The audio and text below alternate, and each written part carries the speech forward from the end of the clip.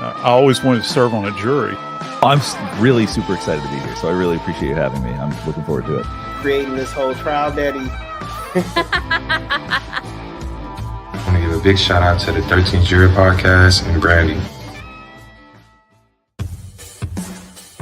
Yeah, I applaud you guys. Keep doing what you're doing. That every time you run into the barber, you should reach for it. And then I just looked to the jury, and it's sort of like, look. I was in the eye of the storm, and you guys were watching the storm. Hey, if you're bored of work, come pop in and say, hey, want some coffee? You are a ray of sunshine, and I love what you've done with your YouTube channel.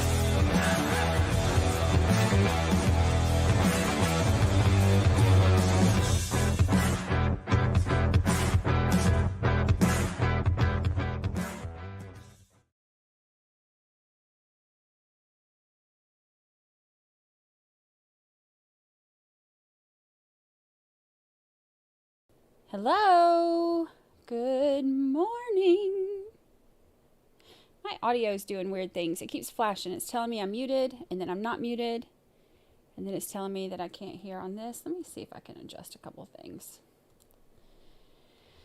Let's see here. That should do it. Let's see. You were released today. Yeah, that should help. Okay. Hello. Welcome. Hello.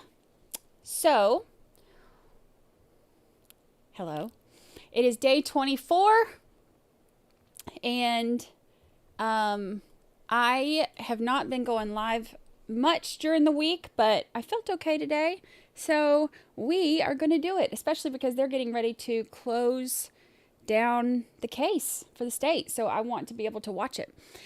Also, I have on one of my screens the Ruby Frankie or whatever her name is, the sentencing for her. I have pulled up on one screen, kind of waiting to see how that goes too, because I'm very interested in it. Where did this go? Regina Crawford, happy 8-month anniversary. Happy 8 months. My favorite place to be. Thank you so much. That means a lot to me. It's my favorite place too. Oh, before I forget, look at my cute, this is like the softest beard ever. Look, Lucy's like up. Lucy's sitting on my desk. This has become her new favorite place because she wants to be like right here in my face. She's sniffing it because she thinks this is for her. This is not for you. This is not one of your many, many toys. My little Georgia Bulldogs gnome. It's like two of my favorite things. I love. And I got this beautiful bracelet too. It's it says this cross is infused with holy water from France. It's got like the little river on there and stuff. So very cool. Very pretty. I've gotten quite a few bracelets lately. I love them because I stack them all up when I wear them. I love them. So thank you. I appreciate it. Thank you. Y'all are awesome. Pillows, Mom. Happy 7-month anniversary to you. Best queen, best friends, awesome mods, and of course Miss Lucy. You all are great. Thank you so much. I appreciate it. You are great. You are. I'm glad to have you here. Glad to have you here. Happy anniversary. So couple things. Today is Jackie D. Yes, I figured it was. Since you had asked me to go to the mailbox, I figured that one was. I love it. Thank you so much. Thank you. Y'all spoil me. I appreciate it. So, oh gosh, I'm having like shoulder issues. So the day 24. I think they just went to lunch, so we have the first half of the day that we're about to catch up on, and we'll do speed trialing. We can listen to, they're going to do the rest of the video. Now, the rest of the video we can't really do at 1.25 speed because it's hard to hear, but we can do the rest of it at 1.25, and we can get through cross-examination and stuff like that, 1.25. And then, of course, we'll skip lunch breaks and breaks and all that. So it will be, we'll still probably end about the same time as court ends today. So we can get started. I have it pulled up. I do have The children that she abused. the Ruby Frankie thing pulled up, so I'll keep an eye on that to see what they're saying, what they're doing. Because I know when oh, it says she was already sentenced. Let's see. I just got home, so I'm running behind. Oh, so they were already sentenced. I missed it because I was late getting here. 4 consecutive terms of 1 to 15 years each.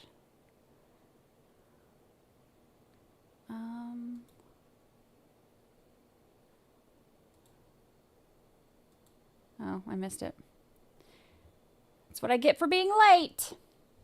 Stupid treatment. Recap was on point. I loved it. Thank you so much. Okay, thank you so much. Let's talk about this real quick before we get started on the day 24. The timestamps that were on all of the different videos that we've watched of the cars coming in and out, and the phone calls, and just all the stuff, all the things. Y'all know how I am about the data. One of the things that was so weird that we had talked about was all of the back and forth. Let me just pull it up. I did a video yesterday, and it's about 10 or 11 minutes. It's not too long, but let's see. But I did this video yesterday because it kind of helps. Let's see if I can make this work. Let me hide Lucy since she's sitting on my desk. It makes it a little bit easier to be able to tell. So I did the video yesterday, and actually, you know what? I might need to do it like this. Hold on. This is going to be hard to show without. If you're following the machine, oops. Shh. Be quiet, Brandi. Here, let's do it like this.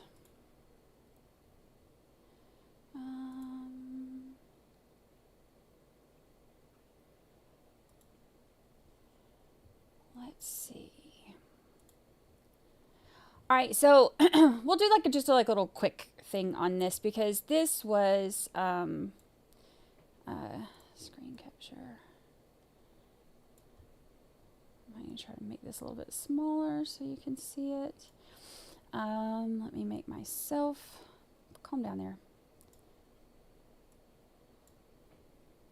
Make myself a little bitty over here. Okay, so this is, I'm not going to go through the whole thing like where you have to listen to my voice and all of that stuff on it, but this is the kind of like the Cliffs Notes version of the thing I did yesterday. Now, one of the things that I wanted to point out, I did this with like a little bit of animation to kind of help us be able to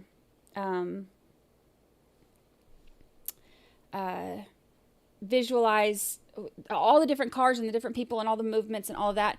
One thing that's very interesting that I want us to keep in mind when we're watching this, the afternoon before all of this happened, remember she talked about this a little bit in the interview, and we've seen a few things in some of the documents and then some of the other stuff about that. So the afternoon before she goes missing, at 4:51 and then again at 4:57, there's a couple different screens videos that we have where the cars are captured. So this is the time that Pavel got to Fort Jefferson Crossing. Now his Tacoma had been at Fort Jefferson Crossing, and Pavel Fotis wanted it to go to the workhouse at 80 Mountain Springs. To try to keep it, because they give addresses, so and the addresses I know can get confusing sometimes, so I've been trying to, instead of giving address, I've been calling it the house and the workhouse. So 80 Mountain Springs, the one down here, that's the workhouse, and then Fort Jefferson Crossing is the house/home office. So one thing that's very interesting, Pavel gets there, and Fotis wants to take Pavel's truck. Now, keep in mind, at this time, Pavel is driving the Raptor. He'd been driving the Raptor for, I think he said in his interview or his testimony, about 2 weeks. But Fotis wanted to take the Tacoma and put it at the workhouse. So, of course, that's interesting. Hindsight's 2020. Like, we can see that now and know that that's very interesting, because he wanted it there, and he ended up, leaving from there and then going back to there after the murder and everything. So Pavel gets to the house driving the Raptor. He follows Fotis to the workhouse. Fotis is driving the Tacoma, and Pavel is still driving the Raptor. So they go over there. He drops the Tacoma off. So now the Tacoma is left at the workhouse. Pavel then takes Fotis back home to his house and drops him back off. Now, this is about the time that Michelle said that people were arriving to their house for dinner. This is around 5 o'clock. So the different stuff that happened, like a 5:01, you can see them, leaving. 5:10 is when the Raptor, you can see that it was turned on, or not turned on, shifted into drive for him to actually leave. So all of this happens within that 9-minute period of Pavel taking Fotis back and dropping him off. Now, here's what's interesting. 10 minutes after that, Kent Mahini's phone pings at the tower near Fotis's house. So now the Tacoma is at the workhouse, and Kent, who is also he's charged as co-conspirator, is at the house. So another 10 minutes after Kent's phone pings in the area, Fotis leaves his house in the Suburban, and he goes to the workhouse. As he's leaving, he's calling Kent Mahini, and he gets to the workhouse. He's on the phone with Kent Mahini when he leaves. He gets to the workhouse. He stays at the workhouse for 7 minutes, and then he leaves. So remember, Michelle said that she sent him to go get more meat because they had ran out of meat, and she gave this weird story about how it was frozen, and then I took it out, and then there wasn't enough, and I had to send him to get more, and he went more, and he, brought me some, and he had, he left without me, and he came back with more, or whatever. So, and she said it was sometime after 5. That's all she knew. So this would have been 5:30 when he left his house, called Kent, went to the workhouse, stayed at the workhouse for 7 minutes. Why was he at the workhouse? Why was he at the workhouse? What, did he drop something off? Did he meet Kent there? We don't really know. Nurse for God gifted 5 memberships. Thank you, thank you, thank you. Thank you, Nurse for God. I appreciate it. Thank you, thank you. Okay, so this is basically the time, according to what they're saying, like this would have been the time that he would have gone to go get the meat and then gone back. Okay, so the next morning, so this is the morning that Jennifer disappears, right? So there's some Apple Health data showing that he took some steps and stuff in the morning. His, the Apple Health data, it can show you movement and steps, but it's not going to be 100% accurate. So we don't know that this means he took exactly 15 steps during this time. It doesn't mean that he took exactly 77, but it shows that there was movement. His alarm went off at 4:20, and he turned it off at 4:21. There's movement just before that. There's movement right after that. But there's no video that we see of him leaving his house to go to Mountain Spring Road, and there's no video of anybody pulling into or leaving Mountain Spring Road, the workhouse, other than at 5:35 the Tacoma is seen leaving. So it's possible he rode the bike to from his house to Mountain Spring Road. It's only about 2 miles from one house to the other. So it's possible he rode his bike there, put the bike in the back of the Tacoma, because we know it ended up there, anyway. And then that could also account for some of the Apple Health data movement.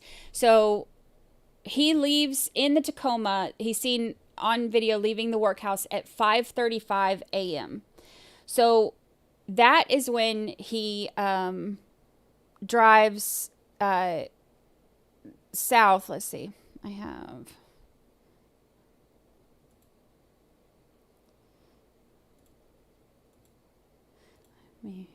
Oops. Move. Oh, there we go. Okay, so he heads south. So he's seen on video a couple different times. The Tacoma seen on video going south from up here, 80 Mountain Spring Road, down to New Canaan. Now, when he gets to New Canaan, he drops the Tacoma off at Waveney Park, takes the bike. This is Weed Street. So this is where he's seen at 7:31. There's video of him being, allegedly him, on the bike. What they believe to be him. We saw that bike video. This is the street that he would have taken and then ridden around to Jennifer's house. And then the state's theory is that at that time he kills Jennifer. Jennifer gets home about 8:05. So Fotis is there waiting. He kills her, places her body and her bike in the Suburban, attempts to clean up.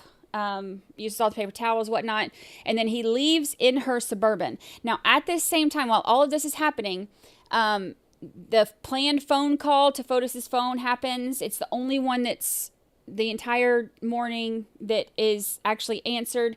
Fotis's phone is left in the office, so Kent is also there.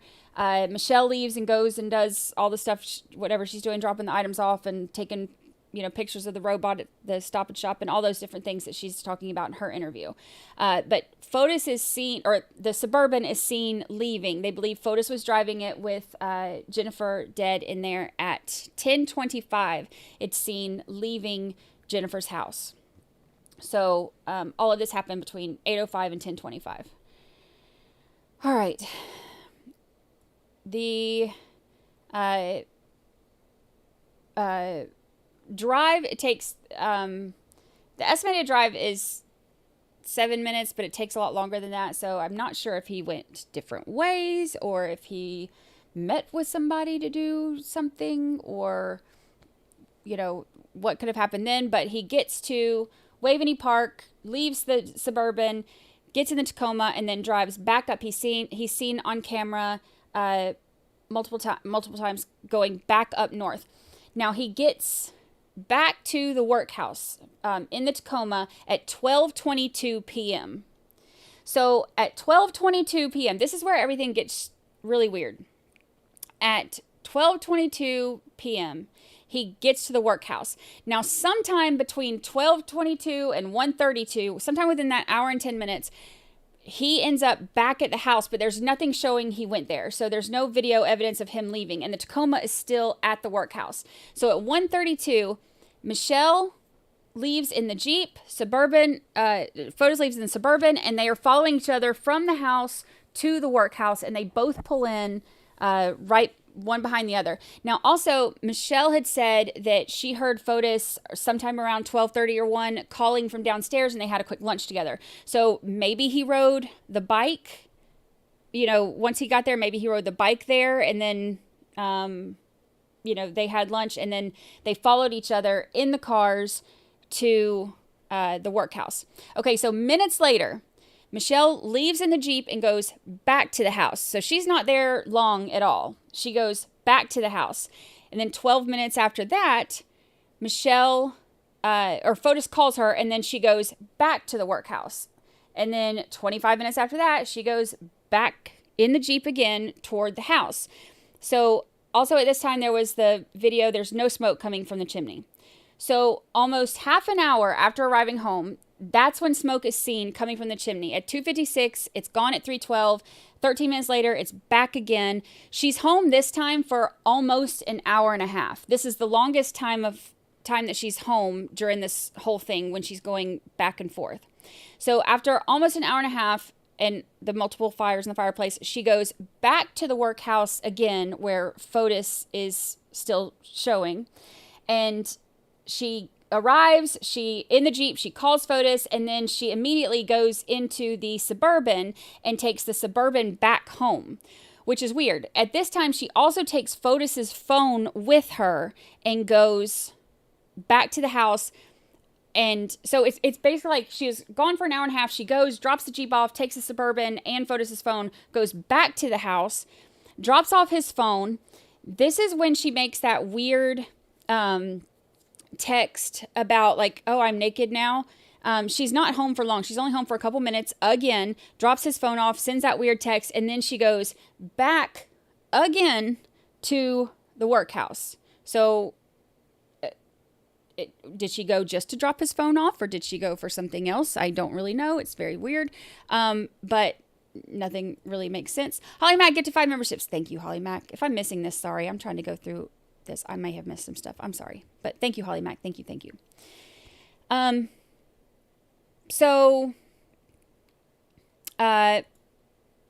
Okay, so roughly half an hour after all of this happens, Pavel pulls into the workhouse. Now, he's already gone to the house and Fotis wasn't there. He called Fotis. Fotis isn't answering because, of course, Michelle had taken his phone to the house and dropped it off. So Pavel pulls up and he sees them out in the driveway standing by the cars. So he wants to take his Tacoma home. So they all leave in their cars. Pavel's driving the Raptor. Fotis is in the Suburban. Michelle drives the Jeep, and they all go back to the house. Michelle stays. Fotis drops the Suburban off, and then Pavel takes him and rides back to the workhouse for him to pick up his truck. Now, when he arrived the first time, he noticed that his keys were in the door. When they arrived back, he noticed that the keys were gone, which is shady. So Fotis is like, oh, don't worry about it. Just leave your Tacoma and take the Raptor. He says no because he wants to take his dirt bike. So they call Michelle and tell Michelle that she has to come bring the keys back. So Michelle gets in the Suburban. She drives to the workhouse and brings the keys. So now she goes back to the house. Fotis goes back to the house. Pavel goes to the Deer Cliff Roadhouse and he loads his dirt bike and all of that. And then he is seen at 5:57 on camera with the dirt bike, and he goes back home. So now something about all of this back and forth. Remember how Michelle said that she was there cleaning? There was never a point in time where she was at that house for very long at all. It was, I think 25 minutes was the longest that she was there at any point in time. She was back and forth the whole time. Definitely not enough time to clean, anything, but it's like she would go there and then go back to the house and then come right back. And then she'd only be there just, a minute or two and then go back. It's not consistent with her going there to clean at all. But at this point, there were those fires that we saw when she was there for that hour and a half period. So an hour and 10 minutes after she arrives home, this is after Pavel's gone and all of that, smoke is seen coming again from the fireplace on 3 separate occasions within a 20-minute period, from at 6:42 up till 7:02. And it's not long after that they go on La Tour de trash cans. And which this is not far from them at all. They go down La Tour de trash cans, and then they go to Starbucks, and then they're seen in Starbucks on the cameras, and then they go back home and are seen at 8:12 pulling back in. So, so the reason that I put it together like this is because I think it's really hard to, or it was for me anyway, it's really hard to understand all of the cars going back and forth, who's doing what, who's where, why are there phones here and cars there, and this happens and this happens. So doing it like this, I think, kind of hopefully helps to visualize a little bit more of what was going on. Basically, Michelle kept running back and forth. What was she doing? Was she bringing trash bags? Was she bringing, stuff like what? Then she'd take stuff home and burn it, and then she'd come back, and then she came back and got his phone and then took it. She came back and got the Suburban and literally just came back and swapped cars and took his phone. Like what reasons would she have for doing this? It's very weird, very strange movements. This isn't normal, not normal behavior. So that is that. I hope that helps. Did I know that I got a shout out in Law and Crime Chat? No, I did not, but that's very nice. Very nice, very nice. All right, let's see. There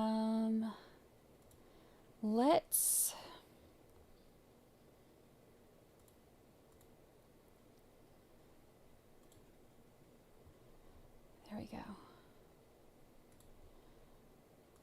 All right, let's get started. If I missed stuff, I'm sorry. I was trying to look at the times and all of that, and I may have missed stuff. But welcome to our new members, and thank you for the gifted memberships. I appreciate that. All right, y'all ready to get started with today? Let's do it. Yes, Judge. Detective Kimball is here. Thank you. Yes, Rob. You can bring the jury out, please. Breezy member for 9 whole months. Happy anniversary.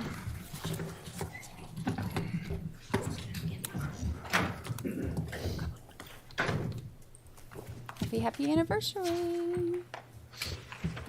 Conversation between the Velgamini, the defendant. Sir. Good morning. And you are still under oath, Detective Kimball. Yes, Your Honor. Thank you. Attorney McGinnis. Detective Kimball, good morning. Morning, sir. Detective Kimball, I believe where we left off in the video on Friday, you were discussing with the defendant the timelines. Is that correct? Yes, sir. Brooke, happy 8 months. Also discussing the conversation between Pavel Gumini, the defendant, and Mr. Dulos the week after Jennifer Dulos disappeared. Is that correct? That's correct. And Judge, Happy just for 8 the record, months. we had paused the video on Friday at 3:04:42. We're going to pick it back up at 3:04:32 because that was as close as we could manage it. Thank you.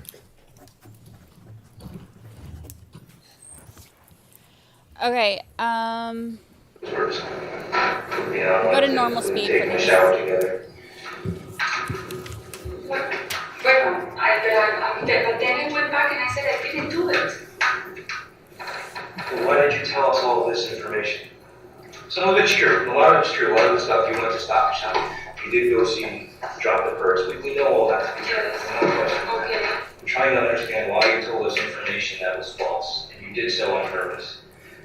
Maybe because I wanted to, because of Not all maybe this. because. No, because of all this.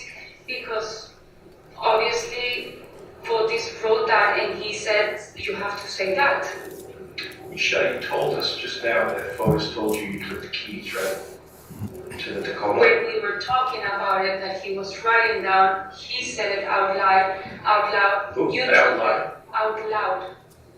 He said it. He said Okay. it out loud. You said it loud. No, out loud. Okay. So Fotis told you that you took the keys. Yes. So when? Just going to pause it at 3:05:40.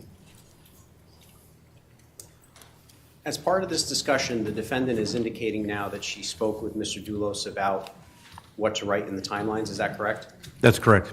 I want to direct your attention to the June 6, 2019 interview. Did the subject of the timelines come up during that interview? They did, Touch yes. happy anniversary. And was the defendant, strike that, did the defendant indicate during that interview whether or not Mr. Dulos had told her what to say or whether or not he had any input into her timeline?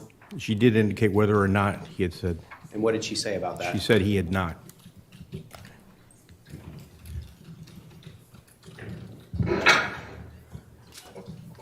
you take the keys to the Tacoma? You don't. It was me, but I don't You know, Howard, you only seem to give us information when you're mad, so you're about to be mad. Wait for me to find it. It's just Pavel's truck. Did you ever hear of something called luminol? Did you ever hear something called luminol? Luminol is something we use to look at evidence to see if blood was somewhere. When it hits the blood, it illuminates. That's all that. That's blood? And that's where your boyfriend wanted to have sex with you on the side of the door of the car. And where do you think that belongs to? Who do you think that belongs to? And this is and he wants to do what with you? With the door open. Okay. So apparently, Jennifer's blood makes him horny. So if you know stuff that you're not.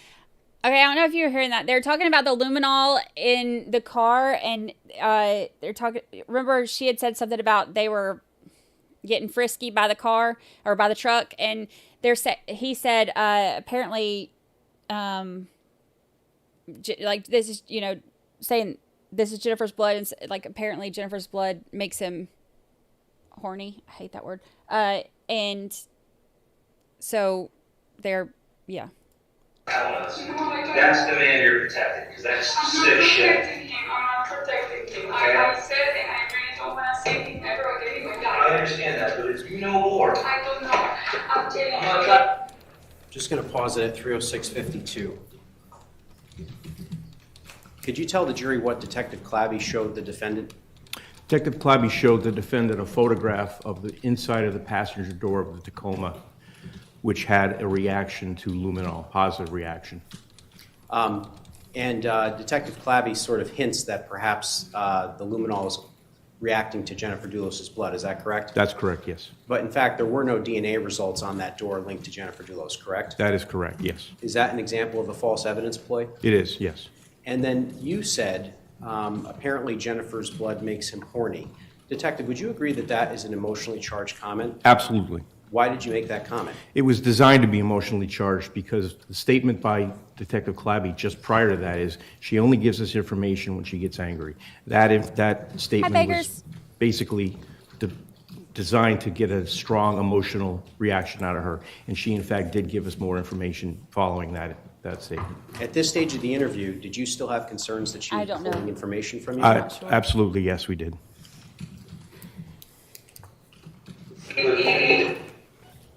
That he was asking for a paper towel to clean coffee, and he went, okay, it wasn't, but I don't know that it wasn't. But I didn't smell coffee either. It's true what you're saying. And he gave me the paper towel to put it in the garbage. So Michelle. said she gave the paper towel to put it in the garbage. This is the man you were protecting. I get if you wanted to in the beginning. I don't want to protect him at all. I get if you wanted to. What? I get if you wanted to, but. Okay, but I don't know if, I have no idea what happened to Jennifer. I have no idea. For those of you joining us, thank you for the raid. Hello, Bakers. We are watching, it's Michelle Troconis. It's trial day 24, and this is they're playing right now her third interview that she did with police officers. Where Jennifer is, and that's 100%. I just know that I went as the stupid girlfriend to help him out because he told me, come and clean the house, and I did. Come, let's go to Starbucks. And I did, and in the way to Starbucks, we ended up, what? We ended up, he said, okay, let me throw the construction bags. Yes, I saw the videos, there's no construction inside those bags at all. Or at least I didn't see anything. Well, there definitely. So why did you leave Hartford out of your script? I didn't finish my first. If you see it, I have it until 5:10. I received a call from Enterprise because I had to leave the car to the body shop, the Suburban that had crashed 2 weeks ago, and I had a meeting already with Davidson, and Enterprise called me to say because they had to give me a car, a rental car, the Yukon. So I said, guys, I have to leave. And before then, my sister also called. So I left. My what is it called? The timeline wasn't even finished. So it was incomplete? It was incomplete. You didn't cut over. So they're asking her why her timeline was fabricated, basically. There were parts on it that were fabricated. No, it's there. It's the alibi script. Then I have done a timeline. I've done timeline since Monday 20th all the way to Friday 31st. You saw Fotis in this car cleaning? Yes. How did you see him cleaning inside that? Well, he asked for paper towels because he spilled something. But then and then when I was coming out, he was walking, turning and walking.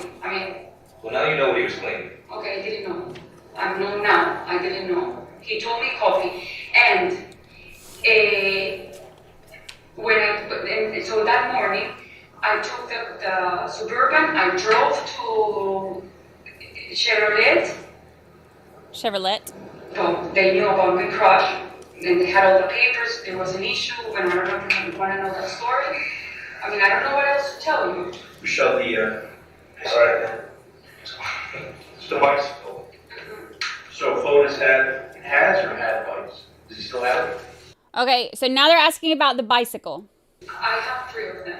2 are mine. The old one that he No, kept? I didn't say that. Okay. And that was normally kept where?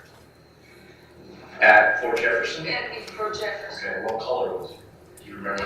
I don't know why I think it's either brown, dark gray. Was it a racing bike, like a Like 10 a or? street bike, but old. Very old. Okay. Kind of good shape, bad shape, kind of. For a long time it wasn't, I don't think it even, I never rode it, so I don't know if it works. And I know Pavel changed the tires and it didn't work. Okay. When did he change the tires? No, I think this was months ago. Months ago? Okay. So then you saw the bike at 80 Mountain Spring. Yes. Was it ever, had you ever seen it at 80 Mountain Spring before? No, but I don't go to any mountain that far. Okay. Do you have any idea how it left to 80 Mountain Spring? No.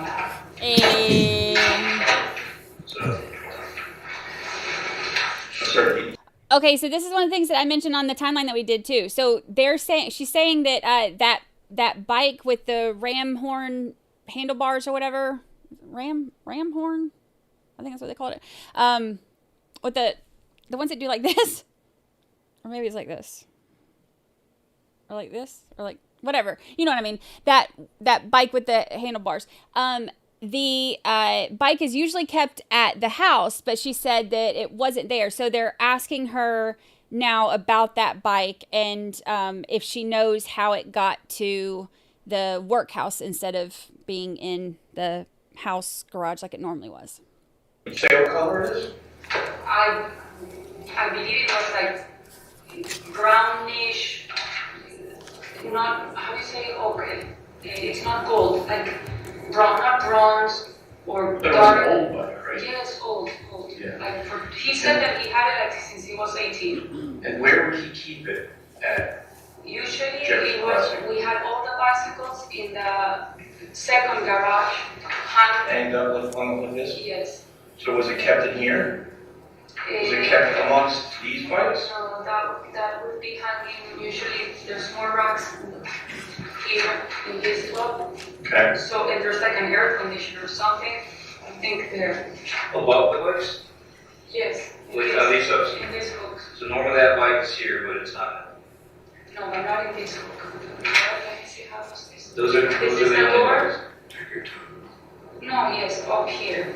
Yeah, you walk in the door's on your left, there's a bunch of tools, and right in front of you is all the bikes. So they're showing her the picture of the garage and she says it's not there. So, would we have to walk around this corner? No, here. Okay. Like on top of this. So up on There's the higher an portion. air conditioner or something. So the bikes are here. They It's gonna be have- above them, Yeah. but on the same wall. Yes. Okay. Or La Torre trash cans. The white ones are mine. Okay. So they got the bikes yours? That one's mine and I have it. Is the old one, does it have a curly handlebar like that? Or does it have a straight handlebar like that? No, I think it was. You know, you got the straight handlebar, Oh, yes, and you got the ones I think it was. curly. I think, I'm pretty sure. But I never rolled out and I thought it never worked until Pavel said that he fixed it. Not this particular bike, but is this brand of bike? This is a Mercier? Is But this that's one? not the bike. Well, actually, doesn't It was dark. Okay, again, not this particular bike, this brand. I don't know, but is that a good brand? Just asking if you recognize the brand. I don't recognize the brand, but it was supposed to be a good bike. Okay. Yes, it looks like that, but old. Okay. It was like from 20 years ago. Okay. She's saying it's old, so it's the one that you had from childhood. No. Is there any more detail? Because every time we ask you, there seems to be more that you have that you can give us in regards to That entire day, the entire week. Then he asked me to go to, he didn't even ask, he said, let's go to Starbucks. I wasn't doing anything. I cooked a pasta that afternoon, red sauce salad with the parsley I bought that morning. And while we were driving to Starbucks, he passed Starbucks. I said, Starbucks is here. And he said, no, but let me go fast. So now we're back to Starbucks. So this is on La Torre trash cans when they had gone by all the trash cans and dumped stuff, and now she's talking about the Starbucks stuff. I know it's hard to hear. Let me throw these bags. Okay. We get to that area. At some point, we turn right. We go to one of the streets that is open, and there's like a long brick condo or whatever building low. He turns back, he gets into that main road that I saw the videos, and then he dumped the bags.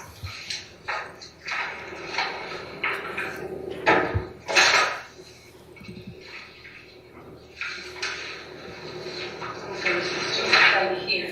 So it would be right above there. There's like a mirror. Yeah, okay, so it would hang somewhere in that photo? It usually was hung here. So it's not there. It's not. I want to jump back to. I want to ask you about your washer, your laundry. Did you ever find anything in there? After this happened, was there anything in there that shouldn't have been there that was abnormal or out of place? She's asking about if anything in her washer that was abnormal after this. Friday 31st, the washing machine a technician came to fix the one going into the left, the washer, and he found and he showed me. I was with my mom. A piece of metal or plastic that he found in the I don't know the name, like not the machine or the engine of the washer, and that's why the water wasn't draining. All right, so it broke. Yes, the washer machine, but he fixed it. You never found a strange, like a bucket or anything in your washroom? A bucket? Yeah.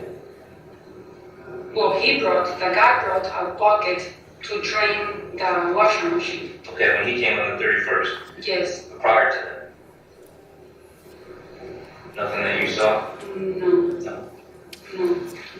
I mean, the bucket of the house, but I don't even. Just curious. Can we talk about something that I think is important? The police came to the house on Friday night. Okay, why don't you tell the officers what Fotis was like that evening with you, who he was talking to, and the whole weekend? Yes, the police. I see a police car coming. I saw it from the window, from the second floor. I told him the police is here. He goes, he opens the door. I only saw one guy. I don't know if there were two. I only see one. And they started talking. I went inside the room. And then he probably was there maybe 15 minutes. I don't think that much, but I don't know if that's. And then Fotis says, what happened? And he said, that Jennifer's missing since 7, and they came to see if I saw her, if she was here, they were checking. And I said, what? What do you mean that she disappeared? And he said, don't worry, she's done it in the past. She went to Aspen and she changed her name 20 years ago. False. Yeah, I'm just saying. I'm telling you what he told me. Yep, that's fine. Okay, so if you can't understand, just say, I know the audio is awful in interrogation rooms. But she's talking about, they asked her about Fotis and how he was acting and what he was saying when all this happens. She said that Fotis told her that, oh, don't worry, you know, Jennifer's done this before. She changed her name and went to Aspen before. And the detective just interrupted her and was like, that's false. Like, that never happened. And she's like, well, this is just what, you know, Fotis told me. And I'm like, wow. It's like, so what? She disappears? Like, she say, well, she's done it in the past when she got upset with her parents. Okay. Then he started calling lawyers, and he went to the office because that's where the best signal of the house. He speaks with the police. The police, I guess, asking. Then at some point he says, can you please tell the nanny to pick up the phone because she's not picking the phone. I guess the police called Lauren, and at some point Fotis talks to Lauren, and they say that they're in New York, that Cristiani is whatever. And I said, I have to go because I have to pick up Nicole, because Nicole, I have to pick her at 9. She's talking about Fotis calling Lauren after the police talked to them or whatever, and Fotis called Lauren. Remember, Lauren's the nanny. That call on the, I can't remember on the data sheet, I think it was like sometime around 8:30. And she said then she went to pick up Nicole. Remember, Nicole, her daughter, during all of this, stayed late for a school play.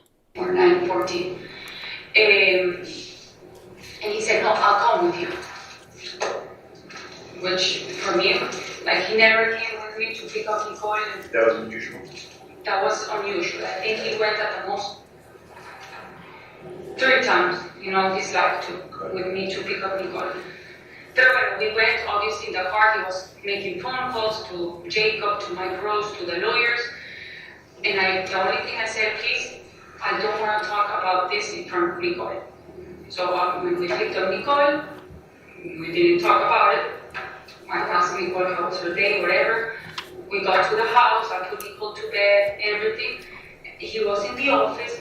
I went to the office and he was still talking to lawyers or to his people, to the lawyer. And I did ask, but where can, I mean, like where can she be? Can you call someone? Like, no, we don't have anyone in contact. I don't have any contact with her friends or her family. So, and he was determined, like, I'm like, wow, okay, because like I'm the opposite, like. So she's saying that you know, was asking Fotis like, okay, well, like the Fotis is talking to the attorney, and she's she didn't want to talk about this in front of Nicole, her daughter, et cetera, and she said when they asked Fotis, okay, well, is there anybody you can call about her disappearance? He said no, because they don't have anybody in common anymore. They don't talk to any of the same people or anything like that. If that would happen to Gaston, I can call anybody from his family, friends, and I have a good relation. So that day, obviously, was, I mean, I was shocked, I was nervous. I thought in my head that she was going to come at some point to the house. So I slept with Nicole. Mm-hmm. Because of what he had told you? Yes, I mean, I was like, okay, I mean, what if she comes to this house? And I did tell him put alarms in the house, which I believe he did. And then the next day, after Rania, he went straight to supposedly to see the kids, but then he met with the police. And at some point he calls me from Jacob's office or Jacob's phone. And he says, listen, Fotis' phone they took Fotis' phone, don't answer phone calls. If the police calls you, they're gonna go to your voicemail. Don't answer any phone. And we're gonna. Fotis is telling you this, or Jacob? No, Jacob, the lawyer. Mm-hmm. And he said, and we're gonna go and get a new phone for Fotis. I'm like, okay. So Jacob was the attorney originally that Fotis talked to. Remember, he's the one that they said that Jacob is the one who told them to write down the alibi scripts or the timeline of what they were doing, but it's become known as the alibi scripts. And so she's saying that she talked to Jacob, Fotis' attorney, and Jacob told her, do not talk to police, do not answer any of their calls, let it go to voicemail, which is, I mean, I guess that's what any attorney is going to tell you. And then I think at some point, Fotis texted me with the number, said, "It's me, Fotis, this is my new number," and then we started talking with the new number. Well, obviously, I did my day. And at that point, he came, we sat down, I kept asking, "Do you know anything?" And nothing, no one knows, but it's going to be okay. Don't worry. Like, he was the one telling me that everything was going to be okay. So you're at the Pond Wars game? At the Pond Wars game? Well, I went, yes, we went to me and Nicole, we went to the pond in the late in the afternoon. And Aaron, Hodge, Greg, they were there. And actually we sat at some point when Fotis arrived, we all sat in the grass. And we talked about it. Okay. The next day we went to New York. And we were talking on the phone a lot. And he kept saying, "It's going to be okay. This is going to..." Slow. Good. No, like, everything is going to be okay. Don't worry. It's going to be resolved. Like, he was like calming me down. And I was the one that was more... Did you find that strange? That he wasn't more concerned? I did, but... Okay, so she's saying that she was the one that was kind of like saying, you know, stuff about what's happening and what's going on or whatever, and that Fotis kept telling her, like, trying to calm her down and telling her, like, it's okay, it's fine. And the detective said, didn't you think that was strange, that he didn't seem to care that much? Because they had supposedly such a bad relationship that they couldn't even talk to each other. I didn't understand. I did get upset when I found out that he was, on Wednesday that night that they ate, that he didn't tell me. Right. And at some point I said, "You know what, you're toxic people, you're a liar, I don't want to be near you, and I really want to move to Colorado." Like, I was really to the point, and if you have my phone, you can see on my texts that the possibility of me moving from Colorado was in December. I was for sure gone. And in June, after going, because I had a plane ticket on the 10th of June, I was going to stay in Miami. And I didn't want to be in Connecticut anymore. Did Fotis ever tell you when Jennifer first went missing that she was going to come to the house? No. Your house? The only thing he said, she's done that in the past. She disappeared, and she went to Austin for 3-4 years. I don't know for how many years, and she changed her name. But he has said that in the past. Throughout all this, did you ever question him? No, when I question his dad, like, where can she be? Can you call any of friends? Any family, the mom doesn't talk to me, and apparently, well, for what he said, that the sister has a mental problem, and that I think an uncle of her, that they don't get along well. So he didn't, like, he's told me, I don't have anyone to call. What about when the news about you guys being in Hartford hit? Where were you? Why did you learn about that? What do you mean? Okay, so now she's talking about Le Tour des Trash Cans. He said, "What about being in Hartford? Why did you lie about that?" So let's hear what she has to say about lying about Le Tour des Trash Cans, the tour of all the best trash cans on Hartford Avenue. When you guys it hit the news that you guys Albany Avenue in Hartford. Were in Hartford, throwing out trash. You remember that? When this Yes, that week. Where were you and how did you find out about it? I don't know if it was from the internet that I found out. Were you guys at the pond? Were you guys at the pond? We were at the pond Saturday afternoon. When you found out about Hartford? No, I don't know if I was in the pond. And you didn't question him then? No, I did. I did, and he's like, nothing. But then, again, it said 30 stars. Okay, so he said, weren't you at the pond when you found out about the murder? Did you not question Fotis then? Remember we had this conversation on one of the, I think I did it on one of the intro videos maybe, where they were at they call it the pond. It's like that lake that his friend Hutch owns, and they were having a barbecue. And this was when they believed that Jennifer was still missing, but they didn't know anything about the murder yet. Well, then they're at that barbecue at the pond, and Hutch had said in his statement that he said something to them about, do you really think you should be here or whatever? And they said, yeah, we're here. And then the breaking news came while they were at the pond, and he said that he saw them watching, saw Fotis watching the phone to see what the breaking news was. And it was that they had linked some items in those trash cans to Jennifer's disappearance. And now, instead of a disappearance, it was now a murder investigation. And when they found out, Hutch said that he saw Fotis watching that on his phone, and then Fotis looked up and made eye contact with Michelle, and they looked at each other for a minute, and then Fotis walked off and called his attorney. Which they weren't 30. That's fine. No, but it's not fine because it was all an exaggeration. Then it said at night, it wasn't night, it was daylight when we were in Hartford. And now they're back to the Hartford thing. And he's like, no, those were construction bags. When I say construction. Okay, so now they're back to talking about La Torre trash cans, and she said that that he told her that those were construction bags, and that's why they were dumping them, which is stupid because he has all these construction homes and dumpsters.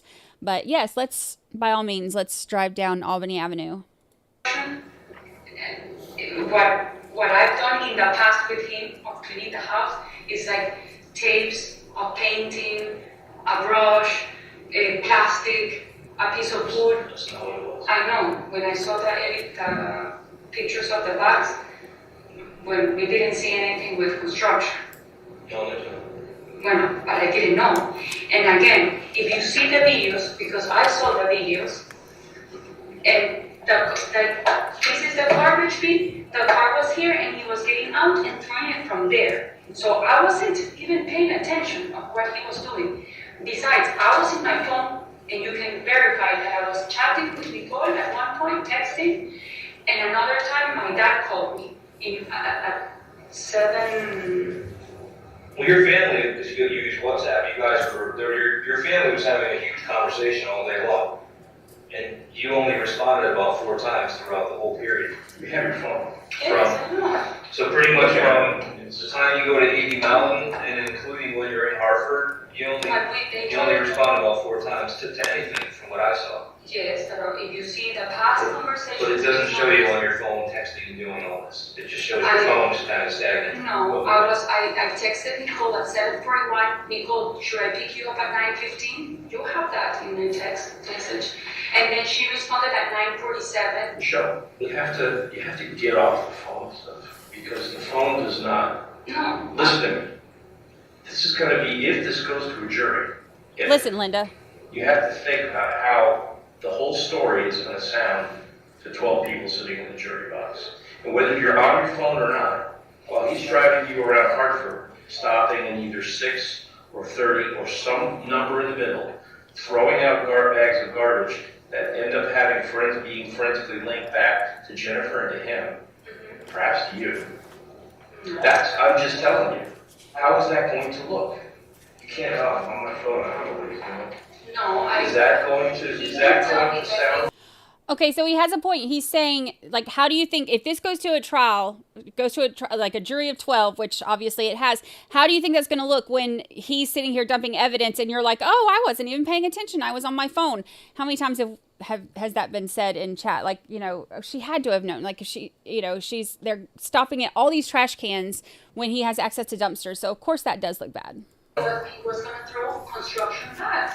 Like, I've done that. It turned out it wasn't the case. I know, but I didn't know that. And why, as a construction guy working in the field of construction, would he be driving around Hartford in a creepy area of Hartford? Exactly. Driving around to multiple garbage receptacles, throwing out little bags. He has access to dumpsters. He has access to dumpsters. Doesn't that sound strange to you? No, because in the past, in an event. Well, I got to tell you, I consider myself a reasonable person, and that sounds strange to me. Okay, can I tell you when there was a Parade of Home show that A Mountain was part of it in October? Yeah. I did the same thing with Fotis. After, and that house was... What's your body person look like? There what? My point is, does not sound reasonable.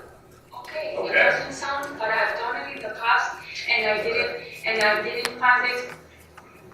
The only thing that I did find weird was the area. Right, And I did tell him, what are we doing here?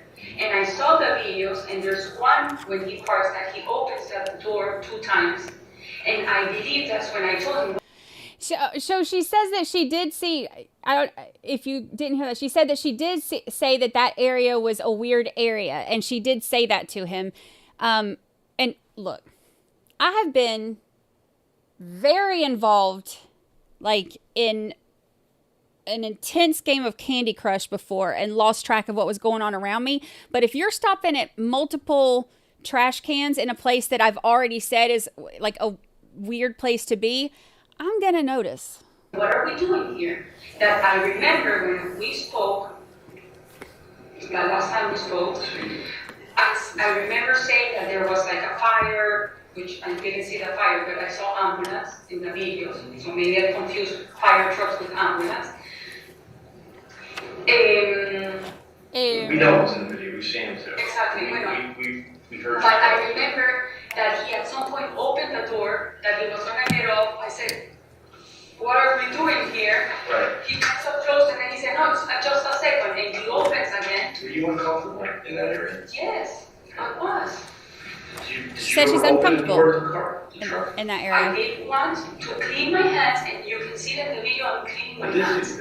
Okay, no, but someone, I think it was the lady in the last conversation that she said that I put something in the drainage, in the drain or whatever it's called. Yes. No, we know, but we don't have that right. Oh, but someone said that it was me that put it in the drain.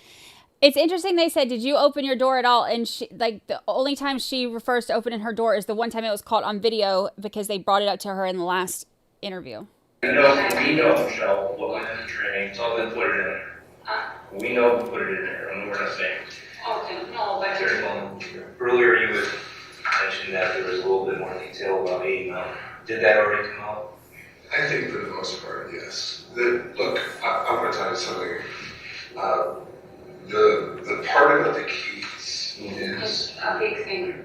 Yeah, do you understand? Yes, I do. Right. Okay, if I... Do your best to tell... Okay, so now we're moving on to the Tacoma keys thing. So he's wanting her, I'm assuming now he's going to talk about her having the Tacoma keys. Remember as she's talking about this, this is one of the things that Pavel said in his testimony that... and we went over at the beginning of this, when I was doing the movements of all the different cars, they had, the keys had been in his door originally. They all went to, at the workhouse, they all went to the house. Michelle stayed there. Fotis dropped off the Suburban and then rode back in the truck, in the Raptor, back to the workhouse for Pavel to get his truck. But then when they got back, now all of a sudden... his keys were not in the door anymore. Michelle had them at home. Why the heck would Michelle have taken the keys? Pavel said that when they were talking about the stuff that happened, Fotis told him not to tell police about that part. So now they're asking about that. Everything you know about the keys and how they got in your car. Okay. Or to you. Or however. If they were in here, with the door open, I probably closed and I took it because, as you say, I was the last one to go, and I took the key. At some point, Fotis calls me and he says, "You have the keys." I said, "Yes, I do have." I said first I said I do, and then I checked and I said, "Yes, I have the keys." And I went outside the house and I handed him the key. And that was in a period, I don't know, from here to the house, 10 minutes, probably. So is there any more detail that you're willing to give us about this entire incident that you haven't already? No, because... So her whole reason for having the keys is because she was the last one at the workhouse. which also is not true. Because if you remember, on the visual that I did before we started, when I showed it, Pavel was the first one to pull out. Michelle backed out next in the Jeep, paused for a minute, and then Fotis pulled out and paused for a minute. It looked like maybe they stopped to talk or stopped for whatever, but they both kind of paused at the end, and then Fotis went on, and then Michelle. So she was actually not the last one out there. Like, not the last one to pull out. I mean, I told you that yes, that he spilled something and he cleaned it. Was he cleaning it for a long time? Do you know? I don't think so, because I was inside when he asked for paper towels, probably like 10, 15 minutes, or maybe less, 10. All right. I'm going to ask again. I mean, from when I came out and he gave me the paper. Okay. More or less. I'm going to ask you straightforward again. Mm-hmm. You and I have met 3 times to talk, 4 times I think in total. Mm-hmm. And I still don't feel that you've given, at least for me, a valid reason as to why you followed Fotis' script. So why did you follow the alibi when script? When we first sat down. I want you to explain to me, why did you tell us things that you knew were false? Okay, I was in shock. I was nervous. Fotis, when he told Pavel and I to write the timeline, you call it script. Your timeline moves times and instance. His is a script of what he wanted everything. He had the rings. He wanted everyone to follow. He was driving the motor, you know what I mean? Yes. He was like, yeah, he wrote it and he was telling what to say or what to write. Why did you follow it himself? So they asked her flat out, like, this is now the 3rd interview and you still haven't told us why you went by this alibi script that, you know, you and Fotis made that wasn't accurate. And she said that she was in shock and she was nervous. I was nervous. So he was telling her what to say. At the beginning of the shower, I did thought, but then I said, no, I slept with Nicole. I didn't take a shower. And then I said, no, I didn't. So I said yes, and then I said no right after the second meeting. Okay. So talking about that shower, remember originally the alibi script was, and her story to police was that her and Fotis took a shower together and had relations, and turns out he wasn't even there. So she's trying to backtrack through her lies now. I'm telling you, I mean, I've been going through it, writing over and over to try to remember every detail, and I've been getting more of a better sense of what I did, also because I had the backup of part of my phone through chats that I can recover from my family and friends, and that's the only way I can match some things of that incident or that week. Okay, and why didn't you tell us earlier about the key, about the car wash, about the coffee? You guys didn't ask. We asked you. Just pausing it at 3:34:21. Wow. Detective Clabby just asked why the defendant did not tell you guys about the keys or the car wash. I think there was one other thing. Coffee. The coffee. And her response was, you guys didn't ask. Is that correct? That's correct, yes. Now, if I'm not mistaken, in the June 6, 2019 interview, the defendant tearfully said to you that she would walk the world with you. Is that correct? She did say that, yes. But now she's indicating she didn't provide information because she wasn't asked. That is correct, yes. Pick it back up. Oh, dang. I have you floating up. No. We asked you That email, the car. No, but the car wash was Well, in the medical string, we put in great detail. We asked you several I times. was in shock, John. I You was were in shock. Well, I mean, this is not an easy thing to be sitting here with you. I mean, That's why we're giving you several chances. You don't know how This much is I've your been third trying. chance. I know, but I'm trying my best. If I remember something that I haven't said, I will tell you. I think I pretty much said everything that I know for detail, being stupid or not stupid. No one's called me stupid. No, not me stupid.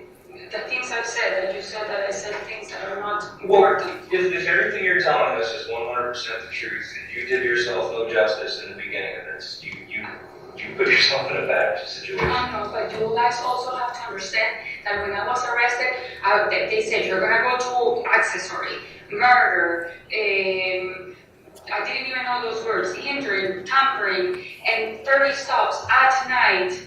I mean, you guys also exaggerate. When I got the first, Everybody and makes I mistakes. was in a prison, and I slept 2 nights in a prison. I mean, of course I was. You were in New Canaan? I don't know where. Yeah, that's not prison. Well, for me, it is. She said that they exaggerated things and all of that, and she said that I had to spend 2 nights in prison. Obviously, it's not prison. You don't go to prison. You go to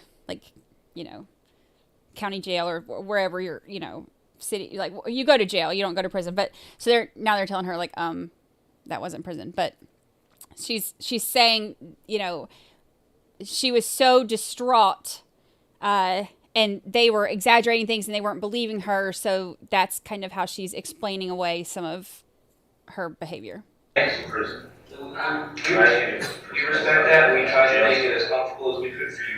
I know, but I'm telling you, but During that also remember, and that each time, and when you guys sat down, that for instance, I said thunderstorm, you were the first one saying, I checked the forecast. I did, and it said it didn't happen, but now I understand that maybe that wasn't correct. Because guess what? When I'm wrong, I'm going to admit that I was wrong. But you didn't admit that moment. I didn't know like that. And you made me doubt of I think myself. my children don't have a mother right now. I think they No, feel.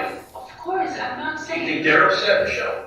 No, I understand, but what I'm saying, that day you guys attacked me, everything I was saying. We provided information that we had at the time. Okay. We have a lot more information now. But everything I said, you were questioning it, and I was doubting of myself. But that's just the process. So when we first met. She said that everything she was saying, they were questioning it, and it made her start doubting herself, which is kind of ironic because you kind of have to doubt yourself since you were obviously telling lies. But I digress. I needed this. I rested there, and I needed this, and now we know all of this. So, if that upsets you, this is going to take anything out of When I yourself. said upset, it's not that it upset me in a bad way. It It's upset not. me that gets me nervous. Not a personal thing. No, not at all. Okay. All right? We're trying to get to the truth, Michelle. We don't care what the truth is necessarily. We want to know if you're telling 100% the truth and this is your lie, I don't want anything bad to happen to you. No. But you need Another to make thing that we me know haven't you talked about believe is that. Kent. Like, I found out Kent, I and would it's love to true. listen to Ken, but before you get into Ken, I want to ask you about your trip to Boston. Trip to Boston. You went to Boston just prior to this happening, around the 18th, 19th time, right? Yes. Yes. What was that trip about? When was it planned? Why did you go? My friend Paula, she's Colombian, her boyfriend, his son was graduating from Babson. Okay. And she had invited me to go, like from Thursday. I said, I can't, I have Nicole, she's in school. I was gonna go with Nicole, but then Nicole had a birthday party that was a sleepover. So I dropped Nicole with Fotis in Lauren's house that Saturday, and we drove to Boston. We went to the hotel, we got changed, we went to eat, we met with my friend at a place called Empire. We sat at the bar, we had drinks, we ate, and then her boyfriend, Guillot, which is a friend of mine, Guillermo, called and said, okay, we meet at the nightclub. And we ended up in a nightclub called Icon. And we were there dancing in our... We don't need to go through all the details. I'm just curious. So it was pre-planned. It wasn't a sudden thing. It was pre-planned, but for... Fotis came to visit you. No, he came with me. He came with you the whole time? Yes. But did he left and you didn't come back with him, right? Didn't he leave before you? No, you came back at the same time? No, you're talking maybe of the previous week. I was also in Boston. Okay. With Nicole. He came home on a Sunday, right? And you and Nicole stayed up there? So I'm trying to understand. No, wait. That Saturday, we drove Fotis and I together, and we came back Sunday morning. Okay. That 18, 19 of May. So you were home then? I wasn't at home, and then I picked up Nicole in her at Lauren's house. Okay. And you drove back from Boston with Fotis on that Sunday? Yes. Okay. What do you want to say about Ken? Okay. Well, I just read about in the news that Kent also, it's like crazy with the wife, that the wife says that Kent and Okay, so now Kent, remember, is the other co-conspirator that is charged. You know, he is allegedly part of the conspiracy. He has not had his trial yet, so now it sounds like she's about to throw him under the bus. I don't know what she's about to say, but now she's talking about Kent. She said she heard that he's going through a crazy divorce, which we went over that in the intro video too. Like he does, you know, he did have a lot going on with his, he had other charges related to that too, but now she's talking about him. Fotis were planning on killing them. Well, I'm asking you about the Sunday because on the drive home from Boston, who does Fotis call? Well, no, I read it also in the news. Who's he called? Thank you, Tina. He was in that apparently they went to Oyster Bar with another friend. I read it all in the news. Yeah. Okay. It's actually true. Okay. So what did you know? What do you know about Ken? The only thing I knew about Kent, that he was going through a crazy divorce, a conflict divorce. Again, that woman was crazy, because that's what apparently Fotis would say about everybody, that the women are crazy. Key right there. She said that Kent was going through a divorce and the woman was crazy, and that's what Fotis said, but Fotis always said that the women were crazy. Look, I'm going to tell y'all right now. Anytime you meet a guy who says every woman is crazy, he's the problem. Just throwing that out there. If every woman he's ever met is crazy, he's the common denominator. And vice versa. When I was in Colorado, apparently Kent stayed over with Fotis a few nights. And when was that? February, March. Okay. I don't know. Also, another friend, Christos, that was also that got into a fight with the son of my wife, stayed there for a month in Fort Jefferson while I was in Colorado. But again, Kent, I never liked Kent. Kent is a person that I think he gave like bad advice for Fotis. He was the one. Okay, she just said, I've never liked Kent. Now remember, Kent said in his statement to police that he had only met her. He knew that they had been dating, but he only met her like less than a month before all of this happened. So here's Michelle saying, I never liked him. And he didn't meet her until not long before this happened. I'm saying don't pay down. But again, Kent, I never liked Kent. Kent is a person that I think he gave like bad advice for Fotis. He was the one saying don't pay down mortgage because it will put more pressure on the mom. And for what Fotis told me, this never came out of Kent's mouth. She said that she thinks that Kent gave bad advice to Fotis about, I think she said something about a mortgage or something, but basically gave bad advice to Fotis. And they were meeting a lot. They were seeing a lot in that time. I thought it was because of the divorce, not the divorce, the mom of Jennifer making the lawsuit against Ford. And supposedly that's why Kent was the lawyer of Fotis for that. The only thing I knew that they had a very terrible divorce, that the woman was crazy saying that Kent raped her. And I'm like, these people, I don't like these people. These people are all crazy. And that was my comment all the time towards Kent. Okay. So most of what you know is what you saw in the news? What I saw in the news and the little that Fotis said, that it's like that the wife and Kent, they were having a conflict divorce, that they were trying to see each other, but they couldn't because they had something from the court, a restraining order. I mean, everything was like weird, like very weird. So the restraining order and the rape charges that she's talking about were against Kent. That's the other charges I was talking about that he had. He was going through a really, really nasty divorce. The woman actually that he was divorcing actually went to police and said, I think that my husband and his friend Fotis are planning on killing me, which is kind of scary. And also remember, it was Kent Mahoney that is tied to that shallow grave that was on his the hunting property that he helped establish or whatever, that he couldn't he didn't know how to get in anymore because he hadn't been a member of the hunting club, that he helped found it and then wasn't a member for a long time. He called to find out about where how to get onto the property, even though he hadn't been a member in so long, and they told him where the spare key was, but then he never followed up on an actual membership. Then come to find out there's a shallow grave and it has unopened bags of lime in there and a blue tarp. And this was right before Jennifer went missing, but the divorce he was going through at that time, the woman did file charges against him for sexual assault, and she told police, she got a restraining order against him. She told police, like, I am scared for my life. I think that him and his friend Fotis are trying to kill me, or planning to kill me. For me, it was,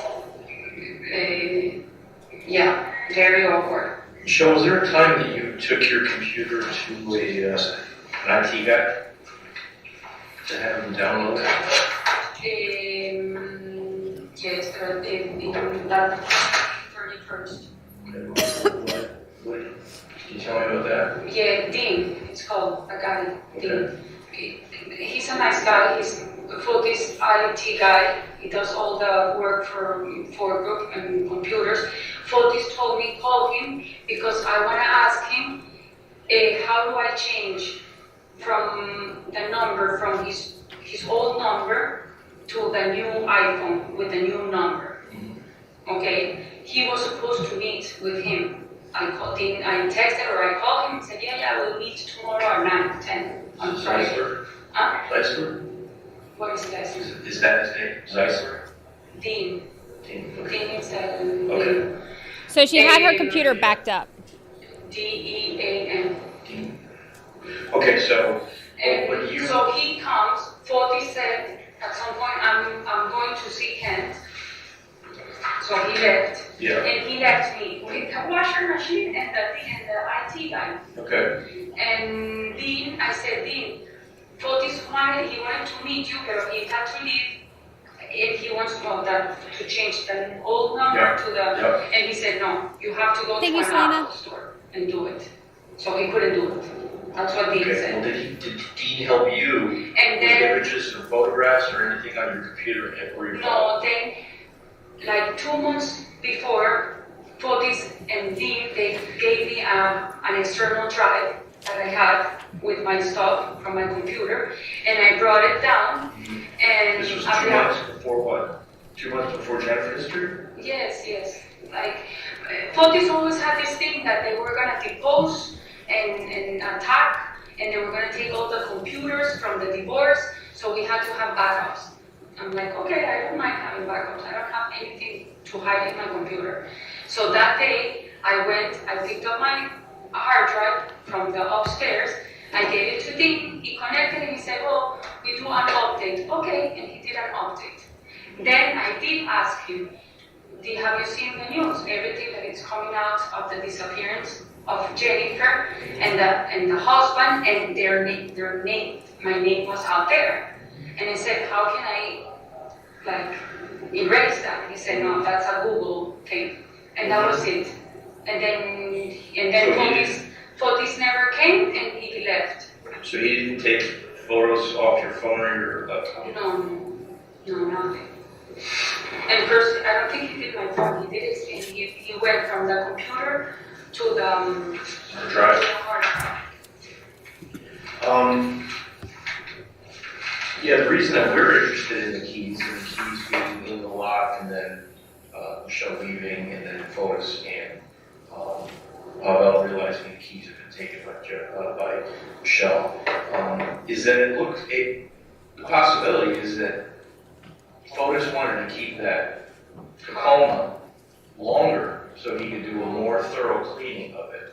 And the fact that you removed the keys from the Tacoma door could be construed as you being part of the plan to keep the Tacoma longer. So do you Okay, in case you missed it, he's saying the keys that were in the Tacoma door, they believe that Fotis wanted to keep the Tacoma longer because they ended up going to the car wash and all that a few days later, remember? So he believed that Fotis was wanting to keep the Tacoma to do that cleaning, potentially over the weekend, I would think, and then to get rid of any evidence. And because Michelle, that was his plan, and because Michelle took the keys, it makes it look like she was in on that plan. Understand, that's why we're asking some of these questions. But I didn't take it. So did Fotis tell you to take the keys? Did Fotis tell you to take the keys? Or did you take them on your own? No, what I remember is him calling me and saying, you took Fabel's keys, Right. and I said, did I? But that's after you took the keys. Yes. My question is, why didn't you take the keys when you took them? If I took it and I was the last one, probably because the door was open, I closed it and I took it. But my understanding is that they went back, they picked up the car, and Fabel took it with the motorcycle. Okay, so Which I don't know. there isn't any question, right, that you took the keys? No, there's Okay, no. so Happy anniversary, Michelle. did you take them just automatically without thinking? Well, Or did someone tell you to take them? No one told me to take any keys. Okay. The car, with the door open, you close it, you take the keys, and then But it's not your truck. Why would you But take you the leave keys? a car open in the middle of nowhere in the house. Not in the middle of nowhere. It's in a driveway to a residence for those other people. In a residence that you can't even see from the street. I closed the cars. Oh, I have no problem closing the cars. It's not, you're not in the middle of nowhere. I mean, Bell and Fotis are still there, and there are two people, and there are two other vehicles there, in addition to your vehicle, right? The Raptor's there, the Suburban's there, the phone is there, you're there in the Jeep. Yes, all the cars were there. So now I'm just trying to get through to you why we're so interested in why you There's took no those why, keys out. but the keys, I have them, and I gave them. I'm pretty sure I gave them to. That's a good point. He's saying, okay, there's all these cars there, so why were you so interested in just the Tacoma keys? Fotis when he arrived to the house. So you said that at one point you might have taken Fotis' phone back from 80 Mountain Spring to Jefferson Crossing because it needed. Okay, this is the part about the phone. So remember, I said on that on the graphic that I did with the going back and forth, that she took Fotis' phone from the workhouse back to the house, and then she turned around and came right back. She left in the Jeep, got to the workhouse, swapped over to the Suburban, and had his phone, and took his phone and put it at the house, and then came right back. Needed to be recharged. Yes. She says it's because it needed to be charged. Take the phone back to 80 Mountain Spring to give back to Fotis.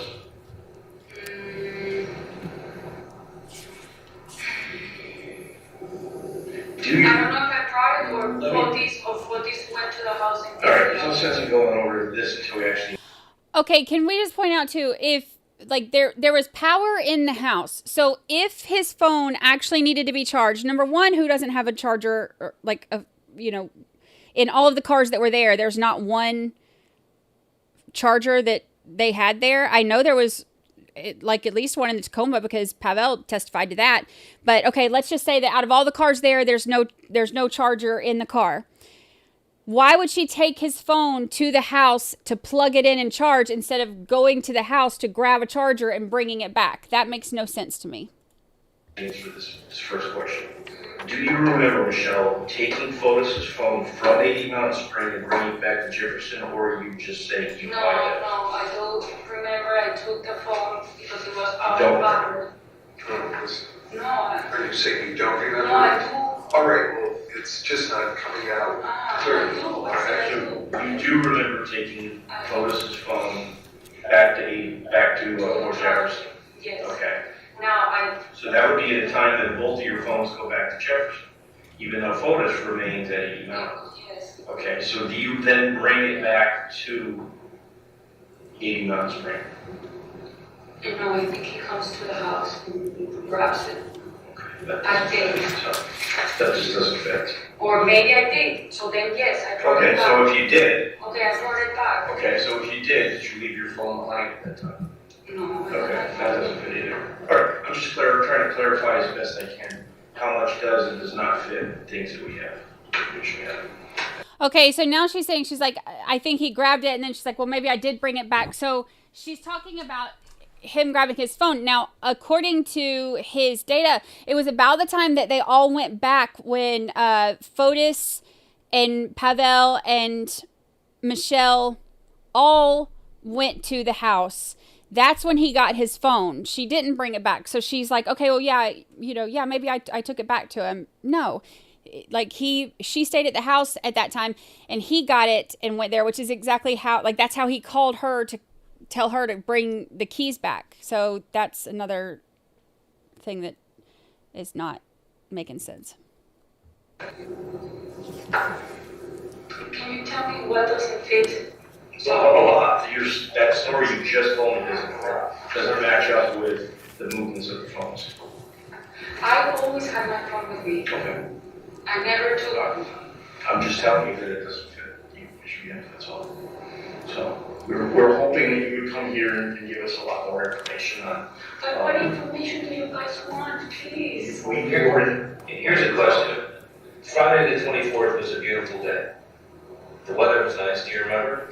It was very nice. Yes. You and Fotis go to Hartford to throw out garbage and go to Starbucks. Why is there a fire in your chimney? Oh, why is there a fire in your chimney? At what time there was a fire? When you're in Hartford, not home. There's smoke billowing out of your chimney. I don't think there was like smoke out of the chimney. Yeah, there was. Oh. There was video from your neighbor's house. It said there's a fire, tons of smoke billowing out of it. So when you guys are in Hartford, you have a nice fire burning with nobody home. And it's all recorded on video, so I do think, Michelle, that did happen, because I'm not going to just make stuff No, up. I'm not saying that it didn't happen. I do turn the chimney a lot. But do you go out for the day? Let's It do wasn't night. It was the date. Well, it was day. It was like that. Yes. Okay. Okay, yes. What were you guys burning? Wood. It was beautiful. Okay, so she just went from, oh no, I don't think we had a fire burning. No, I don't. There was no smoke coming from the chimney. There was no fire going to, oh yeah, we were burning wood, because they're like, we know that you were. And I do wood. My mom came on Friday and I did wood. People are outside in shorts and you're having a fire in the house? I do fire every day, doesn't matter. Every day. Well, not And every you day. leave it burning when you leave the house? No, it wasn't burning when we leave the house. I don't think it was burning. It must have I think so, because we have video of you in the car in Hartford. No, I'm not saying that. And at the same time, we have video of your house having tons of smoke coming out of you. The house clearly didn't burn down, so there wasn't a fire. So No, but it wasn't. So you guys had a fire that day? Yes, I had a fire that day. At what time? When I came back, probably like around 5. Around 5? But at 5 you were at 8 Mountain Road, because that's what Pavel, right? Well, 5:30. I But mean, then you're going back and forth, so how was that at 5:30? I was already at 5:30. Just going to pause it at Busted. 3:51:59. The defendant indicated that she had a fire at approximately 5:30 p.m. on May 24th. Is that correct? That's correct, sir. During the course of the interview, did the defendant ever indicate to you whether or not she had set a fire at 2:56 p.m.? No. Did she ever indicate to you whether or not she had set a fire at 3:25 p.m.? No. Busted. Got wood, started a No, fire, got it what we going. have, what we have inside the house. Is it a gas? I mean, No, it's with real wood. We have a. it takes a few minutes to start a fire to really get it going good. No, And you your buy. chimney is- No. You always smoke in your No, film. you grab the thing that you buy, that you peel the paper, you turn it on, and you put wood. Duralock. Yes, That, they don't keep out a ton of smoke. not smoke. With the wood, with that thing with wood. That's what I'm saying. Now, there's the chimney to your house, and it's crazy smoke coming out of it, and a Duralock. Not with the Duralock only, with wood. We had the wood, I have the wood inside the house. And you left the house with the wood burning. Well, that's not a problem. You put the fence and it's not going to burn the house. Okay. I can find you lies to say otherwise, but so you did have a fire. Yes, and I had a fire. And you started that fire. Yes, and I had a fire like 2 days after, and I had fire when my mom was there that she wanted to fire on that Friday. So, and even Pavel helped me carry logs that week. That week or that day? No, that week. That week. That week, inside the house. Did you know that? Okay, so she's saying that that's not normal for her, that she, oh yeah, I have fires. But remember when they just asked her, her very first reaction wasn't like, oh, if she really had fires just all the time, like it was nothing, she would have been like, oh yeah, I probably had a fire. I have fires all the time. But when they were like, okay, did you have a fire that day? She was like, no, there was not a fire. There was no smoke. There was no fire. That would not be your automatic reaction. It's like the reactions that she's giving are instinctive because she's used to lying about this, because this is the third interview, and all of the interviews, like the 2 interviews before this and the stuff that she said, everything has been a lie. So now here they are like, okay, you know, they ask her and she instinctively lies, and then they're like, all right, we already know. And she's like, oh, okay, well, yeah, maybe. She's literally changing her story in so much of this stuff as she's going. It's crazy. And also, this was not just one fire. There were multiple fires throughout the day. There was, and she said, oh, sometime after 5. Remember, there was the ones at like 6 something or whatever till 7:02, like right before they left or right as they left for Albany Avenue. And then there was the one that was earlier when she was there at the house, like at 2 something. And then it was gone by 3:16, and then they had another one after that. So there were 3 different fires throughout the day, not just one. That Fotis borrowed Pavel's axe? No. No? No. Do you know why he would borrow Pavel's axe? No, because I didn't, well, now that you're saying maybe to do something, but I never saw him I'm not saying that. with an axe. I never saw him with an axe. They asked if she knew that Fotis had borrowed Pavel's axe. You never saw the axe in the garage? Which one is an axe to start with? It's you know, thing you chop wood with. Okay, no, I didn't, no. Focus on Monday, I think, in the morning, he was doing the garden in front of the house. Does he ever use an axe? No. He was using a... Have you ever known him to use an axe? Never seen him. You never seen Fotis chop wood? Never. Does he have a chainsaw? Fotis?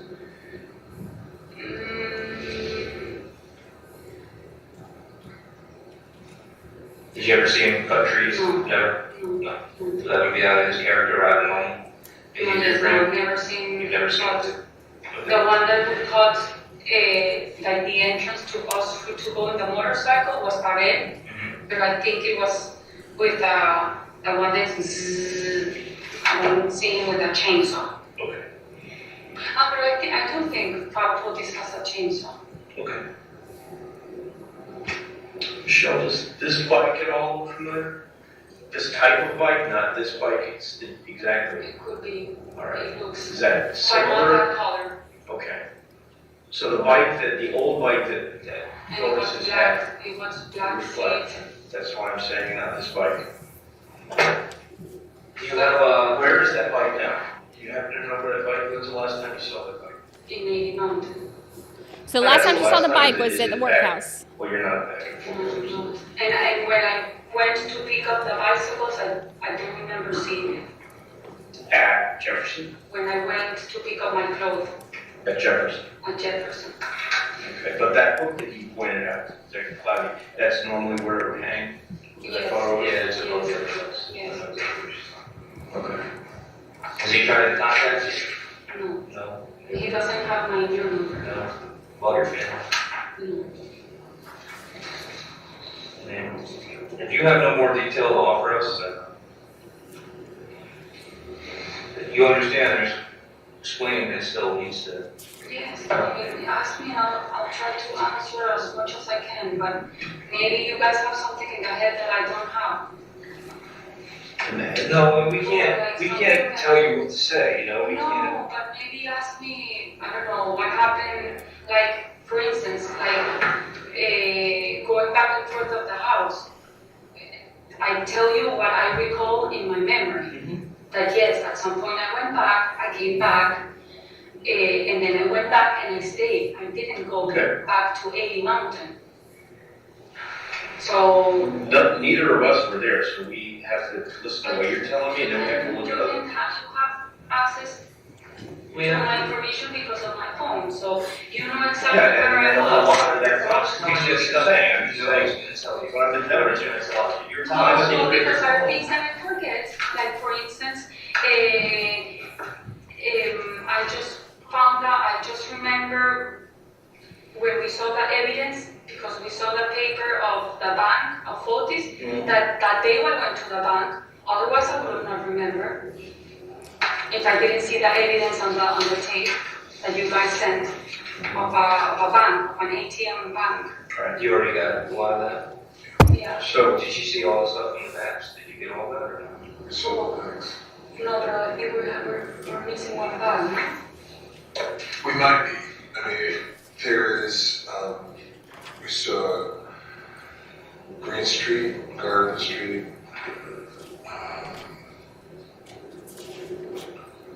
Center Street. We saw the garbage bags from the house. You saw the stuff that was in it? Yes, and nothing construction. Oh. Michelle, this is the one you wrote, right? This was the... Yeah, that's my handwriting. And this is the one that Fotis wrote? These two? So, is this accurate what he wrote? Because each time you show me, I don't remember. Oh, I don't understand even what it says. What does it say? So, where did you work your way down? No, you put it flat on the Nishi and Andy, what's that? She and Andy worked on drafts. Is that what it says? And Andy covered the whole draft. Okay. Who's Michi? You, right? And Michi. Who's Andy? Andy's the guy that Andy works Loomis? on, yes, Louis. Okay. Was Andy Loomis there that day? That's Monday, that's Friday. No, Andy was there. No, Andy just had- on Friday the No, 24th. All No, right. I didn't see him. All right, so is what you're saying, that this piece of paper that Fotis wrote for you, right, this is talking about you. Yeah. Like, what are the Is scripts? Is it not accurate? He says it's not accurate. At least that part's not accurate, right? Yeah, that's not accurate. Brought computer to office that you has to choose. No, obviously he wrote everything that I told him because this is true. Like I did choose when he called school. I did take the purse. Hodge called and Michi took purse. And that, well, he didn't call me. I texted Aaron. The supermarket is true. I went to the supermarket so he was writing what I was saying. He wrote it, but then yes. And then did you read it? Is that No. I'm just looking at it. because that is kind of close to what you told us on our first interview? Yeah, but it's like I did go to the supermarket. I did. Okay. No, this is not true. What's not true? The shower together. Right. Okay, so, oh my gosh, this girl. Okay, so they're sitting there showing her the script, like the alibi scripts, and they're like, okay, so is this, this is what you had written out. This is what you told us the first time. And then remember, the alibi scripts, they didn't find those until after the first interview. So she goes through this whole, this is what I did. And then I took a drink of water and then I, like scratched my foot and all this random stuff. And then they find those alibi scripts the next day when they do the search on the house. And then they're like, oh, wow, this is like verbatim exactly what she told us. It's like a memorized script. That's why they started calling it the alibi script. And of course, a lot of it we know wasn't true. So now they're going through and they're like, okay, so, you know, like, is this not accurate? And she's looking at it and she's like, oh, this isn't right. We didn't have a shower together. We know. We're the ones who told you that. Like, I would not be able to, and by we, obviously, I didn't tell her that. I had nothing to do with it. But I'm saying if I were the police, I would not, I don't know that, like, if I were the detectives in there, I don't know that I'd be able to, like, stay quiet. Because she's like, oh, well, this isn't accurate. We didn't take a shower together. Like, the detectives are the one who told her that. Like, they told her, like, we know you didn't do this. Like, we have caught you. So now the only things that she admits to are the things that she's caught in. So did he tell you you took showers together, or did you tell him? No, he said it. So is that, Michelle, is that him telling you what to tell the police? Or is that him trying to help you remember what happened? Well, obviously it was for me to say it. That he was trying to be more accurate, but with a lie. But it's not being accurate. With a lie. Right. With a lie. That's what I'm saying. I mean, a lie's not accurate. Like, I know, that's what I'm saying. He was trying to feel things that I said I don't remember, but with things that it wasn't true. Left for Petrus, that was me. And to the phone, I did do that. Computer sent and to Sheko. Okay, I don't know what's that. Send email to. Yeah, that's all. He has him mixed in with you. Yes. Dear Cliff, this is 88 now. Alright, there's more at the beginning, because towards the end he starts to give his own. He goes further into the evening because he talks about members of New Canaan Police Department contacting him. So he goes all the way to the when he's trying to pretend that he's home. He's not. That's true. That's not true. Like, I didn't take a shower with him. I did do the juice, but obviously he was putting things that I said. Yeah, that extend that crossed out, but you know, you said you made the other one. I made the other for Nicole and then for me. But there's definitely, you know, some unsure things. Alright, so to recap, when you saw Kent in the office on Friday the 24th, Fotis' phone was in the office, and the phone, you heard the phone ring, and Kent started moving towards you. Like coming and saying, like something with the call, like grab the call or is that a call, something with the call. And you picked up and the phone. I picked up the phone. I saw Andreas, but as I tell you, sometimes Fotis writes the name of women in man's name. Did you suspect that might be a call from a woman? Yes. Okay. But Kent pushed you, like he wanted you to, let's say, encourage you. He encouraged you to answer the phone. No. It was hard. That's why he said, are you going to get that or can you get that? Yes. And he wanted you to Then answer. he was like listening to me with the phone, and there was like. But did Kent wanted you to answer that phone?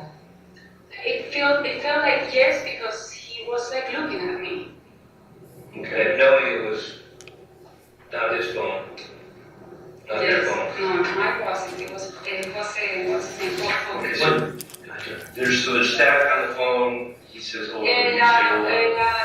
And then the phone like terminates or fails, and you put the phone back down, and that all is a matter of maybe 20, 30, 40 seconds short. Yeah. Okay. And did the phone ring again?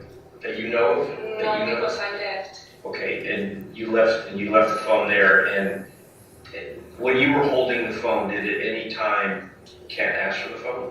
Did he say, give me the phone? Okay. All right, just wondering. So this is she's talking now about the time that Kent was in the office, and she said the phone rang, and they're asking, okay, was there any other times that the phone rang or any other times that it was answered? Of course, we know that she didn't answer any other time. Clarify that. Did he say to you, are you going to get it? Yeah, he said something, are you going to get the call, or is that the call? Like something with the call. He said, is that the call? No, are you going to get the call, or is that a call? Like, I don't know exactly the words, but yes, he said like. So basically, Ken asked if you were going to. Exactly. Okay. I want to go back to, you all said there. I want to go back to the day of the car wash, 29. After you meet with Attorney Bowman, you go to the bank to get cash. So he, because it's not my account and I didn't do it. I was sitting in the past. Why did he pay with cash? Does he always pay with cash? Okay, so now we're back to the car wash day, and they're talking about him paying with cash. Did he always pay with cash? Like me, I pay with credit card. I never use cash for. When you're with him, does he often pay with credit card or does he often pay with cash? No, credit card.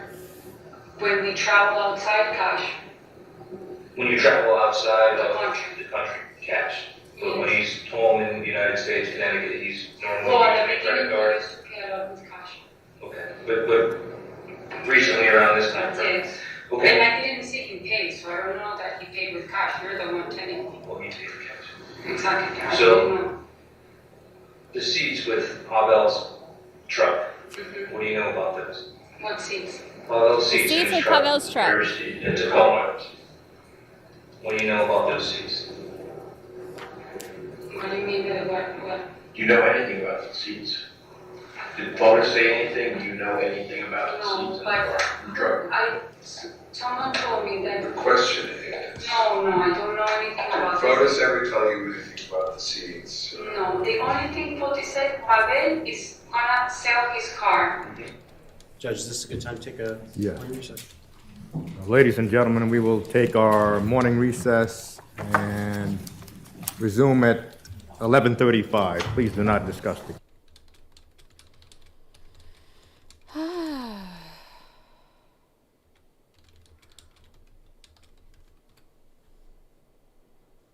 Skip through the breaks.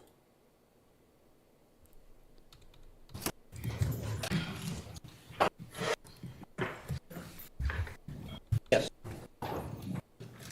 Okay. Just rewind it 10 seconds. We're going to rewind it 10 seconds, Judge. Thank you. All right, so we're talking about now the seats on the Tacoma. He told you the day of the car wash. The day of the car wash. He's gonna sell his car, and he asked me if he can use the Cherokee for a period of time. I said, yeah, I don't have a problem. Okay, but he never mentioned the seats. Something like that. No. What's, no. No. You did or didn't? For sure. Yes. I mean, I know he wanted to sell the car for this told me. No, the question I is, don't know. no, listen, it's just, what he's saying to you is, this is the question. And I'm answering, I don't know anything. The only ones that all the things about the cars was between Pavel and Fotis. They were the ones that knew which car to take each morning. I was always the leftover of whatever car was left over in the house. So you got whatever's left, huh? Yes. Last choice. I don't know, I was raised a little different myself, but ladies' choice, ladies first. I mean, obviously I prepared the Cherokee because it was the most comfortable. And I mean, The raptor's huge. I'm sorry, we're jumping all over, but go back to Ken. How often is Ken at the house? How often is Ken at the He house? was going to the house a lot, and Fotis was going to his office. I don't know if they were seeing, I mean, I don't know, I know he... To the former office or to Ken's Kent office? to Fotis to Ken's office and Kent to Fotis. Can you kind of define lately, like a time frame?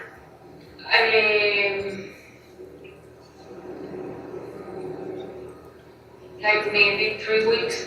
So 3 weeks to kind of gear it up? They were, that I hear him talking a lot with Kent, or he would tell me I'm talking to Kent and maybe it wasn't true. Is it normal for Kent to be in the house that early in the morning? In by himself? Well, that office, a lot of people comes in and out. It was like, sometimes I would find subcontractors, or Fotis was an early person. I don't know if I saw Kent at that time, another day, that early. You overheard their conversations? Does anything stand out? Fotis and Kent talking? Fotis, each time he would talk, he would go to the office to talk. Even when he talked to Mark, Andreas, his friends, he would always go That makes to a lot of the... sense. Huh? Makes sense that you would do that.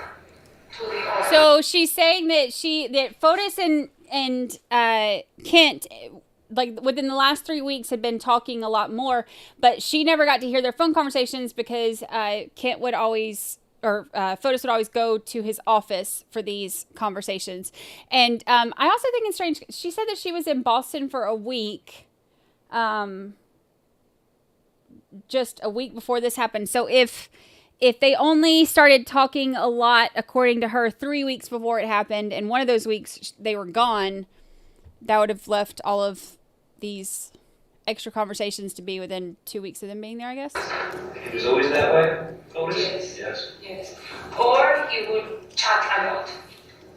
Chat? Oh, on his phone? Text, yes. Message. Have you ever known, Michelle, have you ever known Fotis to watch any of his workers' cars before the time that they watched? Talking He to watched. any person. Well, Have you ever known I've Fotis seen to wash he's cars? Like, moved there. Guillaume, there was another French guy called Guillaume, that he used to have the Raptor. Mm-hmm. But Fotis would use a lot the Raptor. So they would exchange. Right, but Pavel, the Toyota is No, the Pavel's Toyota's truck. Toyota. Have Fotis ever watched it's one of his workers' trucks in the I past? never saw washing that one, but yes, washing other cars from his car. Well, his car is. Yes, but Listen not to the from question, the Yes, he'll wash the former cars. Yes. Look, her attorney said, just stick to the question, please. He is over it. He is over it. She said she's never seen Fotis clean any of his employees' cars before, only his own. But not from Other than Pavel. his cars. Not from Pavel. Now, Pavel's car, when we first talked to you, you described it to us as this. Pavel's car is old, destroyed, and very dirty inside. Yes. You didn't find it kind of strange that he wanted to wash it? And that, Because he told me at some point that Pavel wanted to sell it, and when he already said like 3 times that he was going to sell it, and that if it doesn't matter, if he can stay with the Cherokee. Do you still believe that to be the case? No, of course, now we Well, don't. I mean, I can't make assumptions, sorry. You don't believe that's a true story anymore told by Fotis? No, because that's a lot of, Why would Fotis be washing the Tacoma, do you think, if you have any idea? obviously, all the evidence is because, and you showed me the picture of the blood in that door, it's because the body of Jennifer at some point was in there. See, that's what's called reasonable. That's what we believe as well. and I find it pretty damn sick. I know, I didn't. That's sick. That's utterly disgusting. So this is why you have detail, or somewhere deep in your heart, you still feel what you're doing for him. No, he was probably, yes, cleaning the car. Well, he was cleaning the car. But to attempt to do that, that's pretty ugly.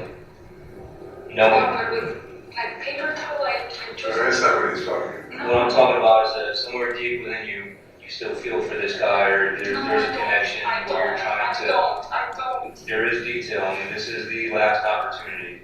No, I know. He was cleaning the car. You're not gonna meet with us again. I know, but he was cleaning the car. So The there's, inside where the seats were clean. So I Inside. didn't see him inside, but Alright, so the door was open. The door was open. He kind of walked. He asked for paper towel. So yes, he was. Did you notice anything in the back, the bed of the car, the truck? Okay. Were there any bags, other than garbage bags, were there any like ski bags or anything around? Was there anything in the garage at Email Springs? No, in the garage he was empty. That garage is empty. I saw the bicycle, Mm-hmm. and that's it. And I think there were bags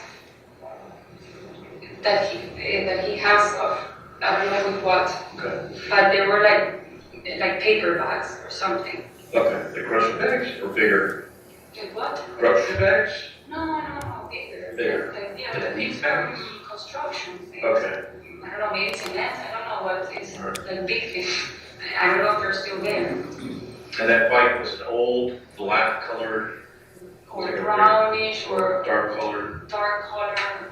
Did it have a, Pavel fixed it, he must know exactly what brand. Pavel was the one who fixed that bike. Michelle, when you brought up the bike earlier, when you said Pavel had mentioned it, you also said 61 Sturbridge at the same time, which is an address in New Canaan. 61 Sturbridge Hills. When you told us about Pavel talking about the bike, at the same time you said 61 Sturbridge. That they started talking about 61 Sturbridge. Okay. It wasn't about the bike, you just kind of confused No, the two things? it was like conversations that I recall of them having. Okay. But not that the bike. It didn't have to do with Sturbridge and the bike, it was just... No. It's that at some point, what I remember, Pavel telling Fotis, like, how was his day in 61 in New Canaan. Right, yeah. This is kind of distinct lettering. This is part of that bike. Does that lettering look at all familiar? Don't go by the color of the bike, just look at the lettering itself. It's kind of how it's, but it says Special Tour de France.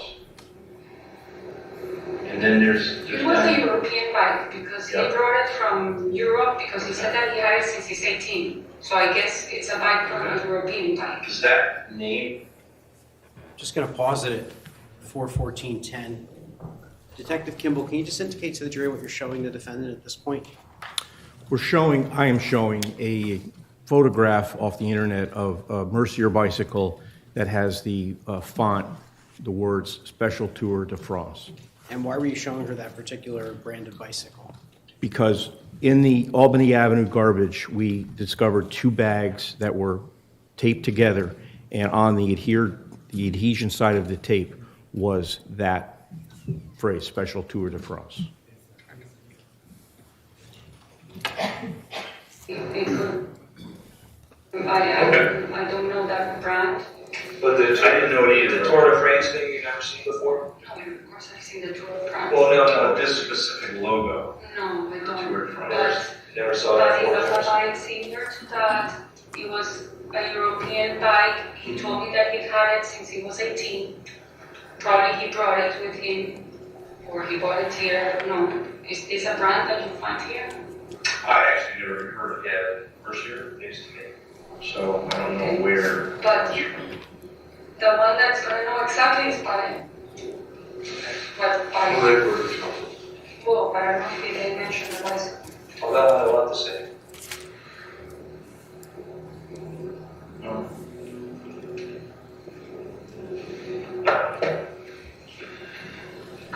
Look,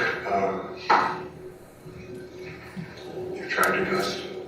Yes, I mean, you guys can keep asking. I can stay all night because I really want to solve this and I don't know what to do. Like, I'll tell you whatever, but tell me what you want to know and I'll go over it and I'll think with you guys. I mean, what else? I know. The ultimate is we want to find out where she is, what happened. But for all that you guys have, obviously that Fotis did something to her. If she was cleaning the car, if he was cleaning the car, it was Jennifer's blood. So he knows where Jennifer is. Yeah, But I don't know. Don't ask about that. You have he's not sitting here. He had. I know, but Well, that's actually a question. Did he ever tell you he was cooperating with the police with the disappearance of his wife? He told me. What I heard in the phone when they said, I want you to come tomorrow. He was on Friday night talking to the police, I guess, in Canada. He said, I will go down, no problem. I'll answer all the questions. I stayed with that in my mind. When he went to the police, Jacob, the first person I heard from was Jacob, and he was with Fotis. And they said, listen, they took Fotis' phone. We just spent, I don't know how many hours in the police. Not long at all, believe me. Okay. He told me he went and he spent time in the police. That they took his phone. Everything is going to be okay. please, if your phone rings, don't answer. If the police calls, you're gonna leave a voicemail, which they did. They did leave voicemail, I think 2 times. I don't know who called. And then obviously I did ask him at some point when he came back, do you know anything? What happened? Everything is gonna be okay? And she So actually, you realize that's not an answer. You're asking him, do you know anything about the disappearance of your wife? And that should be a yes or no answer. And his response is, everything will be fine. Don't worry. Because that's not an answer. Yes, of course, it's not an answer. And you never asked him, where were you that day? Because I didn't see you at home. Your phone was at home. I mean, that ever came up in conversation? It didn't, because that house is so big. I've seen, we don't see each other for that day. It's not like I see him every 5 minutes. I mean, you didn't know where he was that morning. I didn't know. I did ask ask his him. wife disappeared. No, but because he was in 8 in the afternoon. Then we went to the Hartford. I mean, in the afternoon. In my mind, I was with him pretty much all day. And then in the dinner party, What's dinner party? the 23rd, everyone's over. Fotis doesn't come till like 8:30, right? Think people are there? No, he was there. He was there from the start? He was there. He just went out for a second to buy a meat, and he came back. Okay, so this is the night before that they're talking about now. Remember, she said that he was, they're asking about him being there. He said, yeah, he was there the whole time except for he went out to buy meat and came back. But remember, we know that Kent was in the area, and we know that he left and went to the workhouse for like 7 minutes before he went to go get the meat or whatever. And this is the same time that Kent was there. Do you know what car he drove by chance? Like, went out to go to the reception? Yeah. And he did come with a piece of meat. Yeah. No, he did go to Stop Shop, but he... He had a piece of meat somewhere hiding. He's doing a lot of language, just not a lot. Okay. So this is a trend. Do you know... So... And we were, I mean, it doesn't, I don't know, because he was having wine, like... Yeah. We were all drinking, well, not like alcoholics getting drunk, but we were like having a nice time that night. And that dinner was supposed to be Tuesday. Okay. So it's like, I don't know what happened. That week, normally, Pavel leaves his Toyota Tacoma at Fort Jefferson, correct? Was there a time during that week or the previous week, Michelle, that you realized that Tacoma wasn't at Fort Jefferson anymore? Was it there the whole time that you remember? Pavel, he has a mix. Sometimes he leaves it overnight, sometimes he takes it. And when he leaves the car, usually he parks it inside. All right, let me ask you a question a different way. Moving backwards from Friday the 24th, what was the last time before that you saw, that you can remember seeing the Toyota parked at Fort Jefferson?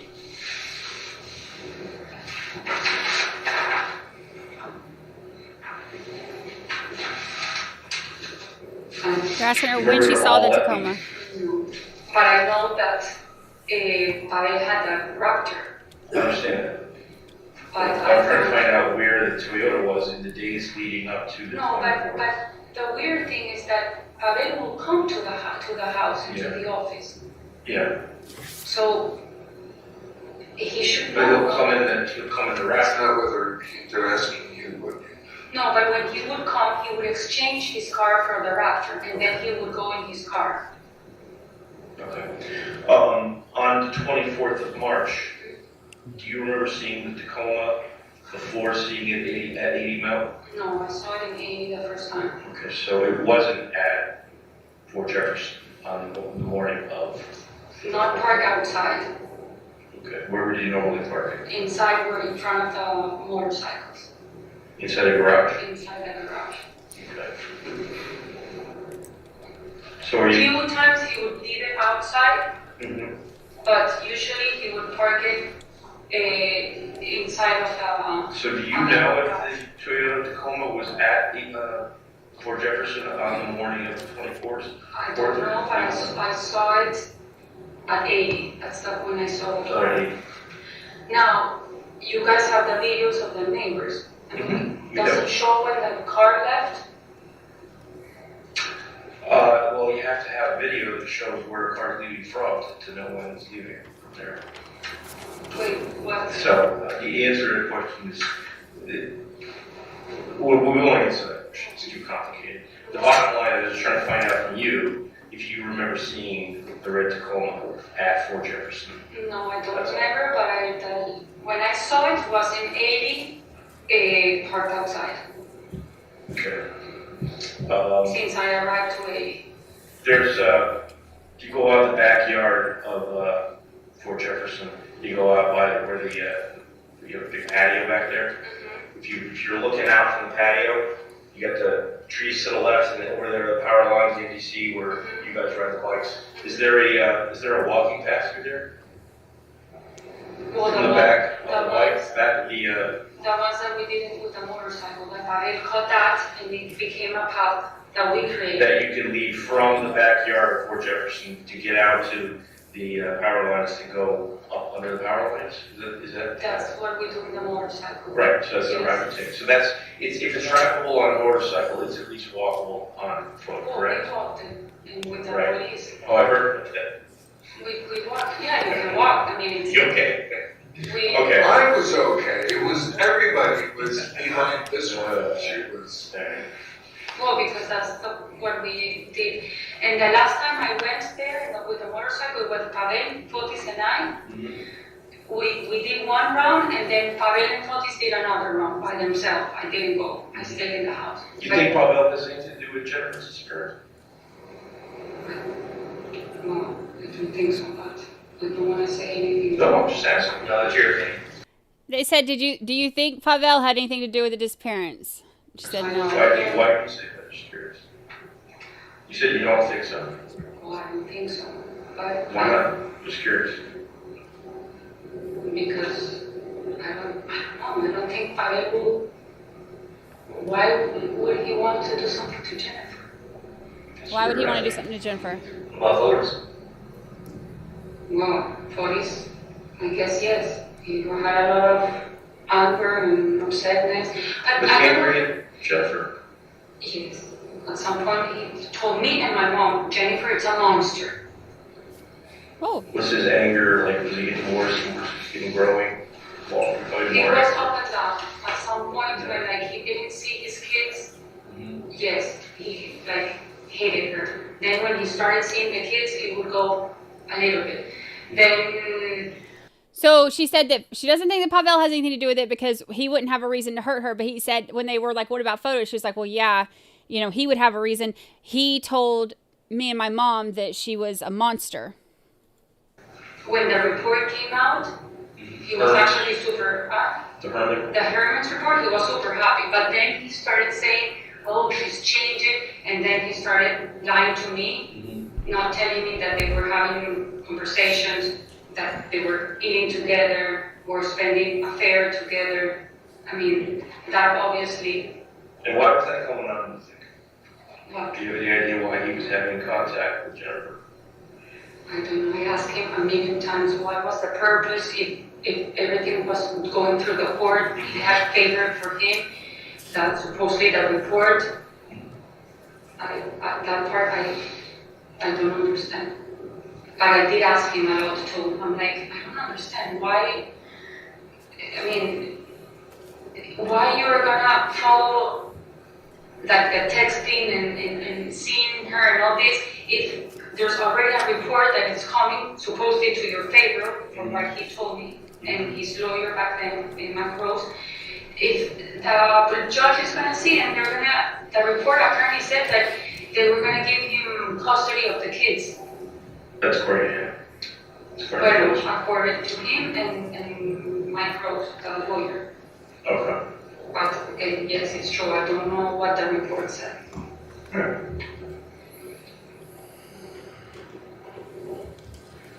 That's it.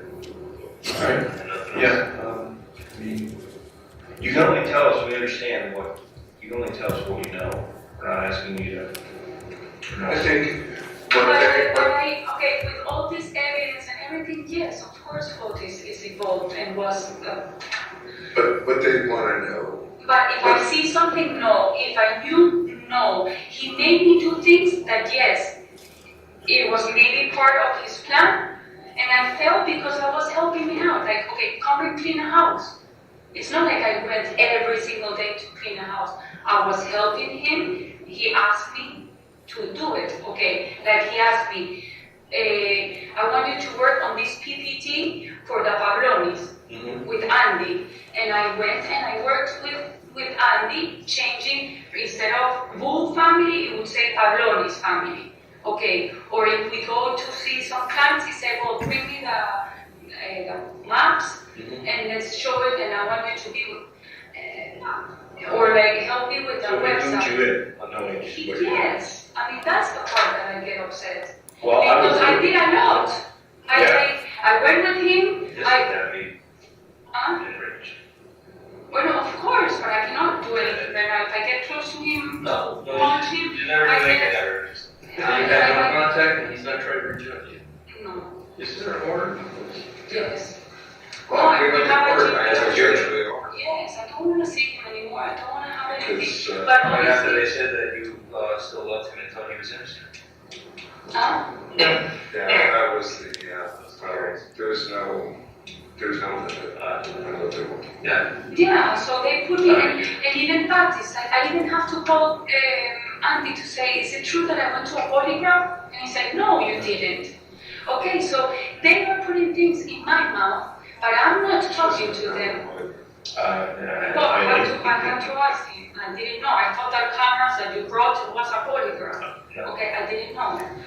Again, obviously, he used me, and he put me in a situation that maybe Pavel did the same thing. Maybe Pavel put him in a situation that was helping Fotis without Pavel knowing or me knowing. Oh, you mean Fotis put Pavel in this Yes. Right. And he did the same thing. Why? Because I'm the stupid, I'm the one that lives with him, I'm the one that never says no to anything. He says, go and clean the house, and I go and I clean the house. But he's a master manipulator. What do they do? They manipulate. Well, okay, but I didn't know. Right. I always thought that he was That's- pushy to us to a certain point, but it wasn't pushy, he's manipulative. And he manipulates me in a lot of things.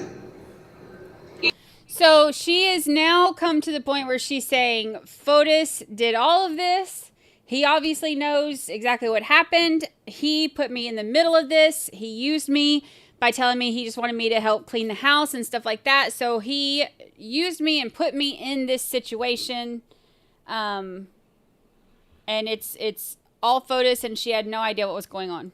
Even like when I even moved in here, the story was completely different. He told me that everything with Jennifer was fine, that it was gonna be okay, that there was no problem of us moving into the poor Jefferson home, that she wanted the kids to. She says that Fotis told her that there was no problem with her moving up there and moving into the family home. Bro is married with 5 kids. Yeah, there's going to be a problem. Where did he tell you that Jennifer and the kids were going to go when you moved? Well, first he said to a house in Cambridge that the parents have. That was mostly where they were going to move. But then all of a sudden, she rented a house in New Canaan. Okay. But that... I missed that. So I was just curious what Fotis had told Michelle about when she came, where Jennifer and the kids were going to go. I don't care how damn big my house is. There ain't no room for the messy mistress and her daughter to live there also. Do you have any idea who this person is? Coming around with those that's South Down Jump. Seems weird. You've never seen that girl. Who does she look like?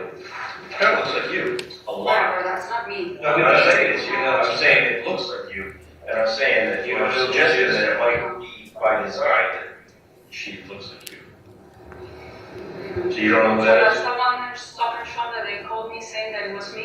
Yeah, it could be. Yeah, it's Michelle 2.0. Michelle 2.0. So, look, our big question is, yeah, I mean, he either has a very specific body type that he likes, or he's trying to set you up, or he's trying to set us up. Or it's a game to make us think it was your tweeting fault. No. Well, at first glance, nieces, and it's not the niece. Alright, so that's not anyone you. Not the niece, he only has two nieces, Angelica and Clay. She's clearly not. And She's around the same age group as all of us. Fotis.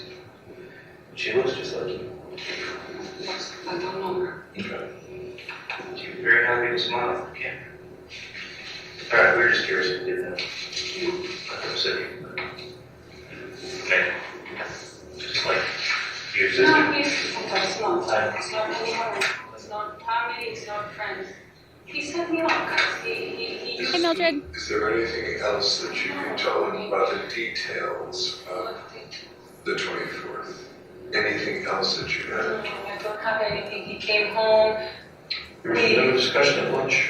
We had lunch. No, nothing that out of our What did you guys talk about? No, Remember anything you talked about at lunch? I don't know, but usually our conversations, they go up, I don't know. Yeah, But okay. usually what we talk is about our kids. I always talk about Nicole and he talks about his 5 kids.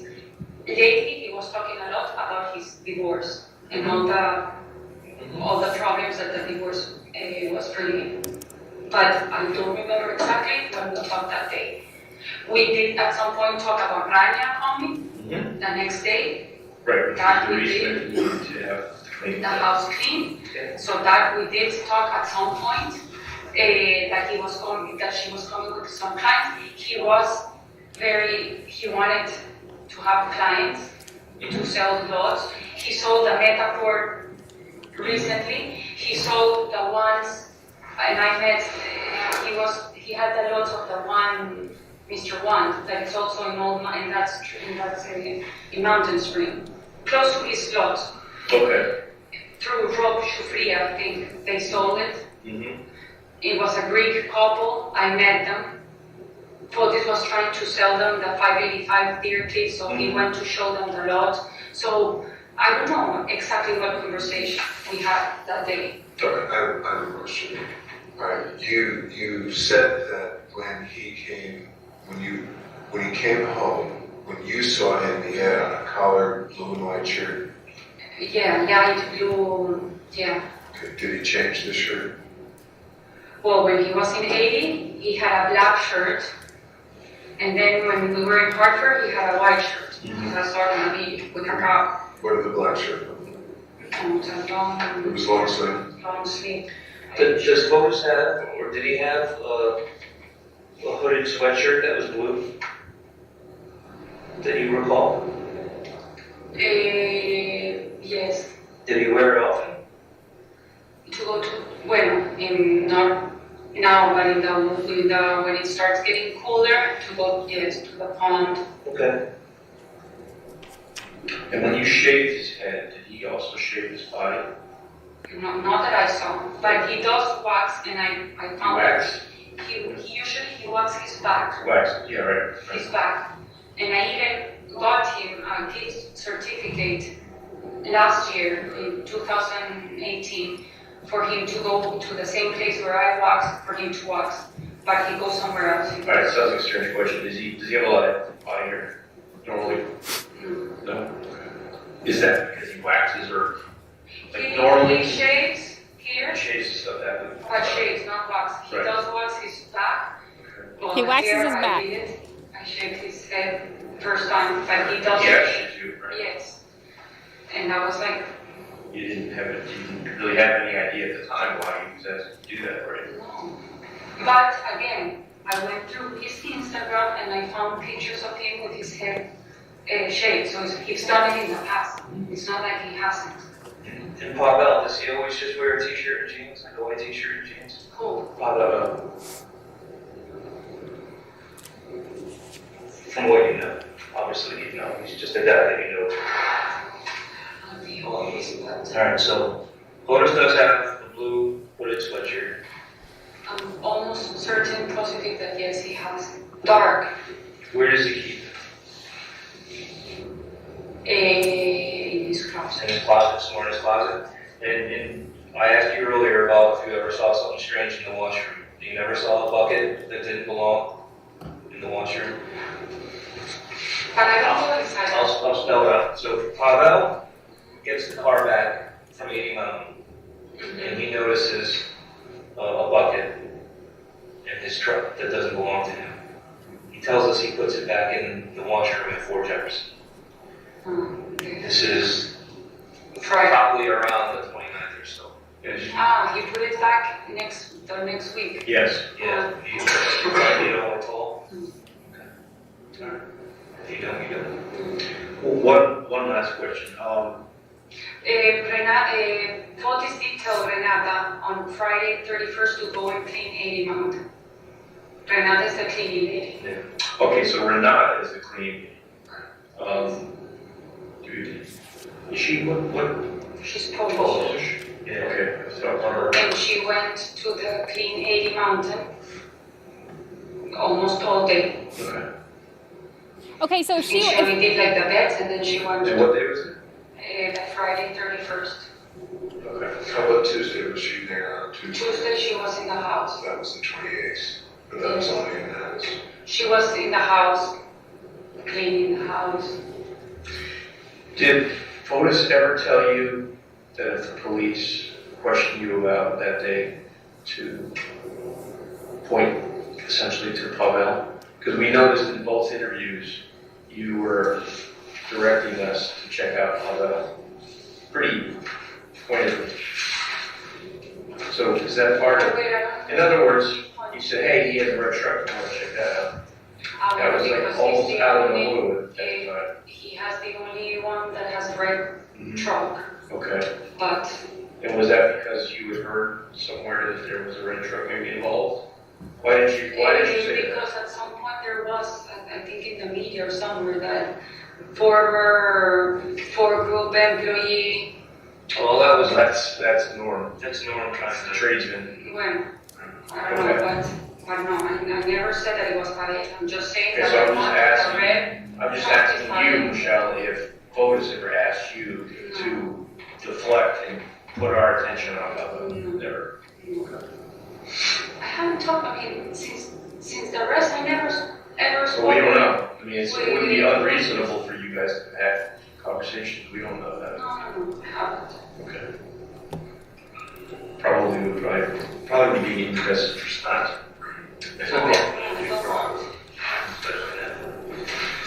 No, she's not. She's no. Well, and I have a GPS. Well, me too. But he hasn't. And he doesn't even have, because the new phone number, I got it after I got arrested and like 3 days after. Okay. Something, I'm sorry. No, I was going to say, if something does pop into your head, would you please tell your attorney? Yes. Yeah, I think you recall a lot of detail for your attorney, but you know what we're looking for. If it comes up in your head, then you Okay, but recall. I don't know where Jennifer is. I mean, Just just tell us for any moments that you can. Yeah, that's right. But of course, Did I guess anybody no. know about this? I mean, the car has the blood, and the car was this there. office do, but we try to keep it. I'll tell you what. Her mom got a call from Angelica, who is Fotis' niece in Greece. In which she said, tell Michelle you love her. So there was no, I mean, it just happened to me yesterday. And she was, I don't know why. I mean, literally, I should know. She said, okay, so the attorney said that they got a call from Fotis' niece in Greece, and she said to tell Michelle we love her? We're trying to keep everything where he is. I know, well, you know, Whatever's out there is not. He is like, Not this. Doesn't come from here. okay, well, as you can see, nothing else would be. None of that comes from. And, you know, I had to explain to Michelle and her family that I don't do that, and that is wrong. Yeah. Okay, he said I had to explain to Michelle and her family that was wrong. So she's not allowed to have any contact with Fotis, and they can't relay messages through each other or anything either. So maybe that's what he's talking about how like the family can't contact her. We could do something with. Yeah, thank you. He talks so quiet. I wouldn't suspect he's gonna try somehow, some way at some point. He's looking pretty not so good in the media. I mean, as far as just physically, he looks rather drawn and pale and lost weight. Doesn't look good. I don't know if you've seen any of it. I haven't seen it. Okay. No, on TV. I hope if something does enter your mind and you realize it makes sense now in light of something else, please tell your attorney, right? This should be the last time. Listen. You tried to do this. Unless your memory explodes. No, I mean, until things that obviously talking, you cannot understand like moves or situations. I brought 3 of these. Would you please drink one? Or take it home. Is it? Just, yeah. Thanks for coming back. You guys are too hard on me.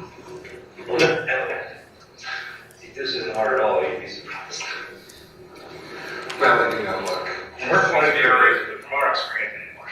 She's very frightened, and the truth is that she knows what the stakes are, and she really is. So that's what I can tell you. We have what we have, and we see it from that. So we were actually very nice to you. I can understand it feels the way it feels. Other people have had problems. And so.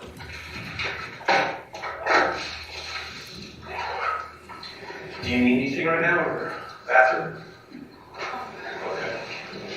Silver Swag, welcome. Welcome to the jury. Thanks again. Okay.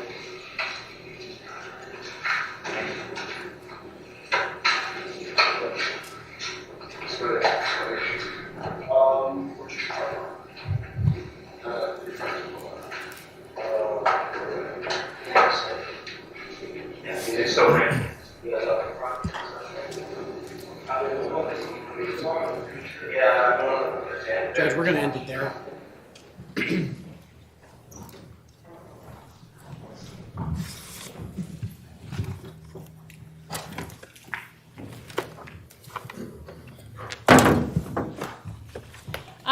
Real quick, Lucy's, she's moved to the bed now. She's like half under the bed. I don't know if you can see that. She's so funny.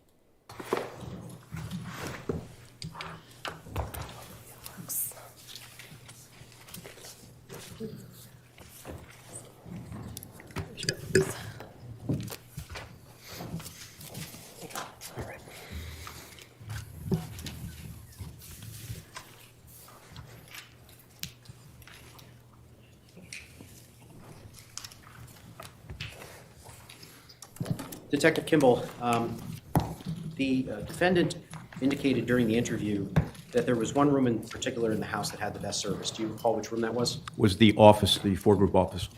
And where did the defendant answer the phone call on Mr. Dulos' phone that particular morning? In the 4-group office. And who did she indicate that she... Strike that. Who did she indicate was the name that came up on the caller ID? Andreas.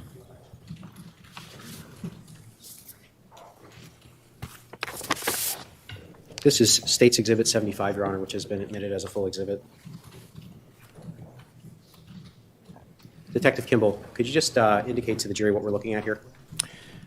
This is a timeline that the defendant indicated was completed by Fotis Dulos for Friday, May 24th, 2019.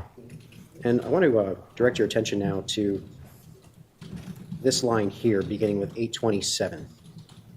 Andres called and spoke briefly. And this was Mr. Dulos' timeline? Yes. Did the defendant indicate whether or not she had ever read Mr. Dulos' timeline during the third interview?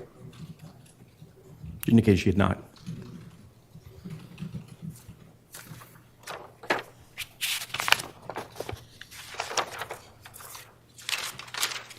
So, wait, hold on, sorry.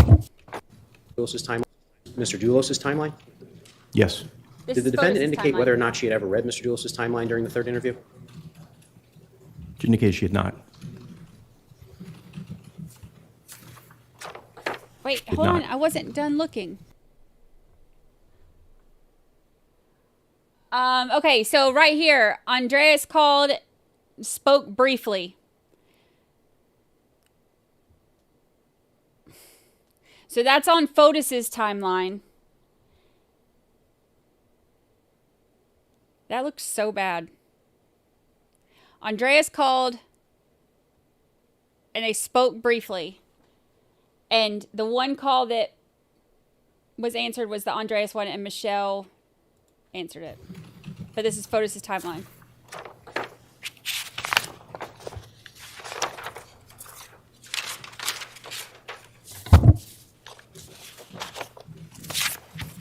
This is State 74, which is multiple documents.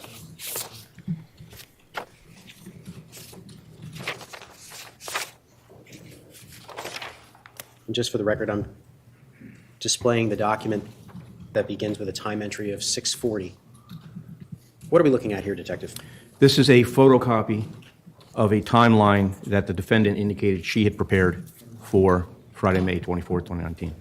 And I want to direct your attention to between 8:12 and 8:30. Is there any indication on this timeline that the defendant answered Mr. Dulos' phone? I'm going to object to asking things that are not in a document. That's inappropriate. You can ask what the document is, but you don't take the document and say what's all you not. have to do, counsel, is state the ground. Yeah. In the video, the defendant indicated that she saw a name appear on the screen. She was asked by Kent Maweny whether she was going to answer the call. She picked up the phone and heard static. So the state's question goes to whether there is an inconsistent statement. Overruled. Detective Kimball, is there any indication in the defendant's timeline that she answered Mr. Dulos' phone that morning? Between 8:12 and 8:30, there's no indication that she answered Mr. Dulos' phone when Andreas called.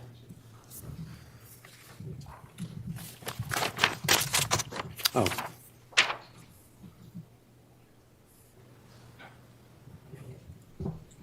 Is there any indication in this timeline that the defendant lit a fire at 4 Jefferson Crossing on May 24, 2019?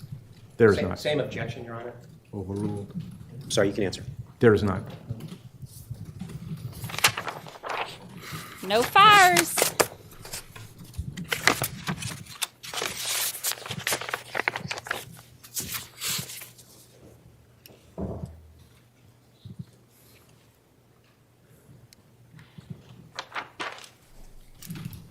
Returning 74 and 75 to clerk.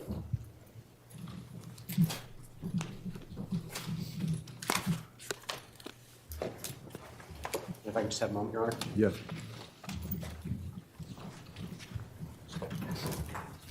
Nothing further, Judge. Cross-examination. Oh, Lord. Here we go.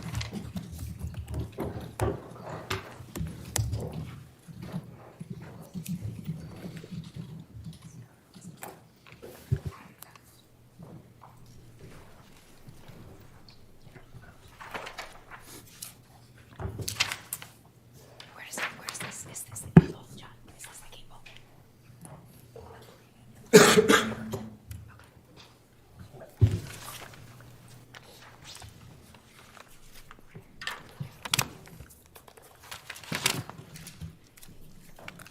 Oh, I'm sorry. Jerry Sherman. No, you can leave it on. You can leave it on. I'll stay away from it for the time being.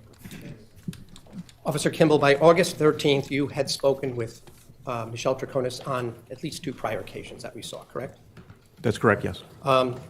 You had spent a couple of hours with her attorney on the afternoon of Sunday, June 2nd, while she was still in custody, right? Correct. The second time, as you previously testified, this was at her lawyer's office in Westport after she had been released and the charges were pending, correct? That's correct, yes. Now, 2 weeks, and then August 13th is what we were just watching, correct? She came back at that point, right? Yes, that's correct. And of course, for purpose of timeline, approximately 2 weeks after that, you applied for an arrest warrant for what happened against her as to what happened at the car wash in Avon, right? I believe so, yes. Around September 1st Yes. of 2019. I'm just trying to get the time frame here, right? Yes. Right? Yes. And in between June 6th and August 13th, you had actually done a considerable amount of additional investigation, correct? That's correct. And when I say you, I don't mean just you, but an entire, shall we say, almost a company of state police and New Canaan officers, right? There were many troopers and detectives involved, yes. And as I understand it, you also enlisted the aid of Fairfield Police, or these certain officers, to do certain electronic assistance? We went through the TIU, which is comprised of different towns. I think the Stratford Police were involved too, an officer there? At some point, yes. Yeah. And there were, it wasn't just detectives, but you had, I think, cadaver and canine dogs searching all these properties, correct? We had the K-9 unit, yes, correct. You had, I guess, divers, state police divers checking the pond in a few other places, right? Yes. You had also interviewed all the, or many of the people that Michelle Troconis had mentioned during her other interviews, correct? I'm not sure of the exact timing those interviews were conducted, but we were certainly involved in checking, corroborating her stories. In other words, what I'm trying to get at is there was a substantial amount of continuing investigation being done between June 6th, the last time you met with her, and August 13th. Is that right? That's fair to say, yes. In fact, there was, as I can see in the video, you were actually had some kind of a chart in front of you that you were using to question her, right? I had it available, yes. And it was some kind of, I think I've seen it, but it's some kind of your own timeline with various stages and information you had obtained from different sources, right? Thank you, Allie B. No, nobody. What it is it's a spreadsheet, and it had a topic, and then it had interview 1, interview 2. So it's not really a timeline, but well, it's a chart of the information she provided on different occasions.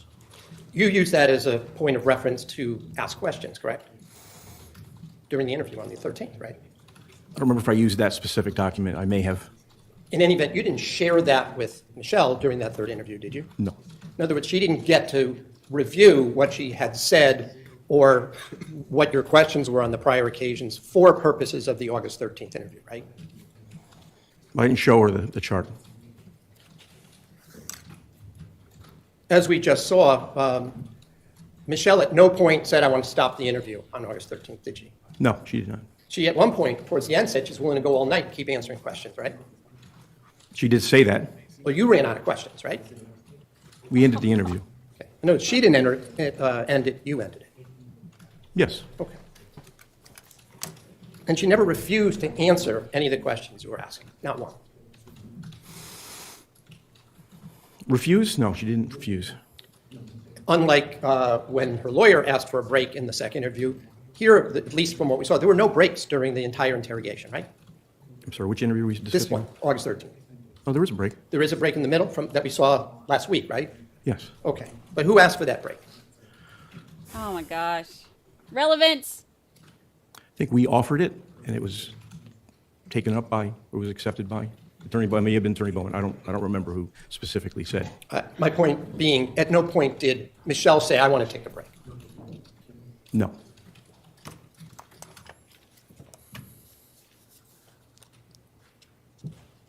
Like, the thing that frustrates me about some of his questioning is like, okay, did she ever say, I want to take a break? No. Okay, does that make up for her lying so much during the interviews? No. I would rather you take a break every 10 minutes and tell the truth than to waste that much time and resources and, continuously lie. During this interview, there were at least a couple of times on the screen, on the video, where you admitted that you made a mistake or may have made a mistake on some things, correct? That's fair to say, yes. One of the things had to do with the weather on the early morning hours of May 24th. Do you remember last Friday, you said you may have been wrong about the weather, and you'll admit when you make a mistake. Do you remember saying that? I do remember saying that, yes. Now, the last time you testified, though, didn't you sort of reiterate your belief, though, that it didn't rain that night based on your looking at a weather app? I object. This characterizes That's not what he said. Well, the witness can answer yes or no. Overruled. you repeat the question? Yes. Do you recall when you were here back, now it's been a week or two, that you thought that you were correct about the weather because you'd look up the Weather Underground app? I put forth information at the time I believe to be true. But when you met with her on August 13th, you admitted that you may have been wrong about that, and you were willing to admit it. I admitted that I may have been wrong. Now, did you say that on August 13th just to... Okay, can we just say once again he's misrepresenting what was said. The detective said that according to the app, it said that there was low precipitation that night. He didn't say it wasn't raining. He said that according to the app, there was low precipitation that night. To go along, or were you sincere in the fact that you were admitting an error? I was admitting that I may have been in error. Okay. Hey, 80s. The same techniques that were used on the prior interviews, you used some of those interrogation techniques during this third interview as well, correct? Yes. Some of the things you said were deliberately false to catch the reaction, right? Yes. And some things you asked, you just didn't know what was the answer, and you just wanted to see what she had to say, correct?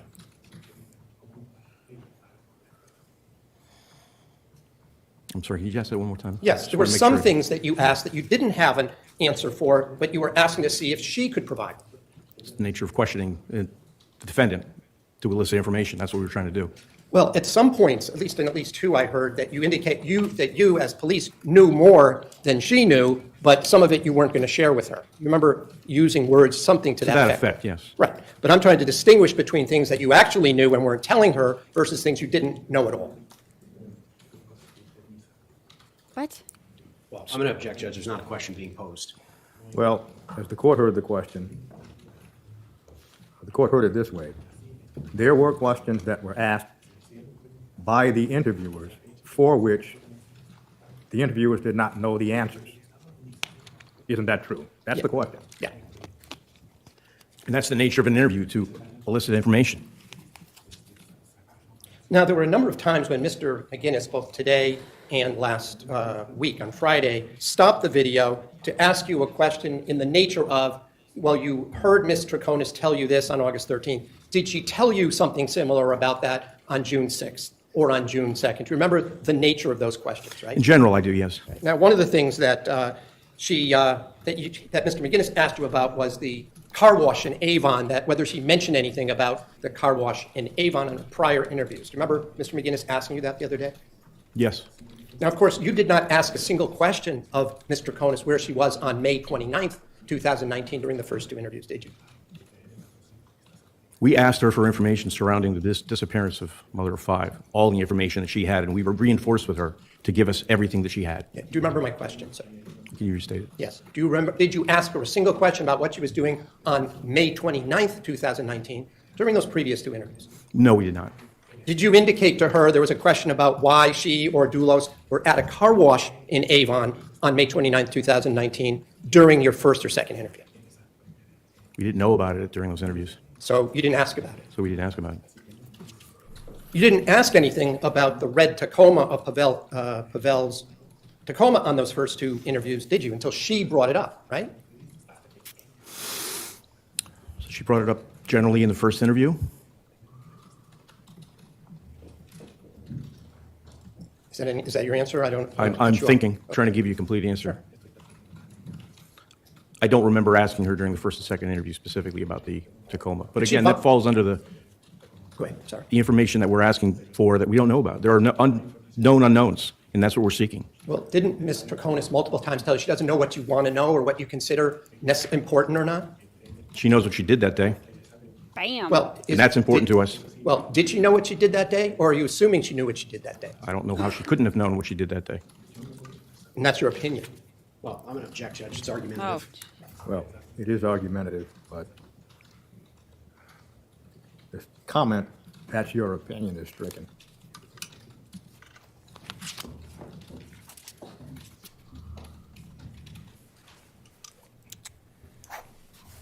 Sometimes she told you things and you cut her off and told her it wasn't relevant. Didn't we hear that at least twice during this interview? Probably, I didn't count that. Well, specifically, when you asked her questions about the license plate, didn't she tell you she knew nothing about this old license plate that belonged to Mr. Dulos, and you told her we don't care about that? Do you remember saying that? I remember saying that, no. You don't? I do not. Could have been Detective Clabb, you said we don't, it's not important, we don't care about that. During the third interview? Yeah. I remember that. Sometimes she would be telling you stuff and you would, clearly, one of you would stop her and change the subject, right? There were times that occurred, yes. Because you didn't think what she was telling you was pertinent to what you wanted to know, right? We were trying to keep her on topic, and she was obviously going off topic. Well, you had already obtained some of the video surveillance from the neighbors by June 1st and June 2nd of 2019, hadn't you? Yes. But you never asked Ms. Troconis during the first or even the second interview if she ever built a fire in her fireplace during those interviews, did you? We were unaware of the fire at that time, so no, we didn't ask about it. You hadn't gathered the surveillance video from across the street from 1 Jefferson Crossing? I was unaware of the fire events on the 24th of May, so I didn't ask questions about them. But my question is, didn't detectives already obtain the surveillance video from across the street? I don't know what date those were obtained off the top of my head. Or from next door to Jefferson Crossing? Did you have that by then? Again, I don't know what date those were gathered. What does it matter if he asked her about the smoke in the second interview or the third? I mean, not that he did, but you know what I mean. But after the first 2 interviews, you confirmed or checked out things that she had told you, and you mentioned that during this third interview, didn't you? Yes. You decided which information she told you was something you wanted to confirm or not bother with, right? I don't understand what you mean by you decided. You were at this point the lead detective on this investigation, right? I was. So you made the decision what you would want to confirm, right? A group of us did, including myself. Okay. And as the lead detective, who would you then consult with to make that determination? My sergeant, Ken Vetreska. Okay. So between you and Sergeant Vetreska decided what to follow up with and whether to assign officers to do that, right? So there were a lot of follow-ups, and I wasn't aware of all of them. I personally did not make decisions on which follow-ups would be performed. Well, before August 13th, you had reviewed my client's AT&T records, hadn't you? Well, Judge, I'm going to object. I think we need a sidebar on this.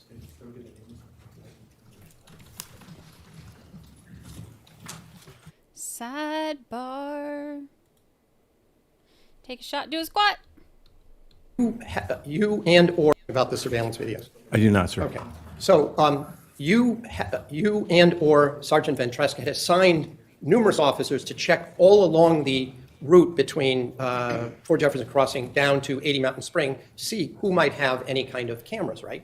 Yes. So some of them had continuous recorded cameras, right? Correct. Some of them had what I'll call motion-activated cameras, right? Yes. So that when we see, for example, from across the street, something only records when you see a dog or a cat or a person pull into the property, correct? You're referring to 1 Jefferson looking at, yeah, that was a motion activated ring camera. Right. So it catches snippets of things that are going on during the course of a day.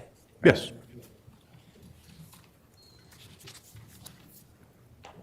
The cameras down on Mountain Spring Road, on 77 Mountain Spring Road that you were pointing to on Friday, those were continuous action, or were they also motion activated? They just lasted longer? I don't know. I'm not sure.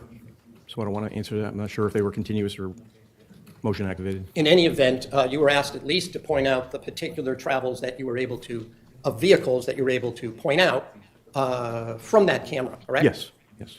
And that's the one that's off by, I think, 1 day and 10 minutes, I think, is the testimony, right? 24 hours and 10 minutes. You had also had a chance by August 13th to review numerous witness statements, correct? Yes. You had reviewed what Pavel Gumieni had said in 3 separate interviews, right? Yes.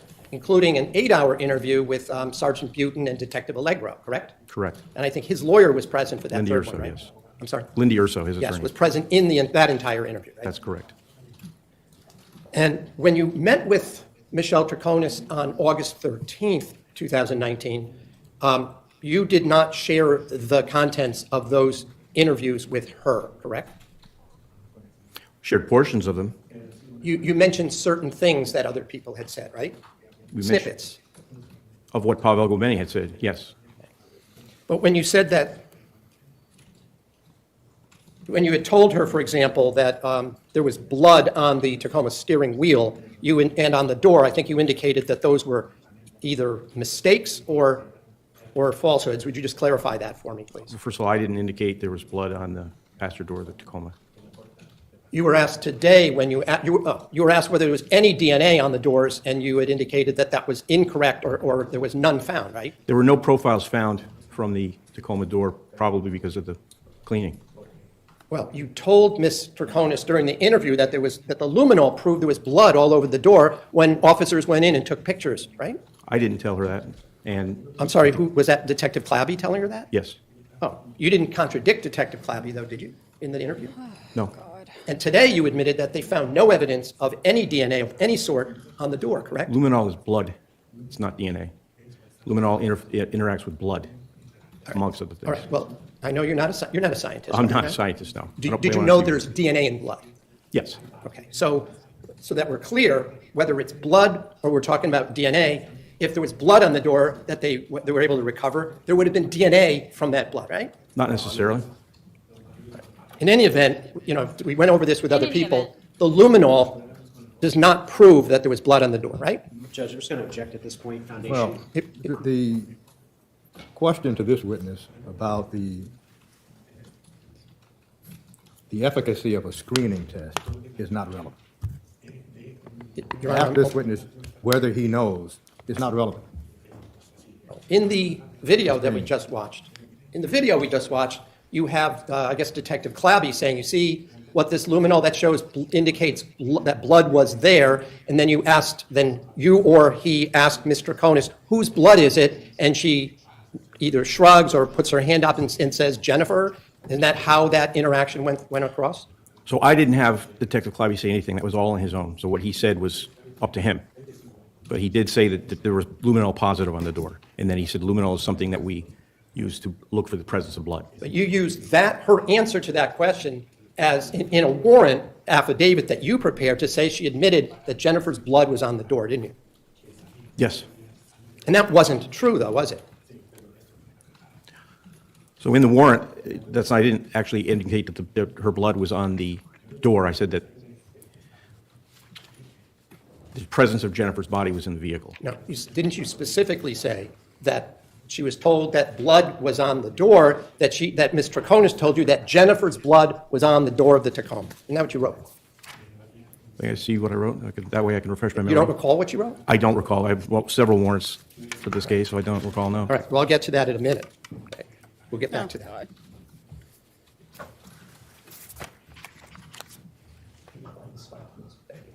Hi, big girl. Give up. Good girl. Good girl. By the way,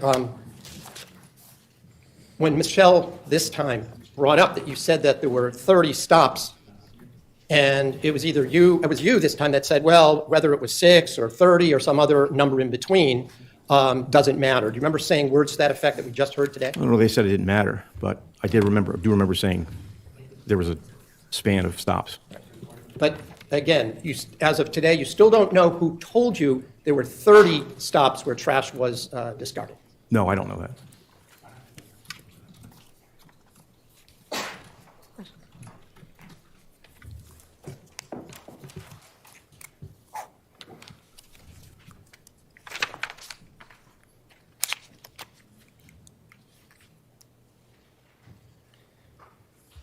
You would keep note if my client told you something that contradicted what you had heard from other people, right? Say that again? You would note if Ms. Michelle said something to you that had contradicted something that someone else had said, right? Yeah, yes, I would.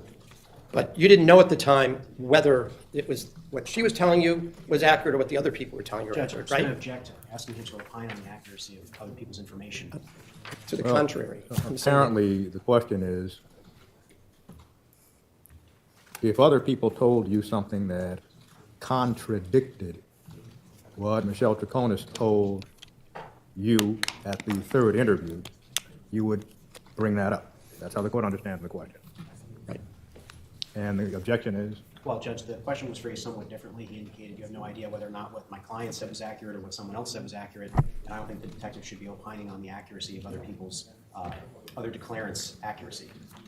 Well, the court understood the question differently. As the court stated, the court understood the question to be when other people essentially reported something that contradicted what Michelle Troconis said to you with that third interview, you would bring that to her attention. At least that was the preliminary question. So the court will allow that question. Would you re-ask, Counselor, please? When somebody told you something that contradicted what Michelle was saying to you or said to you, did you bring that to her attention? At times. But not all the times, right? No. She also volunteered stuff and told you stuff that you didn't know about, right? That's how interviews work. Again, that's the nature of an interview.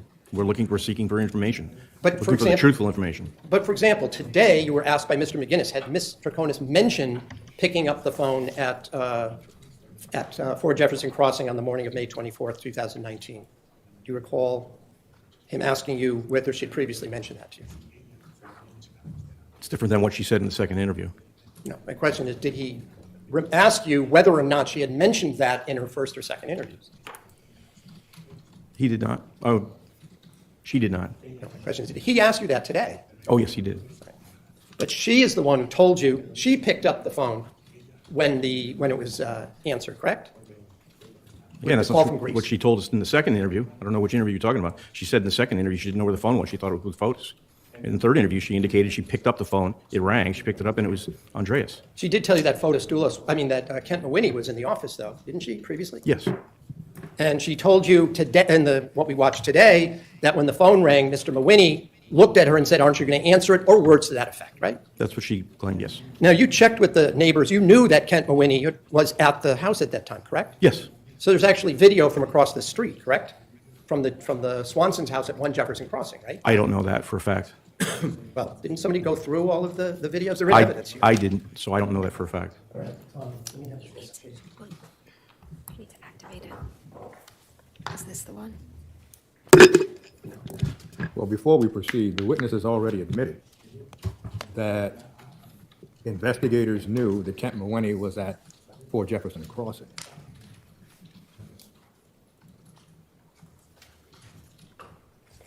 So the court would want to know what the purpose of this offer would be, since there was an admission that he already knew that Kent Mawhinney was at 4 Jefferson Crossing. Well, on Friday, the jury got to see for maybe the 8th time video of people traveling back and forth. I have 2 videos, 30 seconds each, which already were in evidence, but I'm separately marking them so the jury wouldn't have to go through the 30 or 40 clips that I'm just going to show the witness. Does it concern Kent Mawhinney being at 4 Jefferson Crossing? Yes. Well, the witness has already admitted that. He discovered through investigation that Kent Mawhinney was at 4 Jefferson Crossing. But the jury hasn't seen the specific video. So Thank you, Simon. Well, it's unnecessarily cumulative. It's not to contradict the witness. It's to affirm what the witness just said. But cross-examination is not just contradiction, Your Honor. It's to affirm and supplement, if you will. The state's not objecting.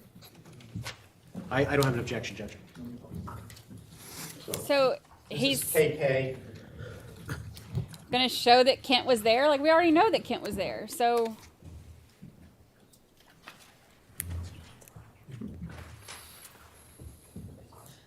you need to log in. Simon, thank you for the gifted memberships. Thank you, thank you.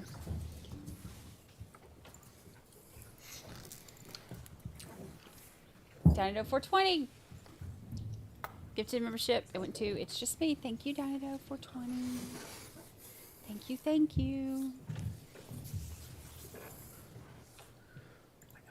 We're gonna have to restart it. Get it together, Shuey. Like, what's the point of this? Michelle told you things, and when it restarts, I'll just go back to that, all right? One of the areas where Michelle told you things that you testified were conflicting had to do with where Fotis Dulos was in the early morning hours of 4 Jefferson Crossing. That is in the 6 to 8 o'clock in the morning period, correct? I'm sorry, re-ask that, please. Yeah. One of the things that you testified to on Friday that you believed was conflicting was what Michelle had told you previously and what she was saying on August 13th about where Fotis Dulos was in the early morning hours of May 24th, 2019. Right? Talking about when she woke up? When she woke up, whether he was there or not? Came down to the bedroom and the bathroom, right? Whether he was there or not in the shower? Well, whether he's in the shower, whether he's there, just there, period, right? Yes. Now, you believed, and one of you, either you or Detective Clabby, said that he was down in New Canaan that morning, right? I don't remember. Can you clarify which interview you're referring to at this point? Yeah. In the third interview, Okay. you stated in words that you believed that he couldn't be there because he was down in New Canaan committing an offense, right? That was our belief, yeah. Yes. And you agree that he could not be in two places at once, right? Of course not. Oh, Lord, have mercy. You had already told Michelle on at least 2 previous occasions that she was wrong or false when she said he was there, right? That he was in Farmington that morning, right? I don't know how many occasions we told her that she was wrong, but it was our belief that she was not being truthful with us. But she also had told you previously that maybe she was wrong. Didn't she say that? After she got caught. Well, again, I'm going to object, Your Honor, to the vagueness of the question. Maybe she was wrong about what? About where Mr. Dulos was that morning on May 24th. Which interview? I think the question needs to be sharpened, Judge. Well, it was being sharpened at the same time the objection was being made. So. I'll rephrase it. Yes. Didn't she tell you after you told her certain things, such as about the DNA, the science rather, that she may have been wrong and thought that he was home that morning? Again, I object, Judge. He did not indicate which interview. There's 3 interviews.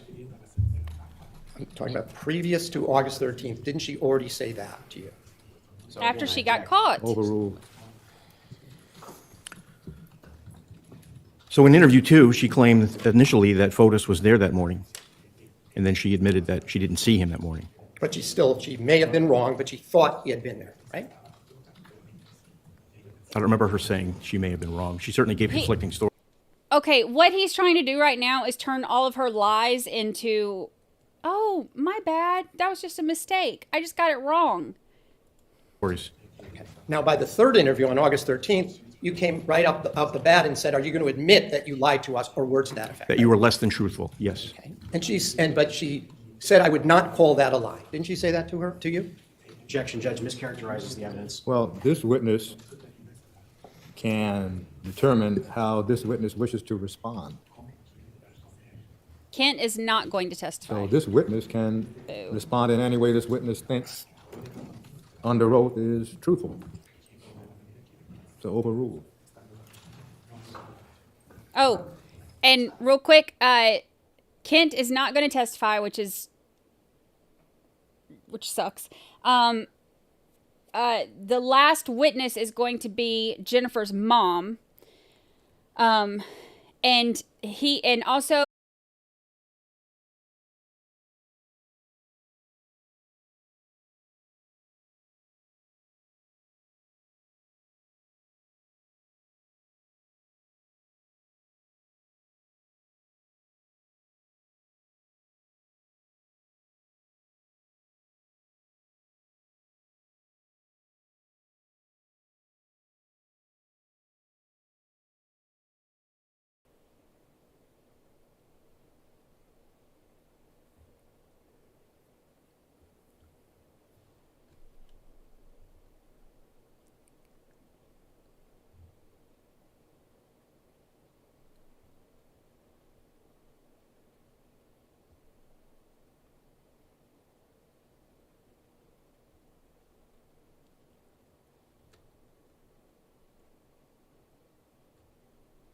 what does that mean?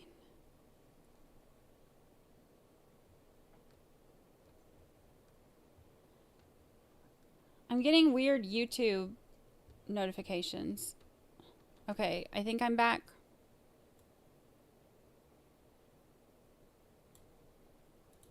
I think I'm back. Can you hear me? Again, she doesn't see him. So she can arrive at her own conclusions of whether he's there or not. My question is, didn't we all hear in this August 13th interview that you said, based on what you've told me, he could not have been there? I believe I do remember her saying that, yes. It's about 1 o'clock. What we are going to do is stand in our lunch and recess until 2 o'clock. Ladies and gentlemen, please do not discuss the case.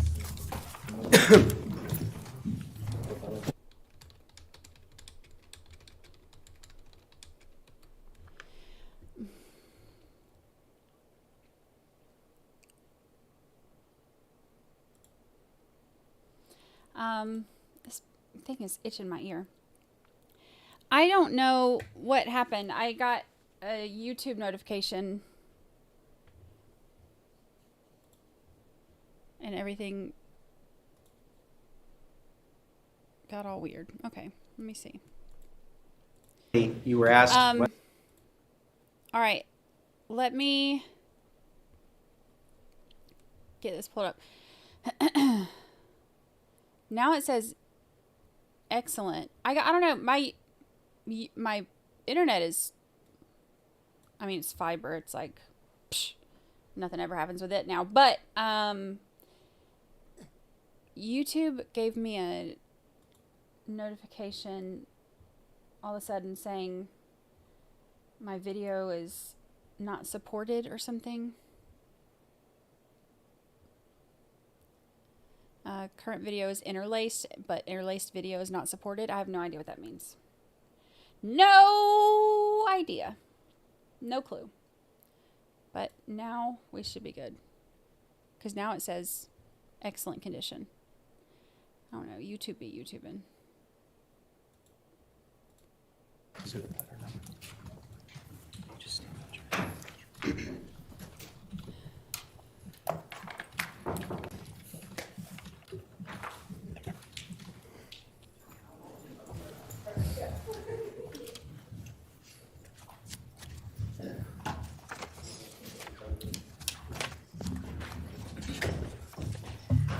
And it kicked a bunch of people out. We went from like...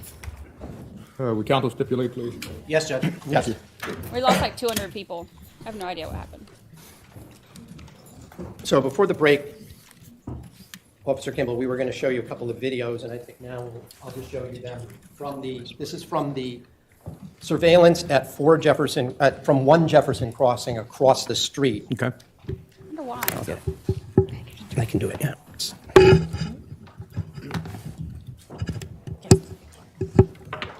It's totally Shoehorn's fault. Yeah.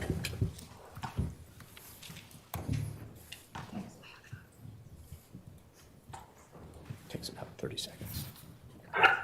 Right, and for the record, this is from Exhibit, before you play it, this is from Exhibit KK, and you're familiar, you already saw you've shown us some of the videos that were taken from the Ring doorbell across the street from 1 Jefferson, correct? Yes, correct.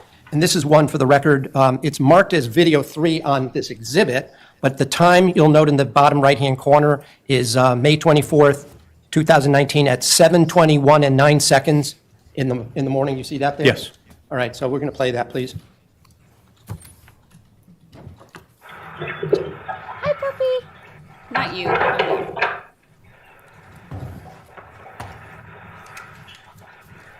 Could you pause it for a second? Now, we're pausing it at 7:21 and, well, we'll just say at second 20, to the left there on the orange line there. I'll first note, this was you'll recall, May 24th was a Friday, correct? Correct. And we see that the garbage pails are out in front of both 1 Jefferson and at 4 Jefferson Crossing, right? Correct. So by this time, you were aware that garbage pickup day was Friday in this part of Farmington, right? Correct. Okay. Good play, please.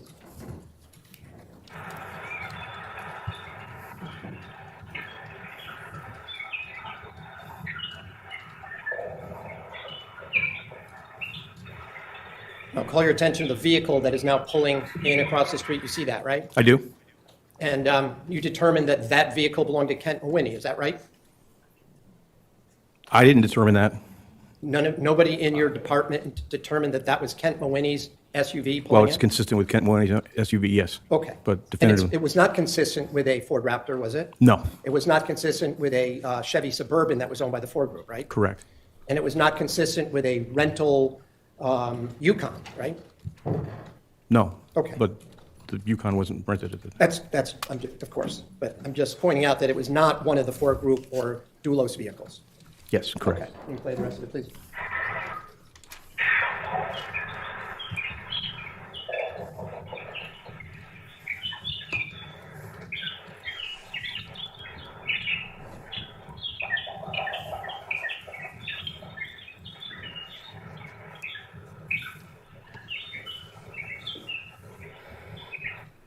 Okay. And I'm going to show you one other video. This was Mr. Troconis said that she came back to her house after dropping off her daughter to school, correct? Correct. School. All right, so now we're at, pause for a second, and we're now at, for the record, May 24th at 8:01 and 54 seconds. Same date.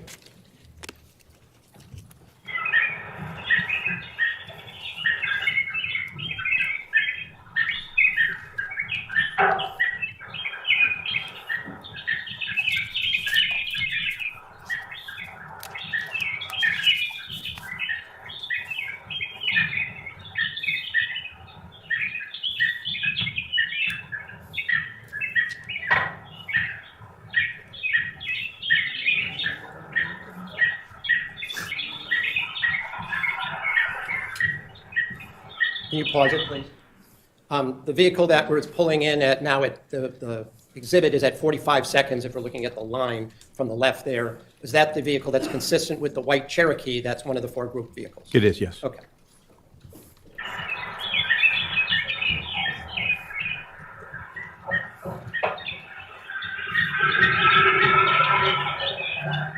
And pause again for a second. Now, there's a pickup truck driving by. That pickup truck that's caught in this particular image is not related in any way, to your knowledge, to either the case or to the Dulos home, correct? That's correct. Okay. Correct. It's just a truck driving by. Yes. Okay.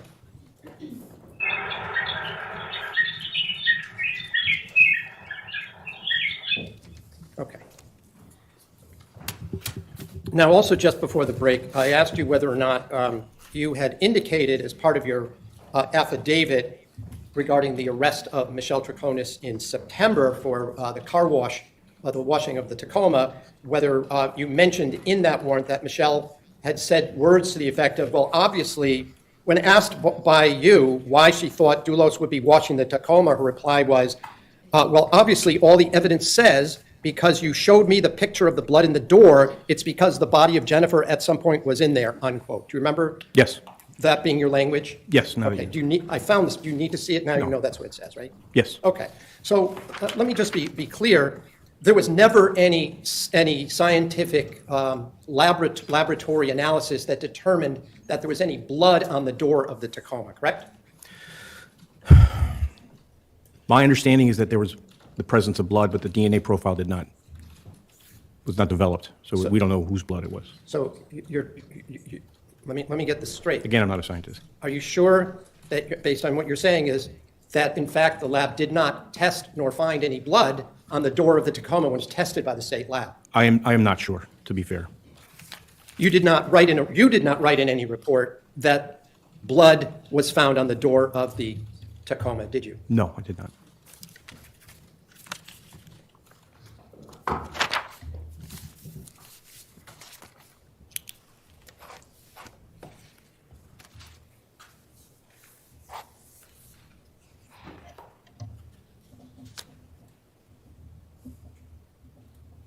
Now, with regard to the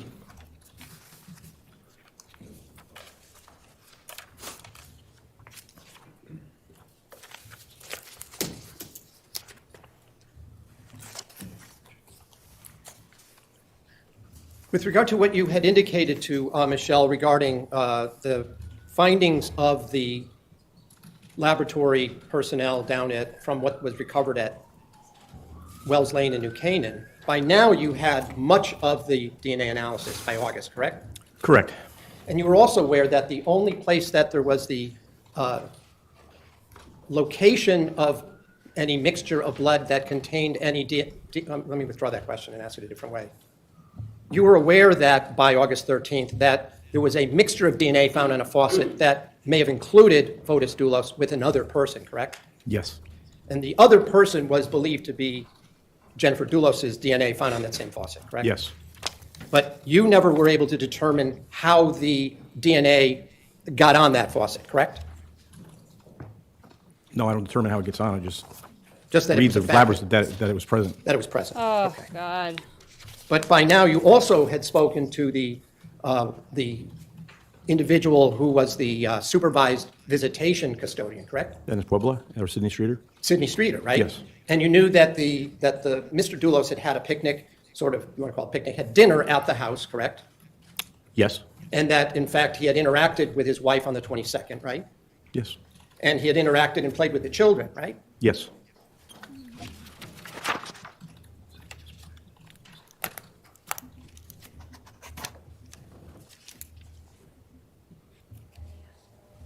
He's trying to make it seem like that's how his DNA got on the faucet. When we were here on Friday, we watched a number of videos of the comings and goings of the vehicles from 80 Mountain Spring, correct? Yes. You were asked to narrate, if you will, some of the exhibits and some of the time frame of the vehicles coming and going. That's right? correct. Were you also aware that there was an image of the Tacoma leaving the 80 Mountain Spring property at approximately 5:30 a.m. on the 24th? Was I aware? Yeah. When? When you were interviewing Michelle on August 13th, 2019. I don't remember when we determined, but when we saw that video, so I can't answer that. All right. You didn't ask her any questions about that travel or transportation or that vehicle on that morning and that day, did you? We're talking about the Tacoma? The Tacoma leaving 80 Mountain Spring Road at looks like around 5:30 in the morning on that day. I don't think we had that information, so I didn't ask her specifically about that. Well, didn't leg. you? I thought when you were here on Friday, we watched a bunch of back and forth from 77 Mountain Spring Road, and you narrated that. Right? Yes. Had you seen any of that by the August 13th, 2019? I'm just going to pose an objection. I don't believe that that particular video was played. That's Could be wrong, but I don't think it was. It's up to the jury's memory as to whether it was played, and the objection is overruled. Sorry, could you read? Yes. Had you seen any of those videos that we watched on Friday from 77 Mountain Spring Road when you were interviewing Michelle Troconis on August 13th, 2019? I had seen some of them, yes. But not the one where the vehicle is leaving at 5:30 in the morning of Tacoma? I don't believe I had seen that at that point on August 13th. In any event, you had no information of anyone arriving during the night of May 23rd, no, withdrawn. You had no information of anyone arriving in the night, beginning in the night of May 24th, 2019, to 80 Mountain Spring Road before the Tacoma left the property. Is that correct, as of the August 13th interview? Well, someone would have had to arrive in order to drive the vehicle out. My question, did you see any video of anyone arriving? No.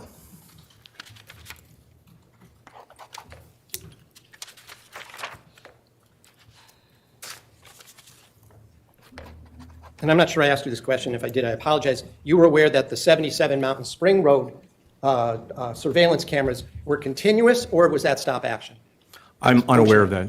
You did ask, and I'm unsure whether they're motion activated or not. You didn't see any cars entering before 5:30 in the morning, that early morning, did you? On the 24th? Yes. No. You didn't see any bicycles entering, did you? No. You didn't see any pedestrians entering, correct? Correct. There were a number of questions about Fotis Dulos leaving the house to go buy meat. Do you recall that part of the interrogation? I do. And in fact, your department confirmed surveillance of him going to the Stop and Shop and going in, right? He was present at Stop and Shop during that time frame, yes. And there was also a time on the evening of the 23rd before getting to the Stop and Shop where he stopped again at 80 Mountain Spring. Isn't that true? That's true. That's the time we talked about. I think the discussion you had with Ms. Troconis was about a dinner party at their house on May 23rd, correct? Correct. And him going to 80 Mountain Spring Road, and it was in the Suburban that he traveled? It was in the Suburban, yes. And it had a roof rack on it?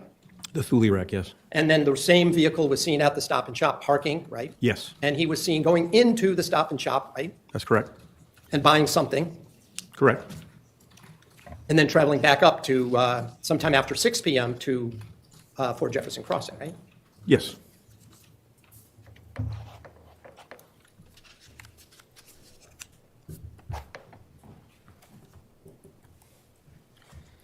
And by the way, you did interview prior to August 13th, 2019, the people who had been at the dinner party at the Dulos home on the evening before, right? Again, I don't remember the specific dates that those interviews were conducted. We may have done that prior to the 13th of August. I don't remember what dates they were interviewed. And they were certainly, just their names, I'm not going to ask you what they said, but you talked to Stephen Reich? Correct. His then girlfriend, maybe now she's his wife, I don't know, Beth Johnson? I didn't speak to her. I'm not sure if someone else did. But I know I didn't. Mr. Haynes, Robert Hutch Haynes, the owner of the water skiing thing, right? He was interviewed at some point, yes. And his wife, Erin, right? Correct. And they all were talked about in the video, weren't they? They were.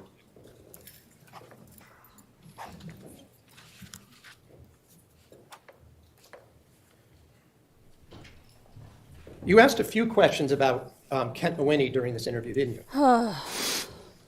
Whether I asked or Detective Clabby asked, but yeah, there were questions asked about Kent. Now, were you aware when you were questioning Michelle on August 13th that there was a phone call between Fotis Dulos and Kent Mawhinney while he was out of the house, going to the Stop and Shop? Were we aware? It's the one that he called when he was leaving the I house. believe that was on Mr. Dulos's phone records, so yes. And to your knowledge, Mr. Mawhinney wasn't a guest at the dinner party that night at the house, was he? To our knowledge, no.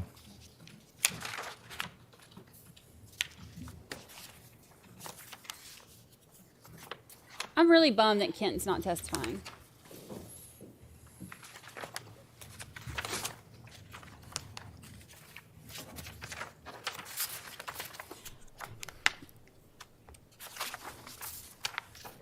I'm about to move him to 1.5 speed. Because he sure does drag.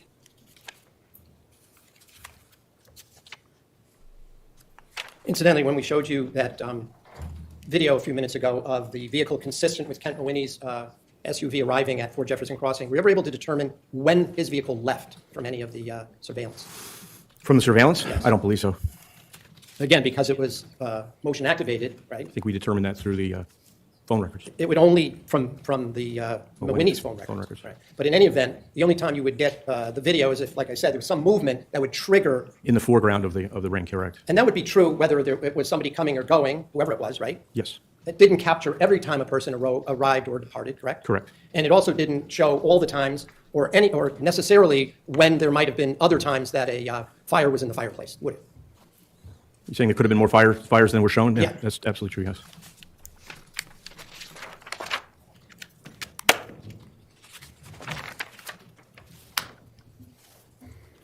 So that's why it's missing some of this stuff. Like, that's why we can see Kent going in, but we can't see him coming out. On Ring cameras, you set the motion detector, like, in the square that you want. So, like, if you look at my box right now, if I could set, like, my motion detector to be right here so that anything that happens right here will set it off. But if something happens, like, over here, like back on my counter back here, it wouldn't set it off. So that's why there are, somebody asked that a minute ago, that's why there are some that will show it going in but not coming out, or vice versa.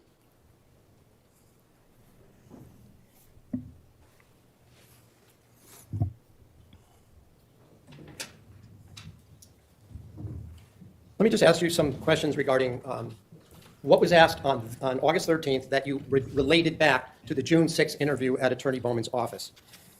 You had, on that occasion, so that everybody recalls, it was not just you and Detective Clabby, correct? On the 6th, yes, on the correct. 6th. There was Sergeant Ventresca was there, right? Yes. He was even then your supervisor on this investigation, Yes, correct? throughout he was. And there was I forget her name, there was a Detective Allison female Peters. detective? Detective Allison Peters. And for part of the time, State's Attorney Colangelo was present, correct? Yes. And for those who don't remember, he was the State's Attorney for this district here, the Chief Law Enforcement Officer, right? Yes. And on that August 13th, during that August 13th interview, you brought up some of the things that Michelle had said, or at least you claimed she had said on June 6th. Isn't that right? Yes, during the 8/13 interview, we brought up some material from the 6th of June, yes. Did you say on August 13th to Michelle that you didn't want her to bring up the timeline that she had written? Did you tell her that?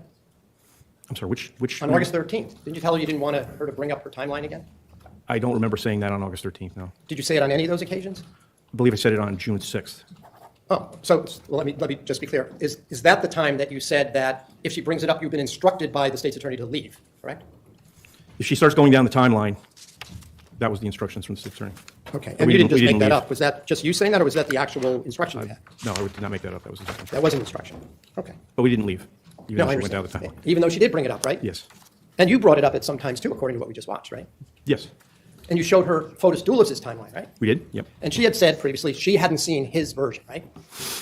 She said during the second interview on June 6th that she had not read Fotis' timeline. And you gave her a copy on August 13th. So in the video, we see her reading it, right? Yes, Detective Clabby shows it to her. And she didn't say she had seen it before you showed it to her on June 6th, did she? Did she say? Just ask that one more time. I just want to make sure. She never said she had seen it before you had shown it to her on June 6th, did she? No. What she said was that Fotis Dulos was trying to tell her certain things to say, like he was saying things out loud that he was hoping she would include, right? Which she did, the shower, in her timeline. But he put stuff on his timeline. He had nothing to do with that. Was on Michelle's, right? Yes, your client completed her timeline. He completed his. And you don't know in time frame when he put in all these extra things after she left, as she said, to go to the Enterprise rental car to bring in her vehicle or get a rental car, right? Object. Assumes facts, not evidence, Judge. Well, the question is, essentially, when the defendant went to Enterprise Rent a Car concerning, we'll call them items in the timeline that, this is how the court understood it, were not there when she left, that were there when she came back. And the question is, counsel? The question is, Michelle never said that she saw Dulos add anything to his timeline that he had copied from hers. Did she? And the objection, and the court's not sure that was the question. It was not the question, Judge. I'm not sure. The previous question, which I rephrased based on Your Honor's question, was whether or not Dulos may have added stuff to his timeline after she left to go to the Enterprise rental car. So the question is, does this witness know whether Fotis Dulos added something to his timeline after Michelle Troconis left to go to the Enterprise rental car? You have an objection? So based on that, Judge, I would object to foundation, lack of personal knowledge. I don't know how we know that. Well, the question is, does this witness know whether that occurred? So overruled. I do not know that. And in fact, during this third interview, Michelle did not say that she provided information to Mr. Dulos to add to his timeline, did she? She added information to her timeline that he said. Right. So my now question is the reverse. She didn't tell you that she volunteered information to Dulos that he should add to his, did she? She said she recited information which he then put on the timeline. Did she say she saw him putting it on the timeline? She never She said obviously he wrote what I said, so I don't know when he wrote it. Oh, okay. That's the point. You don't know when he wrote it, right? Correct, I don't know. But it ended up on the timeline. And just to also remind the jury, the copy of Michelle's timeline was a photocopy that you had retrieved from Fort Jefferson Crossing, That's right? correct, yes. And the original you knew had been given to Andrew Bowman, her attorney, right? No. No, she did a separate timeline for Attorney Bowman, or she completed the existing timeline. Well, let's be clear. Let me remind you, during the second interview, did Mr. Bowman confirm that the original of the photocopy you had been given to him, and he nodded his head, and he had it right there on his folder on June 6th? So to clarify, Counselor, he had a timeline. I don't know that that was, in fact, the same timeline that we had a photocopy of. Right, but you don't know that it wasn't either, do you? She was asking, we were trying to find out where in the house her timeline was, and she couldn't tell us, because it was a photocopy. Didn't she specifically say she gave it to Andy and nodded to him in that June 6th interview? Does that refresh your recollection? It wasn't clear, so she may have said that.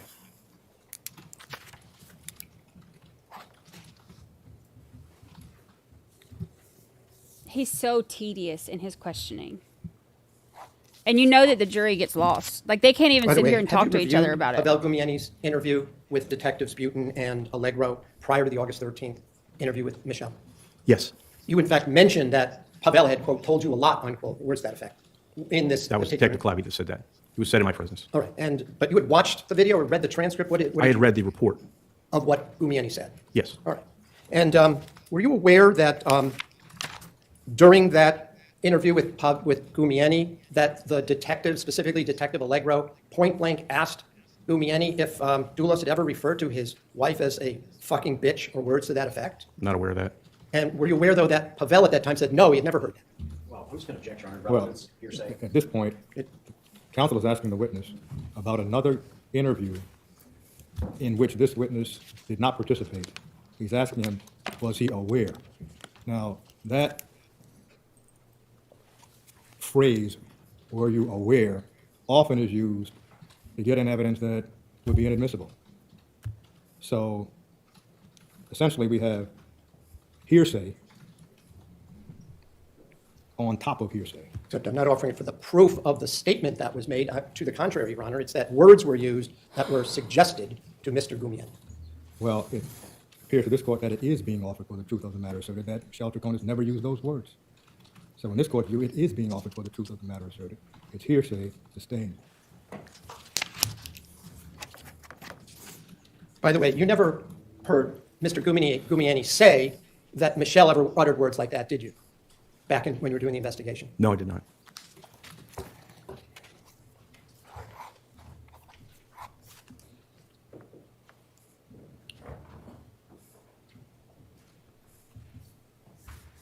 Even in the third interview on August 13th, didn't Michelle tell you that she had assumed that he was home because his phone was there, that Fotis was home because the phone was there?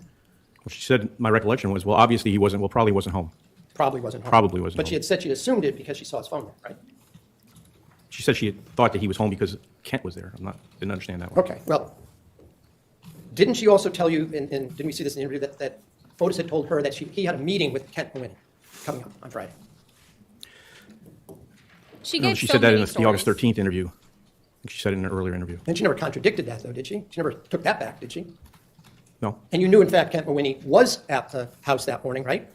Yes. We saw his vehicle, a vehicle consistent with his SUV, pull through the archway into the back parking area of 4 Jefferson Crossing that morning, right? That's correct, yeah. And we don't see the vehicle in any of the time action videos leaving, correct? At no particular. Not that I know of, no. Right. And just for the record, you also arrested Mr. Mawhinney, correct? He was arrested, not by me, but yes, he was arrested.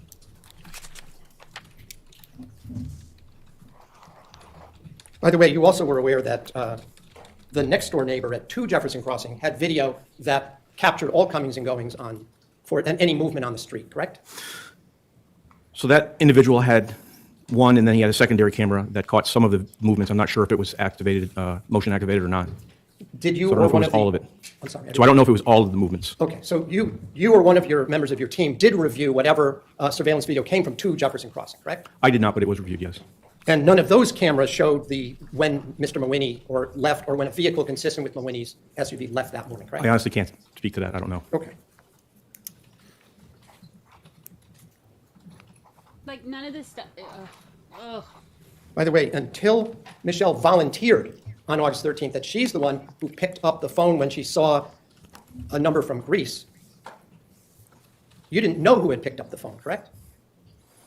She saw the name Andreas, and she picked up the phone, and we didn't know. We only knew the phone had been answered. Right. And I believe that you had determined there was a 16-second call from Andreas Tutsiardis from Greece, right? I believe that's correct, yes. And she's the one who said it was me. I picked it. Isn't that what she told you? Yes. She also told you that Fotis often stored other women's names under men's names to disguise the fact that he was talking to other women. Didn't she tell you that? She did. And when you looked at his phone, you determined that some of the names that looked like men were in fact registered to women, right? I didn't look into that aspect, but I can't speak to that. Did anyone in the department look into that? Perhaps. I don't know the outcome of that. Oh my God. By the way, you never talked to Andreas Tutsiardis, correct? We tried to, but he didn't want to cooperate. Didn't he come into the United States from Greece like a month or two later? He did. And you did not speak to him at all? Or No. nobody from the department did? No. They did make the Friday night deadline. I found out. By the way, was his phone seized? It was. Did he ever admit he's the one who sent that short meme that we saw the other day? Well, Judge, I was going to object. The detective just I'll withdraw it. This witness wasn't going to cooperate. Right. I'll withdraw that. By the way, to your knowledge, did the Tutsiardis phone get seized? Did it get seized? Seized, yes, when he came to the United States. Like I said before, yes. Was ever returned to him? He never asked for it back, is what I heard.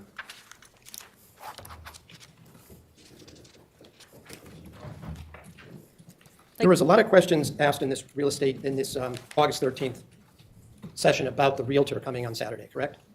Yes. And I think Rania. Rania, and just for the record, we're talking about, that was going to be my question. You mentioned Rania, but her last name is Manusis, right? Or Manutis. I believe so, yes. And she is a registered real estate agent in the Farmington Valley, correct? I believe so, yes. And there were a couple of times when either you or Detective Clabby talked about how 80 Mountain Spring Road was an important location or aspect of your investigation. Remember saying that? Yes, it was. And just to be clear, the evidentiary services unit of the Western District Major Crime Squad went with the evidence van to 80 Mountain Spring Road, correct? Yes. They spent at least an entire day going through the entire house, right, over that weekend? They went through the interior of the house, that's correct. And didn't they also go through around the exterior as well?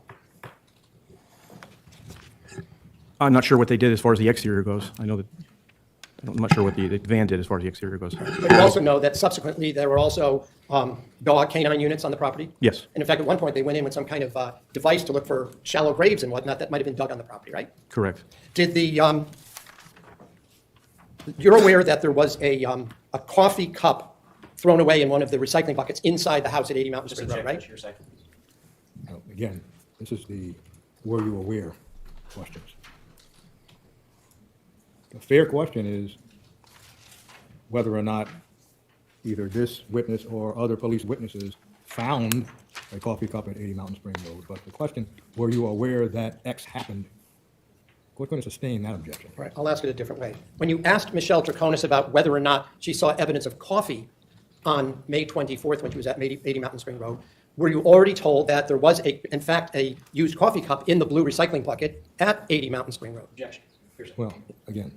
It goes to this witness's actions. The question is, were you told that there was a coffee cup in the garbage at 80 Mountain Spring Road?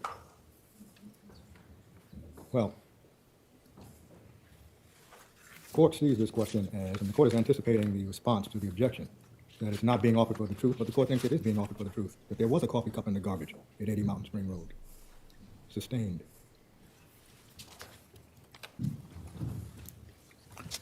All right, well, let me ask you a different question. What evidence did you have a knowledge of that was found, evidence that was used in this investigation, did you find at 80 Mountain Spring Road that you were in possession of when you were questioning Mr. Troconis on August 13, 2019?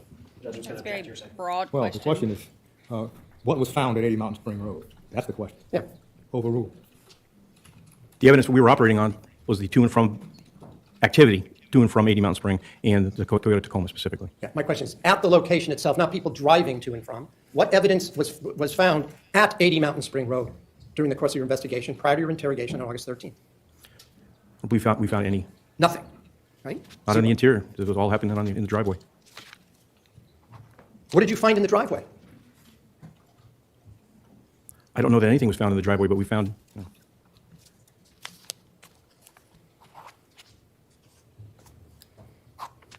She told you that she had brought over cleaning supplies to 80 Mountain Spring Road, right? On August 13th? Yes. Did anybody seize any, to your knowledge, any cleaning supplies at 80 Mountain Spring Road? Well, at 80 Mountain Spring Road, right. We found some in the garbage in Albany Avenue, which may have been at 80 Mountain Spring Road at some point. I don't know. Of course, I didn't ask you that question, sir. Okay. Right? Let's just talk about what was found at 80 Mountain Spring Road. No cleaning supplies were found at 80 because no garbage bags were found there, were they, at 80 Mountain Spring Road? I'm not sure if any garbage bags were found at 80. No Clorox or other cleaning spray was found at No, 80 Mountain that's Spring Road, correct. right? You asked a number of questions as I watched this video the other day on Friday about whether or not she was cleaning windows. Do you remember that portion of the testimony when you were asked questions about it and we watched the video? Yes, I remember that point in the interview. All right. At no time, I just want to be clear, at no time prior to August 13th, 2019, did Michelle Troconis say to you that she was washing windows at 80 Mountain Spring Road, right? That came from So- Pavel, but yes, in none of the interviews did she say This that. is so She pointless. said if you said you had proof of it and you were going to play a video. Remember? I do remember saying that, yeah. And then we listened to some audio rather, that was played for her, right? Yes. And that part said, whatever was played, said nothing about her washing windows, did it?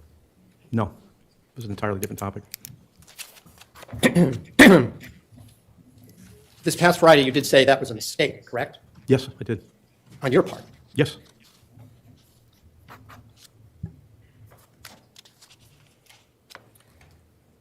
Nevertheless, after you played this unrelated audio clip, didn't she say that maybe I did and I'm sorry if I said that? About the windows? Yeah. Yes, you did. So you convinced her that she had said that even though she hadn't, right? Objection, Your Honor. Oh my God. Cross-examination. Overruled. Right? I don't know that maybe is a statement of conviction. Didn't she say that? Didn't you say, you definitely said you were cleaning windows. That's why we're asking you why you're not saying that now. And in response,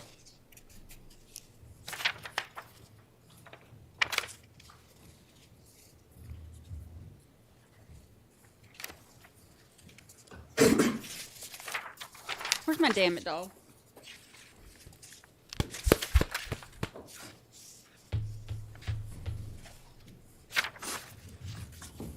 I'm sorry if I said I was cleaning windows. Isn't that what her response to you was? Well, I'm going to object, Judge, because that's way out of context. It should be the entire thing if he's going to do this exercise.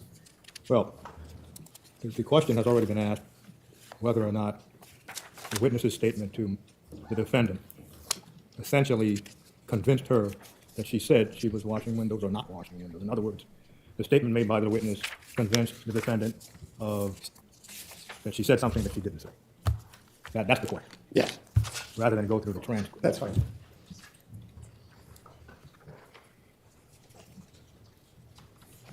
Let me ask, isn't that correct? That you told her she was definitely washing windows, and she said, I'm sorry if I said I was washing windows. Judge, I'm going to object. That is not the sequence as I recall. So there's redirect, overruled. Question in one piece, if you would, Counselor, please. Did she or did she not say to you after you played that clip, unrelated clip, I'm sorry if I said I was washing windows? Between the time of me saying you were washing windows and that statement? Yeah. Yes, she did say that. Okay. With a lot of interim information. Now, you also swore under oath, did you not, in another statement, that Troconis repeatedly told investigators she had been, quote, cleaning windows, unquote, while at 80 Mountain Spring Road. Didn't you swear to that in an affidavit? Can I see that? Sure, I have to mark it for ID. Okay.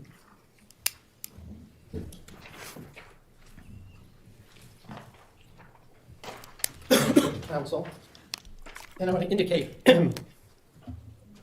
you wrote another affidavit in January of 2020, correct? Yes. And so that was after you had an opportunity to review the recordings and the videos of all three interrogations, correct? After I had an opportunity, yes. Yes. I was going off of notes, wasn't watching the videos themselves. But when you swear to something under oath, you have to be pretty sure because you're saying something as being true, correct? Yeah, definitely. Well, I'm going to object, Your Honor. I haven't shown it to him yet, Your Honor. There's nothing to object to. Oh my God. Oh my gosh. I Respectfully, just get so the question, mad. Your Honor, frankly, was related to the third interview, and that document does not relate to the third interview. So I think it's improper impeachment at this point. But if counsel wants to show it to the witness, I have no objection. What's the question again?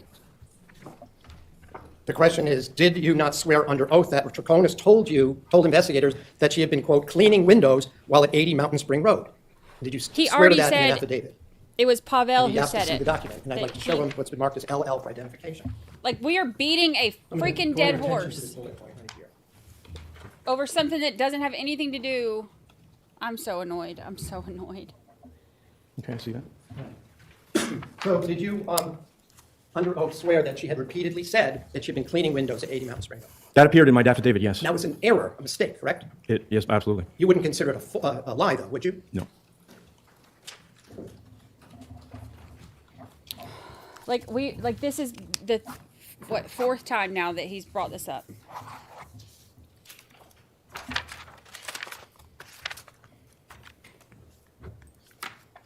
Yes, on Friday you were shown a couple of videos where you pointed to some smoke coming out of the chimney of the house, correct? Yes, correct. And you're aware that that was a chimney connected to a fireplace in that house, right? Yes. In the video, you referred to it as billowing smoke, Well, correct?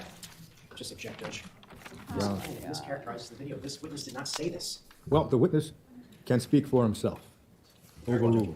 I don't remember saying billowing. I remember saying presence of smoke. Was it Detective Clabby you said there was billowing smoke? In the third interview? Third interview.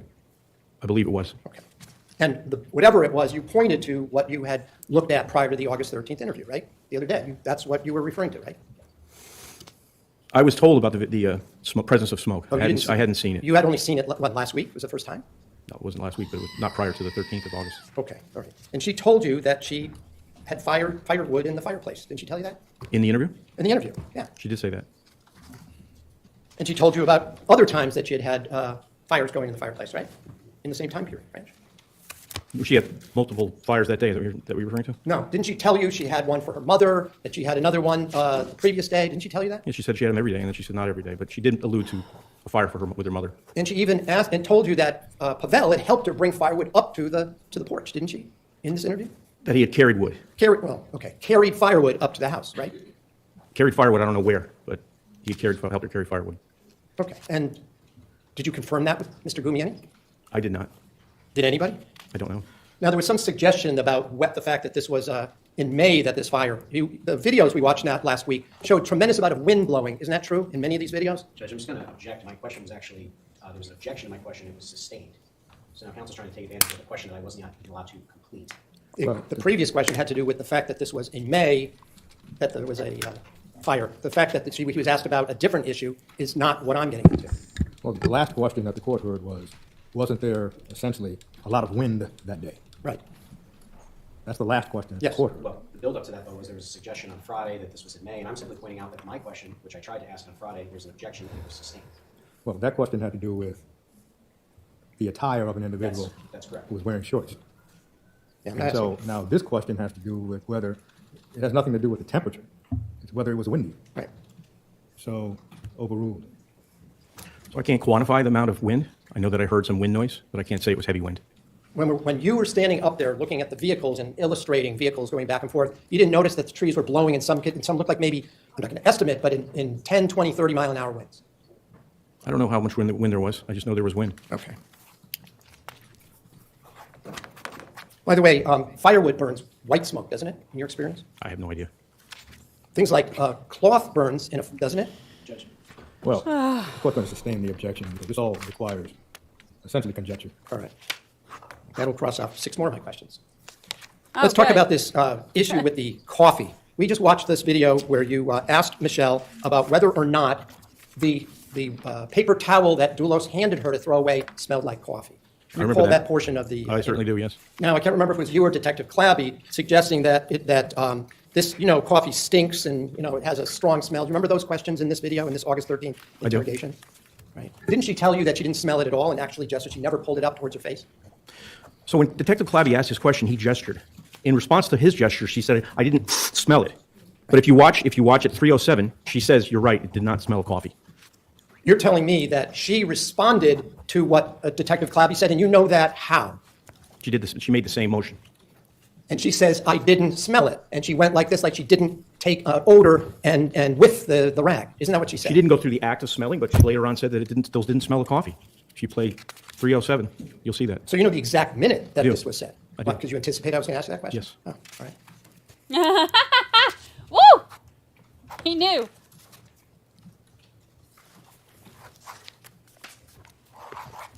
I want to talk to you a little bit about the Tacoma key. You were asked, at least twice as I understand it, whether Michelle Troconis mentioned the Tacoma key prior to the August 13th, 2019 interview. You remember being asked those questions by Mr. McGinnis and you said no, she didn't bring it up? She didn't mention the key. Yes, I You didn't ask her before August 13th about a key, did you? No. You did know that Mr. Gumieni had said, well, maybe she just didn't want to leave a key in an unmanned vehicle when no one was home, or words to that effect. No. She said that. Didn't Mr. Gumieni say that in his interview prior to August 13th? Jack Judge calls for hearsay. It's not being offered for the truth, it's the fact it was said. Well, it is being offered for the truth because it's being offered to show that the account that Michelle Troconis did not know or had the key inside of the vehicle was contradicted in some way at some other point. So it is being offered for the truth of the matter asserted. So sustained.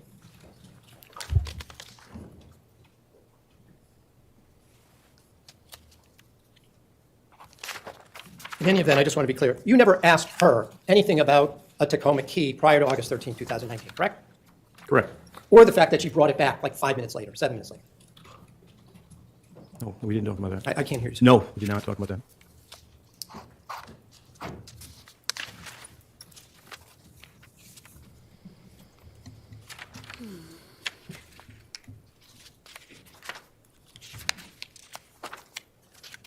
I hope he gets a paper cut turning those pages.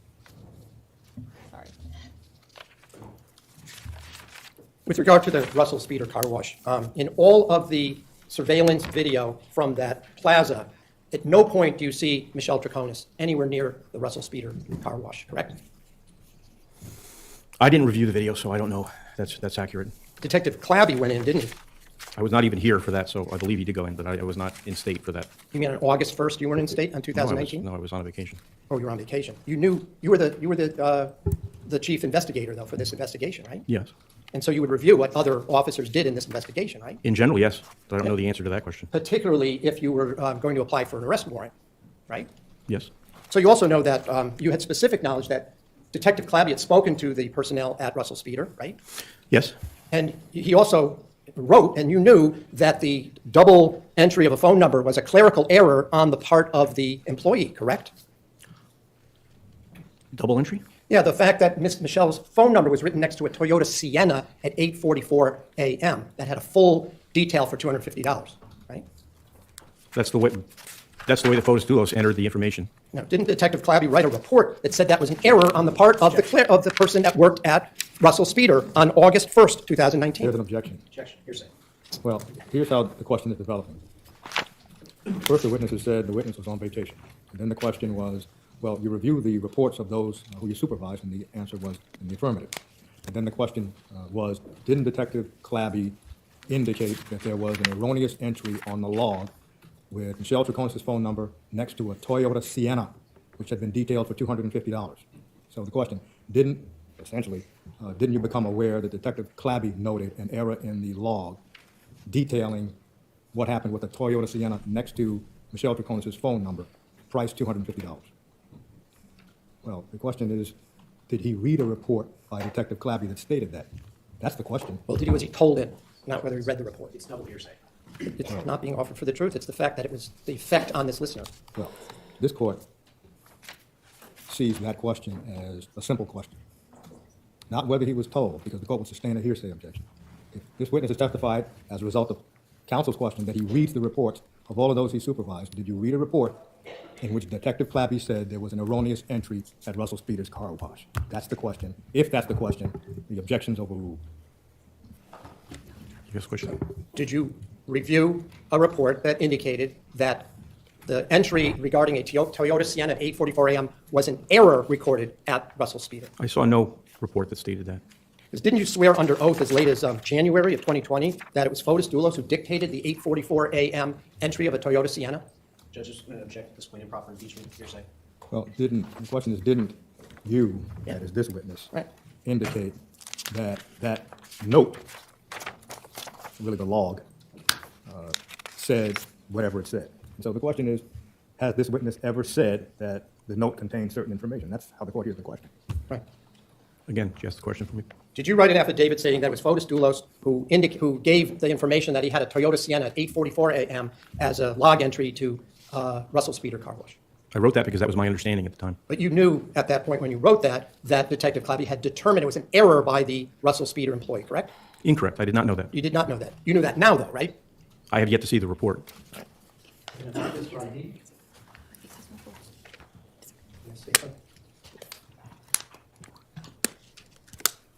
Well, the court is trying to understand what the ID marking means. This witness has said that he didn't recognize that that Toyota Sienna entry was erroneous at the time, but now he does. And he included that in an affidavit. So that's been admitted. Well, he didn't admit, I didn't hear him admit that he now knows it was erroneous. If he is, then I don't need to do this. Are you admitting that that information was erroneous now? I would need to see the report to determine that. All right, well, that's where we're at, Your Honor. Could I have a...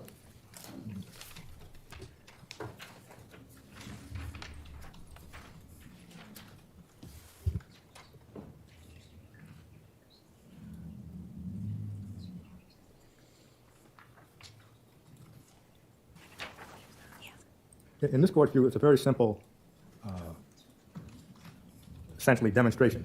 If Sienna is in the report, then the witness can indicate that's an error.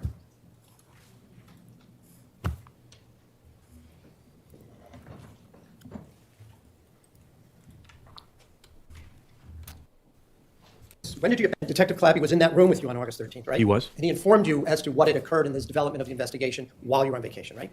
Yep. Yes. All right, so I'm going to show you what has been marked for ID as MM. And so you don't have to read the entire report. I'm just going to have you start with right here. Yeah.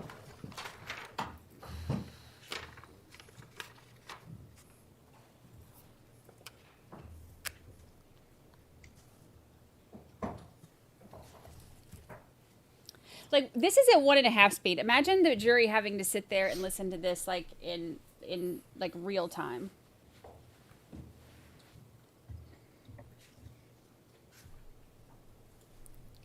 Do that, right?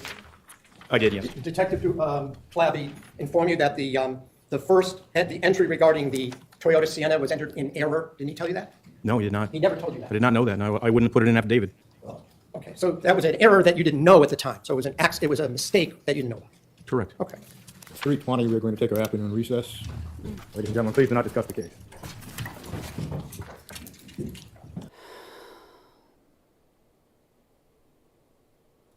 Investigation that they didn't follow up. I just cannot even. I am trying so hard to not get annoyed. The state's, except when they're playing the video, the state's direct of this witness from both from all of Friday, including I think Thursday when he started, or whenever he started, all had to do with what other police told him. When I objected on hearsay grounds, and the state said, well, it goes to the effect on his investigation, the court overruled my objections. What's happening, though, I just want to be for the record, is that when I'm pointing out things that are essentially exculpatory that they learned during the investigation that they didn't follow up on, it's suddenly hearsay and it's being sustained repeatedly. So I'm noting that the same grounds that allowed this witness to testify as to what others told him was permitted, and now it's being precluded on cross-examination. I think it's like I think the case, the one to cite would be Wardius versus Oregon 412 US 470, which basically says that when rules are applied differently to the state versus the defense, that it becomes a due process violation. So what's happening is anything that was consistent with their narrative, hearsay was allowed in, but I'm pointing out all these things that this witness knew or learned during the course of the investigation prior to August 13th, and it's being excluded on hearsay grounds when it's not being offered for the truth. It's being offered to show that he knew these things at the time of the investigation. So I just want to put that on the record. I'm almost done, but I wanted to at least state on the record my concern. Well, here's the difference. Court, Here's first the of all, it's not going to revisit. Here's the difference. In the interviews, it is not always clear the reasons the interviewers are asking the questions. So what is clear is that they're asking questions in order to get a response from the defendant. They're not asking questions, and those questions coming in basically based on hearsay information to prove the matter asserted. They're asking questions to get a response. Some of the questions are genuine, some are disingenuous. But the purpose is to get a response from the defendant, whether the information that they conveyed was basically hearsay information or not. In counsel's questions, for example, counsel asked the question, well, did you find out to this particular witness that there was actually a coffee cup in the garbage at 80 Mountain Spring? That's not to get a response from the witness. That's to prove that there was a coffee cup in the garbage at 80 Mountain Spring. The questions that are based on hearsay asked during the interview elicited responses whether those questions were genuine or not. That means whether they were truthful or not. I love this. In this court's view, the questions asked by counsel essentially are efforts to get in hearsay statements for the truth of the matter asserted in those statements. That's the difference. Judge, can I That's also the speak on difference. this issue Good. very briefly? I love Judge, that. at sidebar, I had raised an objection to one of Attorney Schoenhorn's questions earlier because essentially Attorney Schoenhorn asked a question for which there was no factual basis to ask. Specifically, he asked Detective Kimball, isn't it true that, and words to this effect, Judge, because I don't remember the exact question, that by August 13th you would have known that my client's phone records showed a incoming call from Enterprise Rental. And I pointed out at sidebar on May 28th, and I pointed out at sidebar that those particular records, which were subsequently suppressed, only went until May 27th. So there was no factual basis for that particular question to assume that the detective would have known that on August 13th. When I raised this at sidebar, the defense's response was you didn't basically object fast enough. And I just want to know, and the state, incidentally, the other day had the fortitude to say that we had made an error when we asked a question and we moved to strike. And I want to know if the defense is similarly going to say that they made an error in that question and the state will join in their motion to strike because that was not an appropriate question. There was no factual basis for it. I'll just say, I don't even know for a fact that those records only went through May 27th would be, what, 1 day or 2 days prior? No, 1 day prior. May know that, but I'm not willing to say that without knowing that that's the date that we're talking about. I thought the records were through May 31st personally. So I don't have those records here to know that, in fact, they didn't include the next day. We just litigated this the other day, and I pointed out to the court that this warrant application, which the court indicated it was not going to grant the defense motion to suppress, was different in that the previous application only went until May 27th, and this application went the week before and the week after. So when counsel says he didn't know, I'm surprised by that comment, given that we just litigated it the other day. And so I'm once again asking, are they going to have the fortitude to move to strike that question and answer in front of the jury? Well, this is not going to be essentially a test of any counsel's fortitude, moral or otherwise.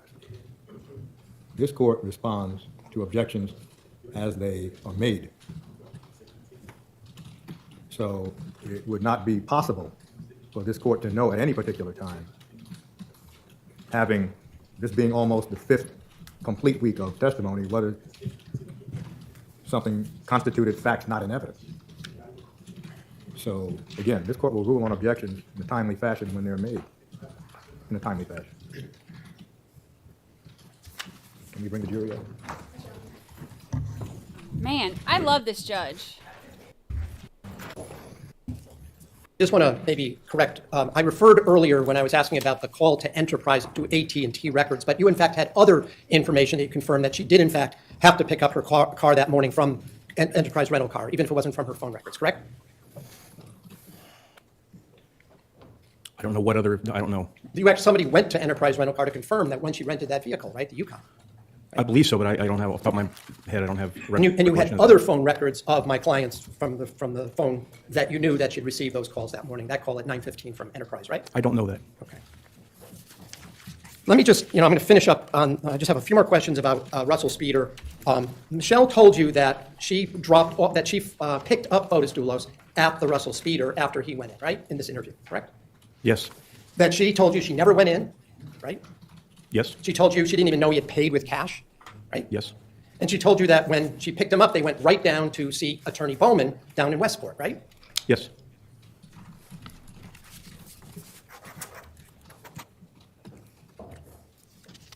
One of the other things towards the end of the interview, you showed Michelle a picture that we see in the video of another woman with Fotis Dulos. That's one of you refers to as Michelle 2.0, I wrote down, right? It was not me that did that, it was Detective Flabby. Okay, but you were the one who showed her the picture, right? Correct. And that was a picture of a woman, just so we're clear, named Anna Curry, right? That's correct. And this is the woman that moved into Fotis's house a short time after Michelle moved out, correct? That's my understanding, yes.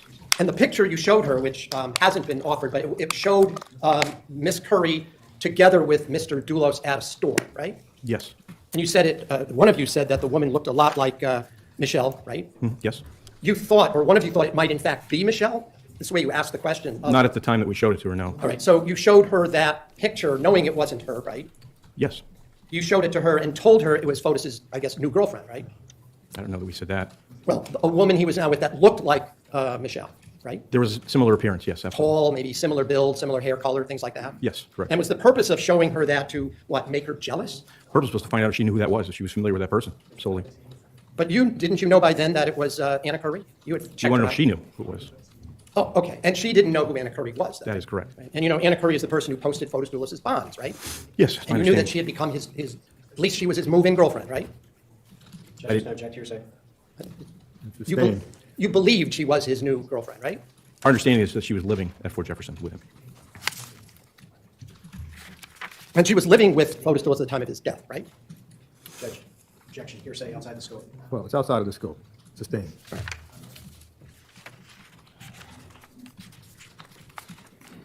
Who asked the question whether or not that it might be by design that she looks like you? Who asked that question? Well, first of all, it's not a question. Well, I don't know who said that. I'm not sure who said that, but it's not a question.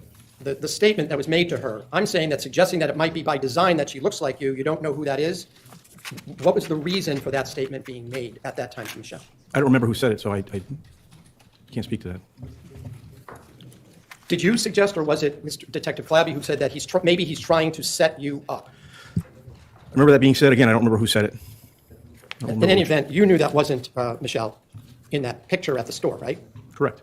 And then I'm just going to ask a couple more questions. Now, when Michelle indicated to you that on the morning of May 24th, she had gone to the Stop and Shop, correct? Correct. And she reiterated that during this interview, correct? Correct. You actually had a copy of the receipt from the Stop and Shop showing, in fact, what she had bought and when she had bought it, right? I didn't have one in that interview. Well, you had it, pictures were taken of it, that you had seen what the evidentiary services people took pictures of, right? I don't remember whether pictures were taken of it. All right, I'm going to mark this Brandi.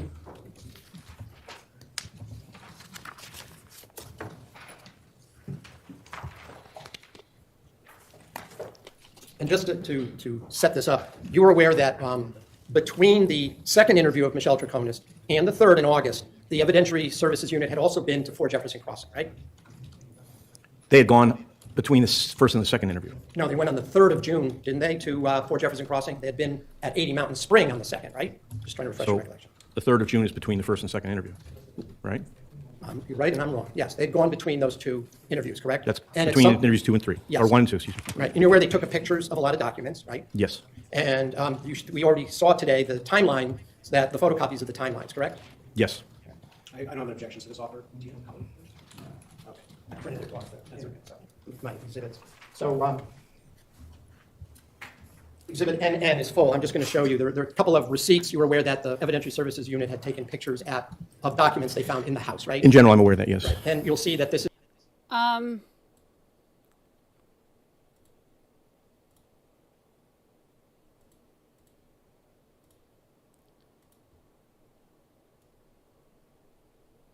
take a break for a minute because I could use a break from Shoehorn. We'll watch the press conference for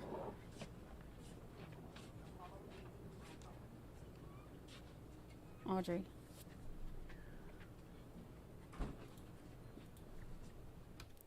It's a couple minutes behind. For helping us with the coverage over Audrey, over her missing. Your help has been immensely appreciated. It's been great. I want to thank again everyone who has been engaged in the efforts to find Audrey, from the investigators to the volunteers who have spent countless hours in hopes of finding her, and to the community members who have been here supporting us since day one. I also want to say thank you to Trinity River Authority for lowering the water levels so that the divers could reach areas of interest. At this time, I sadly announce that Audrey's body was located at the Trinity River on the U.S. Highway 59. As a result of today's developments, I will discontinue the Amber Alert for Audrey, and I want to thank DPS, Department of Public Safety, for all their help in this alert. The information that we have gathered in this criminal investigation is substantial.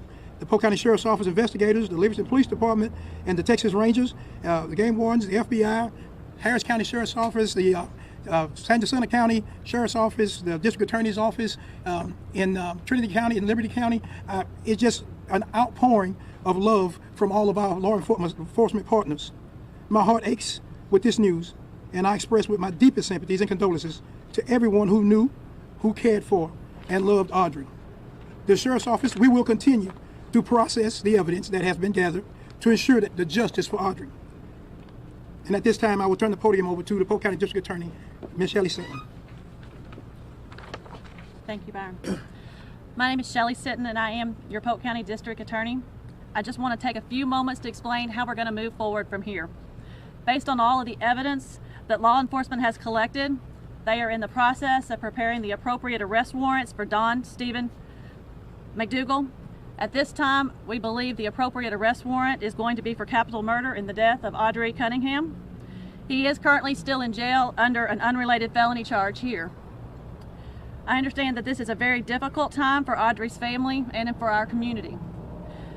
The substantial law enforcement resources that were marshaled by the Sheriff Lyons, I think should show you that this county and law enforcement, they will come out when they need to protect our children. And the assets that we have been made available to Polk County to protect our children have been substantial. And at this point, as Sheriff Lyons said, he'll continue to collect the evidence and process that. The District Attorney's Office is going to stand right beside them and follow through, and we promise that you can assure that the District Attorney's Office will be just as dedicated to this case as every one of these law enforcement officers that are standing behind you to do what is right for Audrey and bring justice to our community. Thank you.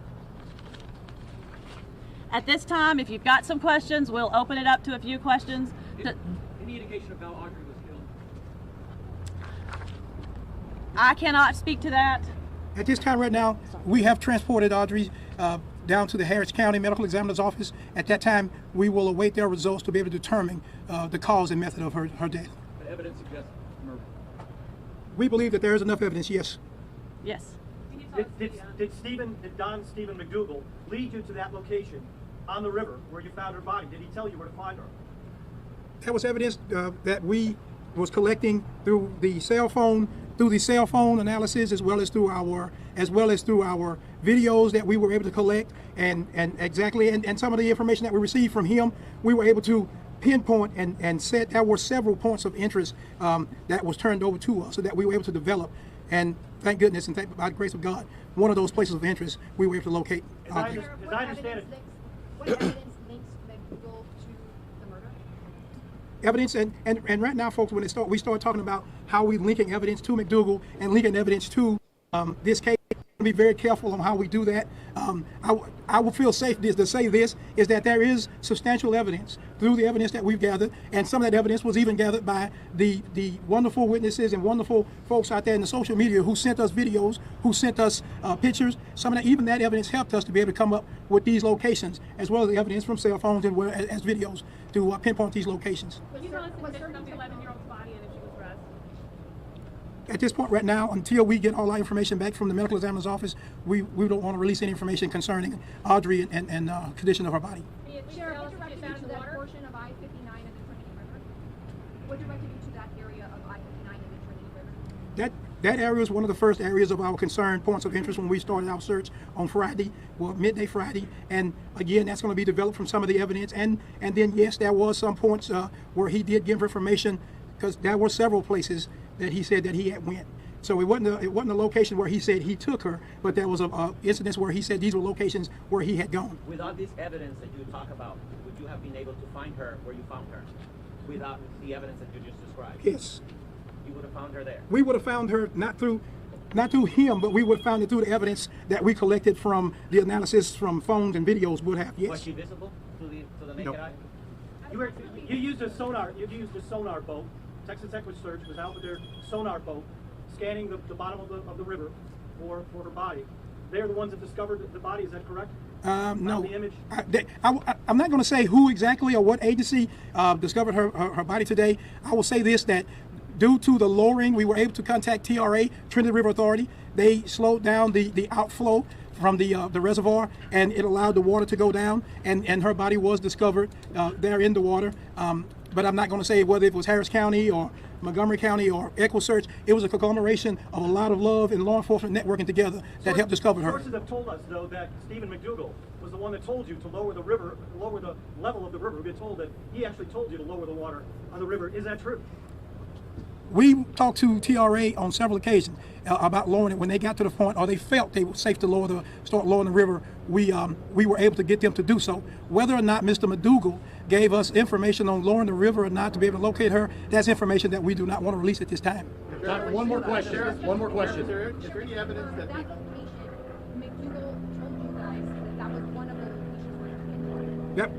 He did advise that was one of the locations that he had gone. Not that he was saying that she was there or any other location, but we know that he went there as well. Shall we see her? If there is this property, do you think of the death penalty? Until we get all of the evidence and all the autopsy reports, we're going to have to hold and work with law enforcement to determine what is the best solution to this case. If the evidence supports that, that is something that we're going to look into. Is there any evidence she was held somewhere else, or was she killed pretty much the day she was here?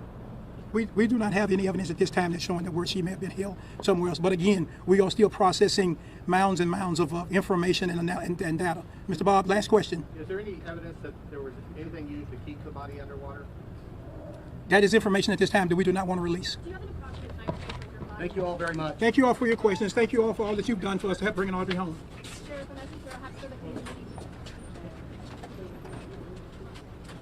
It literally, like, physically makes my stomach hurt. Like, it physically makes my stomach hurt. This side, I'll show you, is the Stop and Shop. Is a photocopy of the picture they took. So I'll just be clear, this is not the original document. It's just a photo of a receipt, right? That's the way it appears, yes. Yeah, and you'll see that it lists the address as Bushy Hill. Bushy Hill Road in Simsbury. You see that? Yes. And it shows that the time of the purchase was May 24th at 10:01 a.m., correct? I see that, yes. And it shows she bought stuff at the cheese shop, the deli, the produce, and then it says seafood. It says SB, raw, 2 pounds. Maybe that's sea bass. I don't know, but you see that there, right? I see that, yes. And that she He's called Produce. used her American Express card to pay for that, right? Yes. And on the same photograph, they also took a picture of the Starbucks receipt, right? Apparently. And that was the May 24th at 7:59 p.m. It shows exactly what was purchased at the Starbucks, right? Yes. And specifically also included that she paid with a MasterCard, right? Yes. And there was also officers viewed video of of Michelle entering the Stop and Shop, correct? Yes. Can I have this mark, please?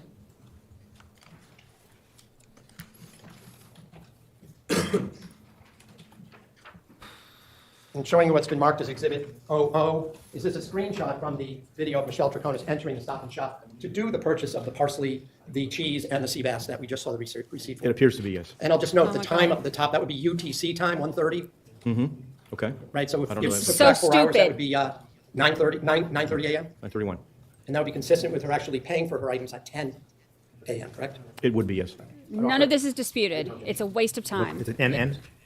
This is Literally wasting time. Oh, admitted it's full. And I'll just show it to the jury. And again, it shows Mr. Troconis talking on the telephone, or appears to be having her phone up at her ear as she enters the store, correct? That's what it appears to be, yes. Okay.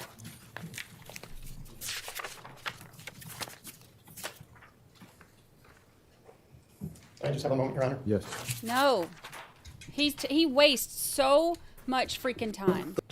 I don't remember testifying that. I'm not sure what date I was made the lead investigator. In any event, you were the lead investigator as of August 13th, 2019, Yes, right? that's true. And so that any decisions that were made regarding moving forward on investigation or making arrests was made by you in consultation with others, correct? It was made by my sergeant in consultation with me. And with the state's attorney's office, And with right? the state's attorney. Okay. So you couldn't do any of this just on your own, right? Absolutely So this was a collaborative effort on your part with your sergeant and the state's attorney? Correct. Mr. Colangelo at the time, right? Correct.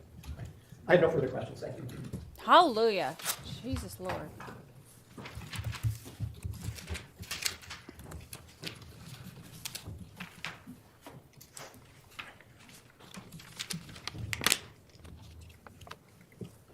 Detective Kimball, on cross-examination, you were asked about K-9 units searching various areas. Is that correct? Yes, sir, that's correct. A K-9 unit involves what type of dog?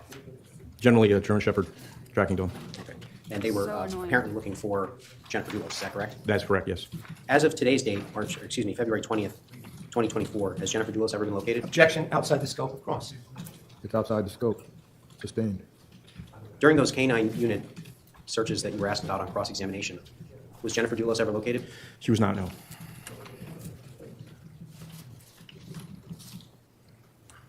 You were asked on cross-examination about the fact that it was actually the defendant who brought to your attention in the third interview that she had answered Mr. Dulos' phone. Do you recall those questions? Yes. What did the defendant say about Mr. Dulos' phone on June 6, 2019? I asked her, she knew Objection it. asked and answered. Well, the preliminary question was, in the interview on August 13th, it was the defendant who stated that she responded to the call of Mr. Dulos' phone, or on Mr. Dulos' phone. The next question is, what did she say on the 6th of June? Well, there's been a significant amount of testimony in this case. If it has been asked and answered, it may be difficult to recall that it has been asked and answered, so overruled. What did the defendant say about Mr. Dulos' phone on the 6th of June when you interviewed her? During that second interview, I asked her if she knew where Fotis' phone was, and her response was, with Fotis, I suppose. I asked her if it would be unusual if he left his phone behind, and she said it would be. So she didn't say anything on June 2nd or June 6th about answering the phone, correct? Not at all, no. You were asked on cross-examination and shown video of a vehicle arriving at Fort Jefferson Crossing at 7:21 a.m. on Okay, May that's 24th. a really big point that he just made, because Shoehorn's yapping on and on and on about how you wouldn't have even known that she answered the phone if she hadn't volunteered that information, because she's so willing to help you and is only trying to help you, and you wouldn't even know that, blah blah blah. And they said that she finally told him that in whatever interview, the third or whatever it was. And that's a huge point that he just made on redirect. He said, you were asked about her answering Fotis' phone. What did she say on the other interview? And he said, I asked her where Fotis' phone was, and she said, well, I guess it was with Fotis. Okay, if now she's saying I answered the phone, then that's a huge deal, because it wasn't just like, oh, I'm volunteering this information. She, once again, lied before. 2019, correct? Correct. And you were asked on cross-examination who that vehicle belonged to, correct? Correct. Who did that vehicle belong to? Ket Winnie. You were also asked on cross-examination whether or not there was any video of Mr. Mooney's vehicle leaving Fort Jefferson Crossing, correct? That's correct. I'm just going to play Judge if I could. It's from State's Exhibit 90.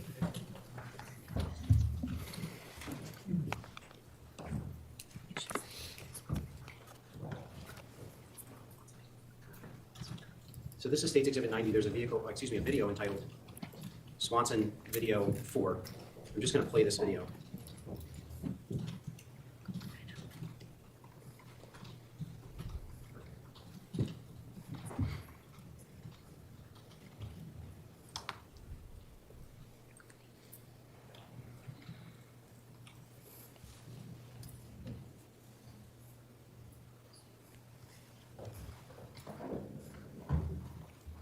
Oh, you can see the car moving back there.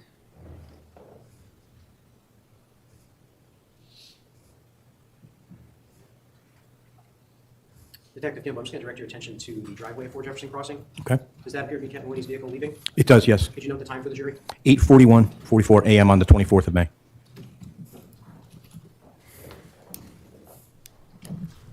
You were also asked on cross-examination whether or not you had arrested Kent Mooney in connection with this incident. Do Yes. you recall that question? I do. What did you arrest Kent Mooney for? Kent Mooney was arrested for conspiracy to commit murder in connection with the murder of Jennifer Dulos. And are those charges still pending? They are still pending, yes.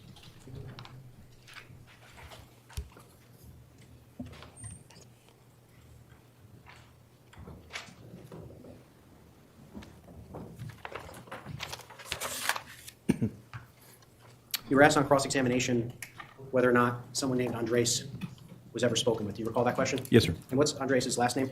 The best of my ability, it's Tutsi Artis. And did he wish to cooperate with the investigation? Objection, hearsay. Well, the testimony has already been adduced that the gentleman declined to cooperate. So, overruled. Did he cooperate? He did not cooperate, no.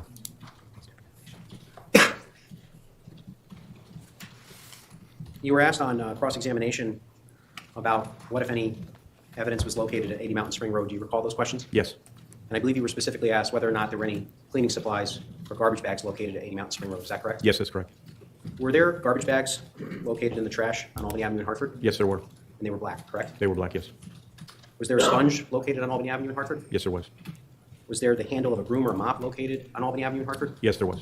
And who indicated to you that they had brought cleaning supplies to 80 Mountain Spring Road on May 24th? Michelle Troconis did. Was there also a towel found on Albany Avenue in Hartford? Yes.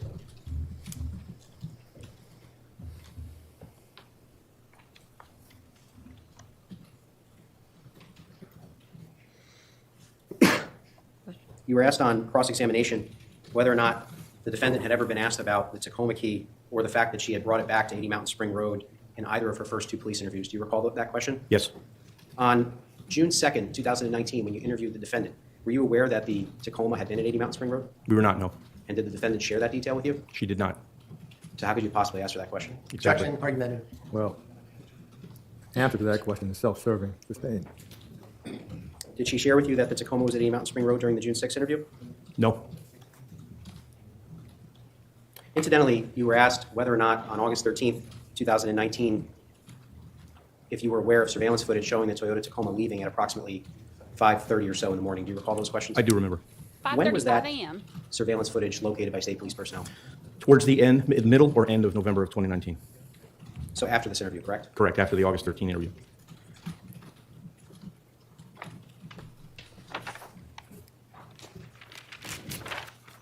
You were asked some questions on cross-examination about affidavits that you submitted in support of warrants in this case. Do you recall those questions? Yes. Detective, could you maybe characterize the nature of this case in terms of the amount of information that you were receiving as the lead detective? Objection, vague. Well, the question, can you discuss the amount of information you received, essentially in preparation of affidavits? There can be a very short answer, such as tons. And that's what the court expects. So it's the court doesn't want to preempt the examination, but that's what's coming. So the court's going to allow that question. The objection is overruled. Maybe I'll just rephrase. I'll try to short-circuit this, use the judge's word. Was it tons of information? Tons. It was a huge investigation.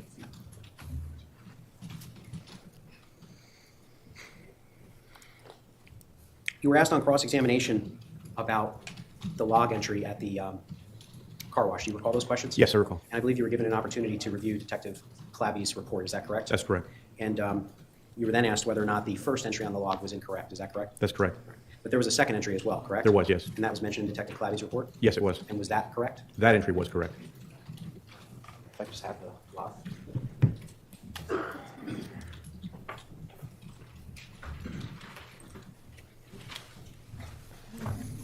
I wish y'all could see the way Lucy's laying on my desk staring at me. I'm rubbing her belly and she's like this.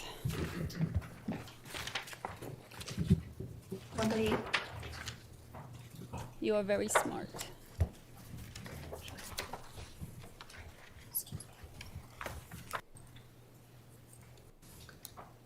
So, Detective, you had an opportunity to review Detective Clabby's report, and you were asked about a wrong entry and a correct entry, correct? Yes, correct. All right, I'm just going to ask if you could just step down and, based on what you read in the report, can you indicate to the jury what the correct entry was? This prosecutor is, he's quick, he's sharp. correct entry appears to be on this line. This is Michelle Troconis' phone number. The vehicle description is blank. The time is 9:14. Times 2 is detailing times 2. And this is the price which needs to be paid. In other words, it's not paid at the time of the session. Hi, pretty. I go to move my hand and Lucy grabs my hand and puts it back. You're very funny. You're very funny. You're my best friend. Game 5. Good girl. Good girl. No. I want to just direct your attention to earlier on in the interview. I don't have the exact timestamp. And you were asked some questions on cross-examination about the smoke from the chimney. Do you recall those questions? Yes.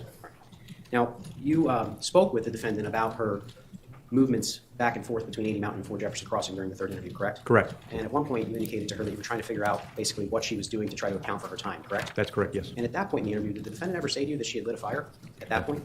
No. She mentioned maybe being on her computer, I think, correct? Yes.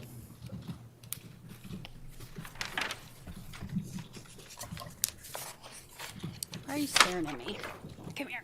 If I can just have a moment, Judge? Yes. Why are you staring at me? Nothing further, Judge. So I just want to be clear. You just said that you didn't get any of the 77 Mountain Spring Road surveillance before the August 13th interview. Is that correct? I'm not saying that, no. I don't remember when we got that. Was it surveillance? When I mean the video from across from Right, 80 Mountain 77 Spring. Mountain Spring Road looking at 80. I don't Yeah. remember when we retained that video.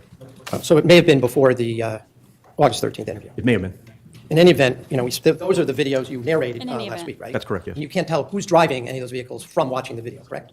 No, we just know because of your defendant, your client telling us who was driving them. Right. But other than that, you can't tell just by watching, right? No? You can't tell what's inside any of those cars either from the video, can you? No, you cannot. Or who's bringing what at what point, correct? No, we have to rely on her description. There may be one additional question.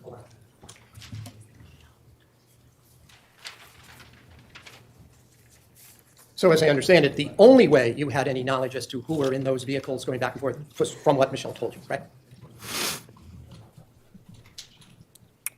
We saw individuals walking at the along the ribbon line. So yes, it's essentially yes, to answer your question. All right, thank you. No further questions. I have nothing on that, Judge. Dr. Kimball, you may step down. Thank you.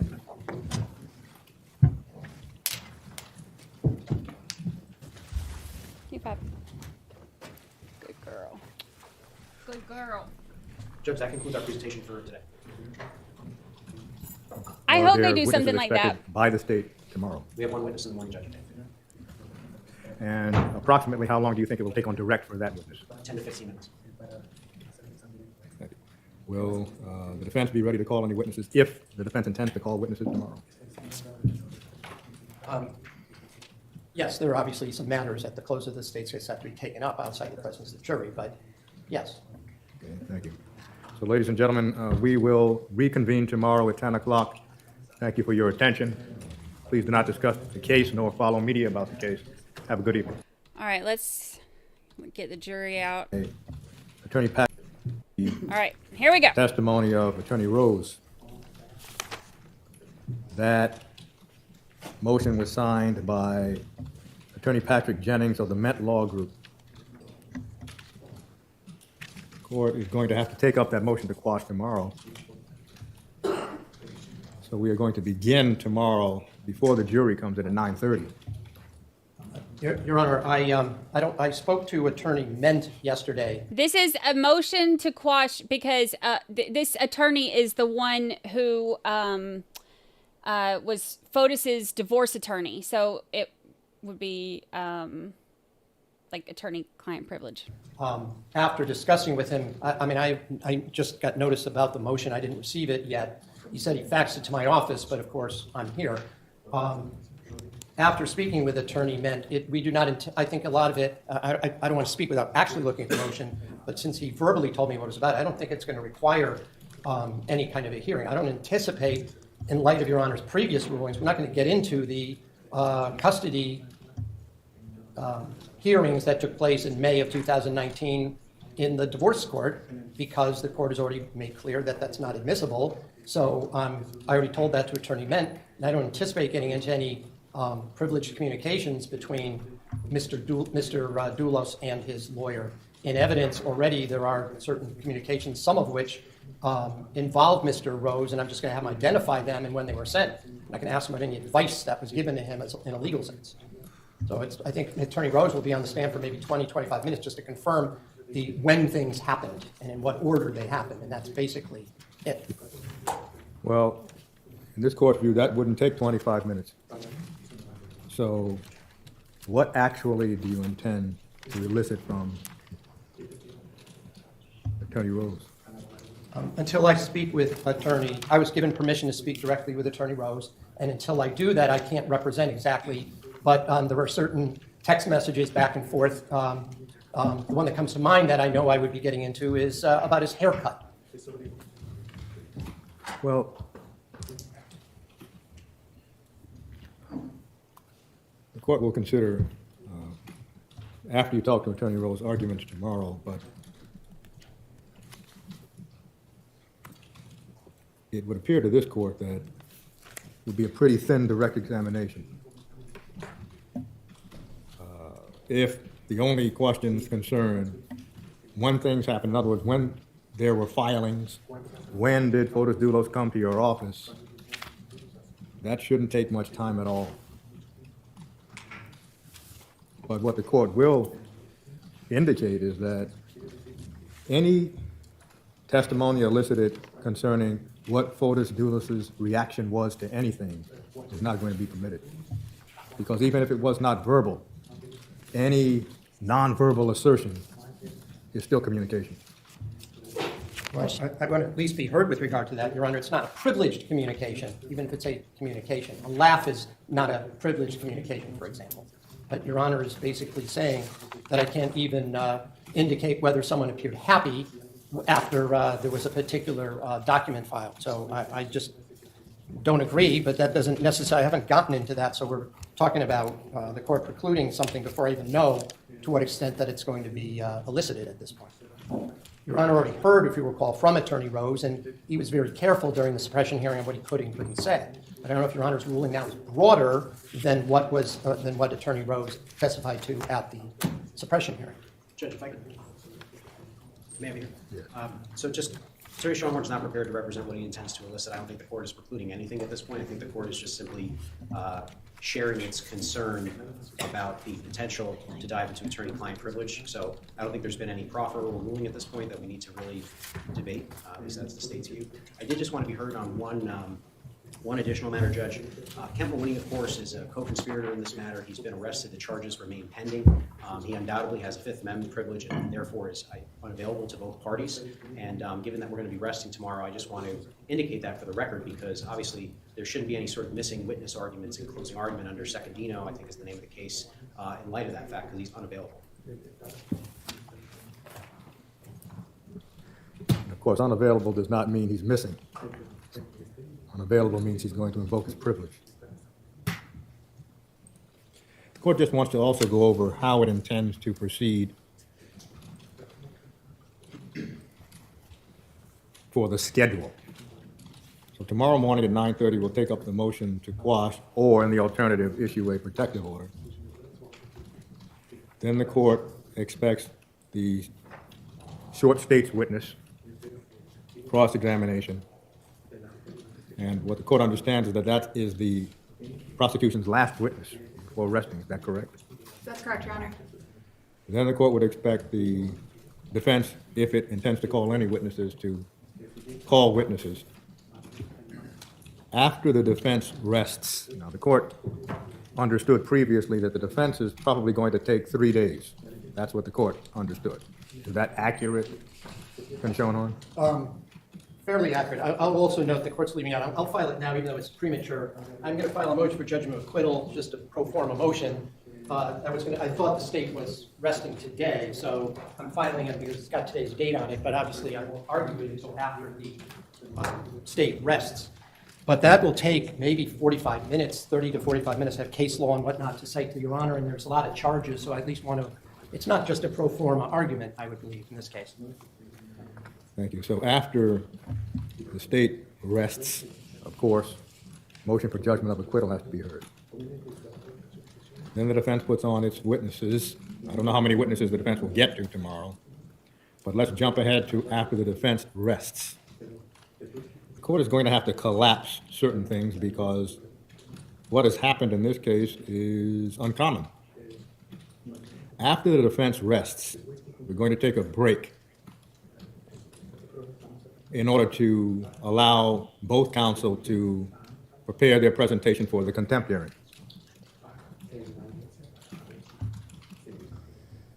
Now, the court does not know if all of that can be done the same day, but that's going to be the order right now. The court did not want to proceed with a contempt hearing interrupting the defense case. Only after the defense rests. The court will indicate today that the contempt hearing, if a contempt finding is made, is not going to impose a sanction at that time. Because that is a sanction that would be imposed, if there was one to be imposed, before closing arguments, and the court does not want to essentially disrupt the defendant's Sixth Amendment right to a defense. And in this court's view, having practiced criminal defense for a long time, would find it disruptive if the court proceeded with a contempt hearing, made a finding, and then asked counsel to prepare closing argument. Too disruptive.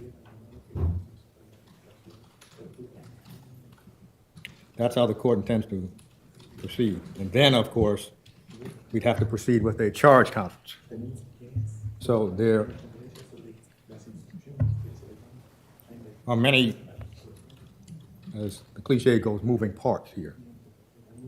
The court wants to try to make sure that the jury is not surprised and informed that, well, we're going to be here a lot longer than March 1st. So that's the reason the court has to proceed this way. If there is a finding of contempt, sanctions will be imposed when a verdict is returned, whether it's guilty or not guilty, on all of the counts. Tomorrow, 9:30, we'll take up the motion to quash. Is the attorney that filed the motion going to be here? I mean, The court does not know. have they been notified? Because I Court would does say not. that, The court does not know. This was just handed to the court right before the court came into the session. there's one other thing I did want to at least bring to Your Honor's attention. Attorney Felsen and I have decided that in light of the nature of that allegation, that it would be inappropriate for either of us to represent Ms. Troconis, and then she has been reaching out to other counsel who will be, depending on when that hearing is scheduled, would be coming in. It's just, whatever happened during my cross-examination of one of the state's witnesses, and I just don't think it would be appropriate for us to represent her to the extent that puts us in a position that's certainly, I'm not going to say it's adverse to our client, but certainly puts us in a position where we may have information that is outside of what would normally be what you'd represent the client for. And the fact that there were prior counsel and all these other things that have to be investigated. So, Do you wish to be heard, Attorney Matt? On an unrelated matter, Your Honor, with respect to the fact that I just make a request of the defense and bring it to the court's attention that throughout the course of the trial, the state the night before has given the defense attorney's list the names of individuals who will be testing the next day. The state is asking for that same courtesy. So the counsel could indicate which witnesses will be testifying tomorrow. I know there are experts coming from out of state, so the state would like to know which ones to prepare for tomorrow. neither for tomorrow, Your Honor. If I may know who is testifying Sure. tomorrow. Once we're done, I'll just tell her. Thank you. Thank you. If there's nothing else, we will stand adjourned until tomorrow morning. The session will start at 9:30. Thank you. Thank you. We'll stand adjourned. All rise. Wow. So, wow. All right. So basically what had happened was, the judge said that they're going to take a break from the trial once the defense rests. Tomorrow is the final witness for the prosecution, which is going to be Jennifer's mom, and they only expect that to last for a couple minutes, or not a couple, but he said, I think he expects the direct to be like 15 minutes or something like that, not much. So that's going to be tomorrow, and then the state's going to rest, and then the defense is going to file a motion for acquittal. Well, they're also going to do tomorrow morning. They're going to do the motion to quash, which I mentioned and explained a little while ago. So they're going to have the final witness tomorrow, which is going to be Jennifer's mom. It's expected to be short, and then the state will rest. Then Shoehorn wants to file a motion for acquittal. They all do it. It's even when you have all the evidence in the world against somebody, their attorney will still, ask for a directed verdict. So basically, he's going to go through, and for him, of course, it will be way longer and more tedious than it is for most other people, but that's what we've kind of gotten used to with him. But he's going to file that. He said that he expects that to last like 45 minutes because of the case law that he wants to bring up during that, which 45 minutes for whatever. So anyway, so that's a whole big mess. So he's going to ask for a directed verdict and drag it out as long as he can, I'm sure. And then the defense is going to start tomorrow. Now, as for the contempt hearing, so the contempt hearing is based on the stuff that we saw with her having the stuff on her computer. Remember, we went through all of this over the weekend. They had the cameras could see the computer, and people in the gallery could see the computer. And she had what they said was that sealed document, custody document, pulled up on the computer and like blown way up. And there's also when the DNA expert was up there, she had an article pulled up on her laptop so that everybody could see it about DNA expert testifying falsely or whatever.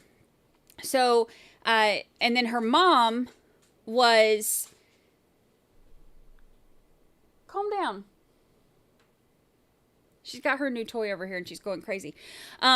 So her mom, when they basically busted her, her mom, like, they said, tried to tell her to take it down so that she wouldn't get busted, is what they were saying. And then they said that they believe her mom was like mouthing stuff to the jury. So they are doing a contempt hearing. So the reason that they have waited, they didn't want to do it. He didn't want to pause the trial while it was going on to do this. So he said that he was going to wait until the defense rested. So the judge just said that they're going to wait until the defense rests to do it, and then they're going to and then they're going to have the contempt hearing, and then they're going to do the charging instructions, and then have time to prepare closing statements and stuff. So it would be lovely if they just did it during verdict watch, so we'd have something to watch, but that's not, that's apparently not what's going to happen. That's not the schedule that he has decided on, so that's okay. Mildred, thank you for the super chat. Someone on the defense side is in huge trouble. I was surprised they let Michelle even have her cell phone, but a laptop too. Yeah, and it didn't work out too well for him. So Shoehorn and his... and the other attorney, I cannot remember her name, the female defense attorney, they have decided it would be better for them not to represent Michelle during the contempt hearing. He said, whatever he just said about the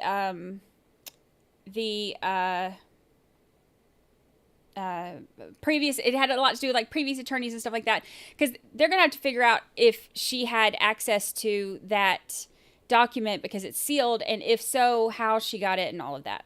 So So that's going to happen. Let me look.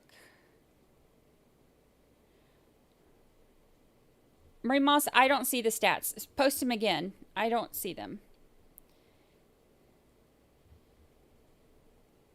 Somehow I missed it. It's not showing up on here.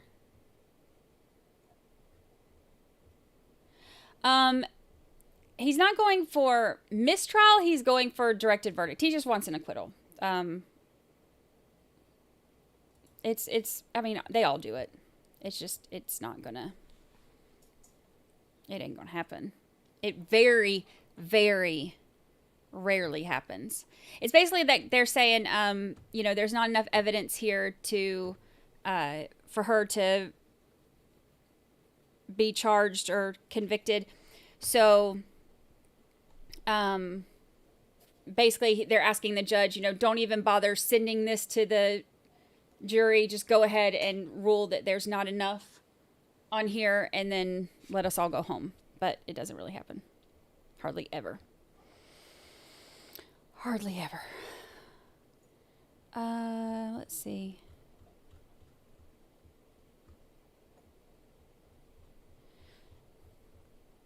Marie Moss, I don't have the stats. If it did it when I was explaining that and I wasn't watching chat, then I missed it. If you'll post them again, I'll show it before we go. So,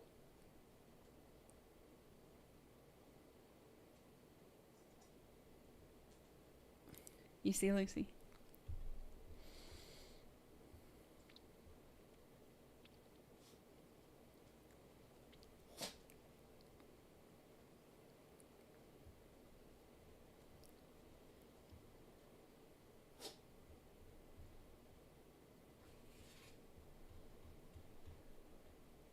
I'm looking.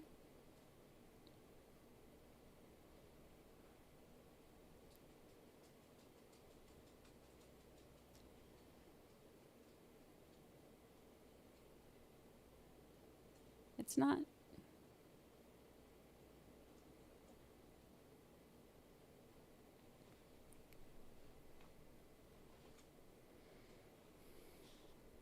Calm down, Luce.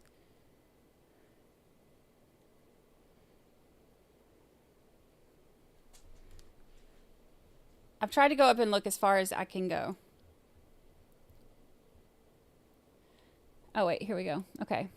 All right, 1 witness, 2 sidebars, 37 objections, 91 rights. In any event, 7, that means he was wrong 7 times. Lies, 29. Oh, my God. 58. God, there's so many of those. And I side... I side 13 times. Ugh. Not surprised. Not surprised. I'm actually surprised it wasn't more. I get so annoyed. I get so annoyed with him. I try not to.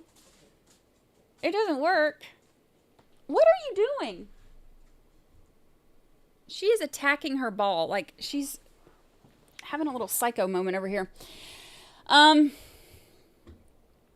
That's funny. 13 size. That means 13 times I almost lost my cool with Shoehorn. That's really funny. All right, so tomorrow I will probably I'll be able to start a little bit earlier tomorrow, I think. Probably do. She is going to town on this ball. She is freaking out. Did you get you a new toy? This is one of the ones that Mermaid Center. Here, let me see. Let me see. Watch.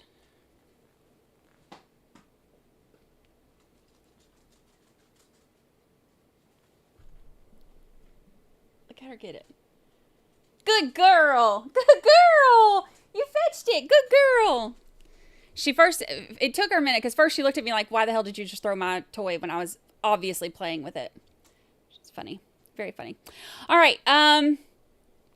that's all I got for today, y'all. I am going to go rest and watch the sunset. I'm going to take Lucy out and watch the sunset. I will see y'all tomorrow. We'll have to play it by ear depending on what time I get home from treatment. It'll probably be sometime around 11 Central, maybe 11:30-ish. We'll kind of play it by ear, but we'll be able to start a little bit earlier tomorrow than we did today. So, and they'll have that hearing in the morning, so they're actually starting a little bit earlier too. So we'll be able to watch everything. And then the state will rest tomorrow. I thought this day would never come. All right, y'all, I appreciate you. Thank you for hanging out and reporting for jury duty. I love you all, and I will see you tomorrow.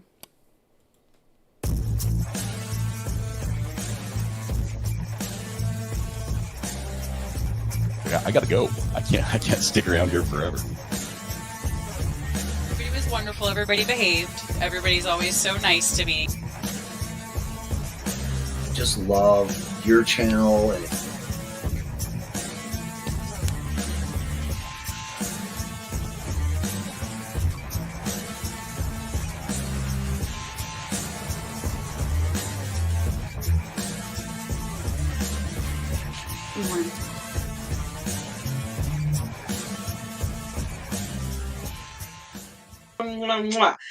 Goodbye, good people. Now, how the heck do I get out of here?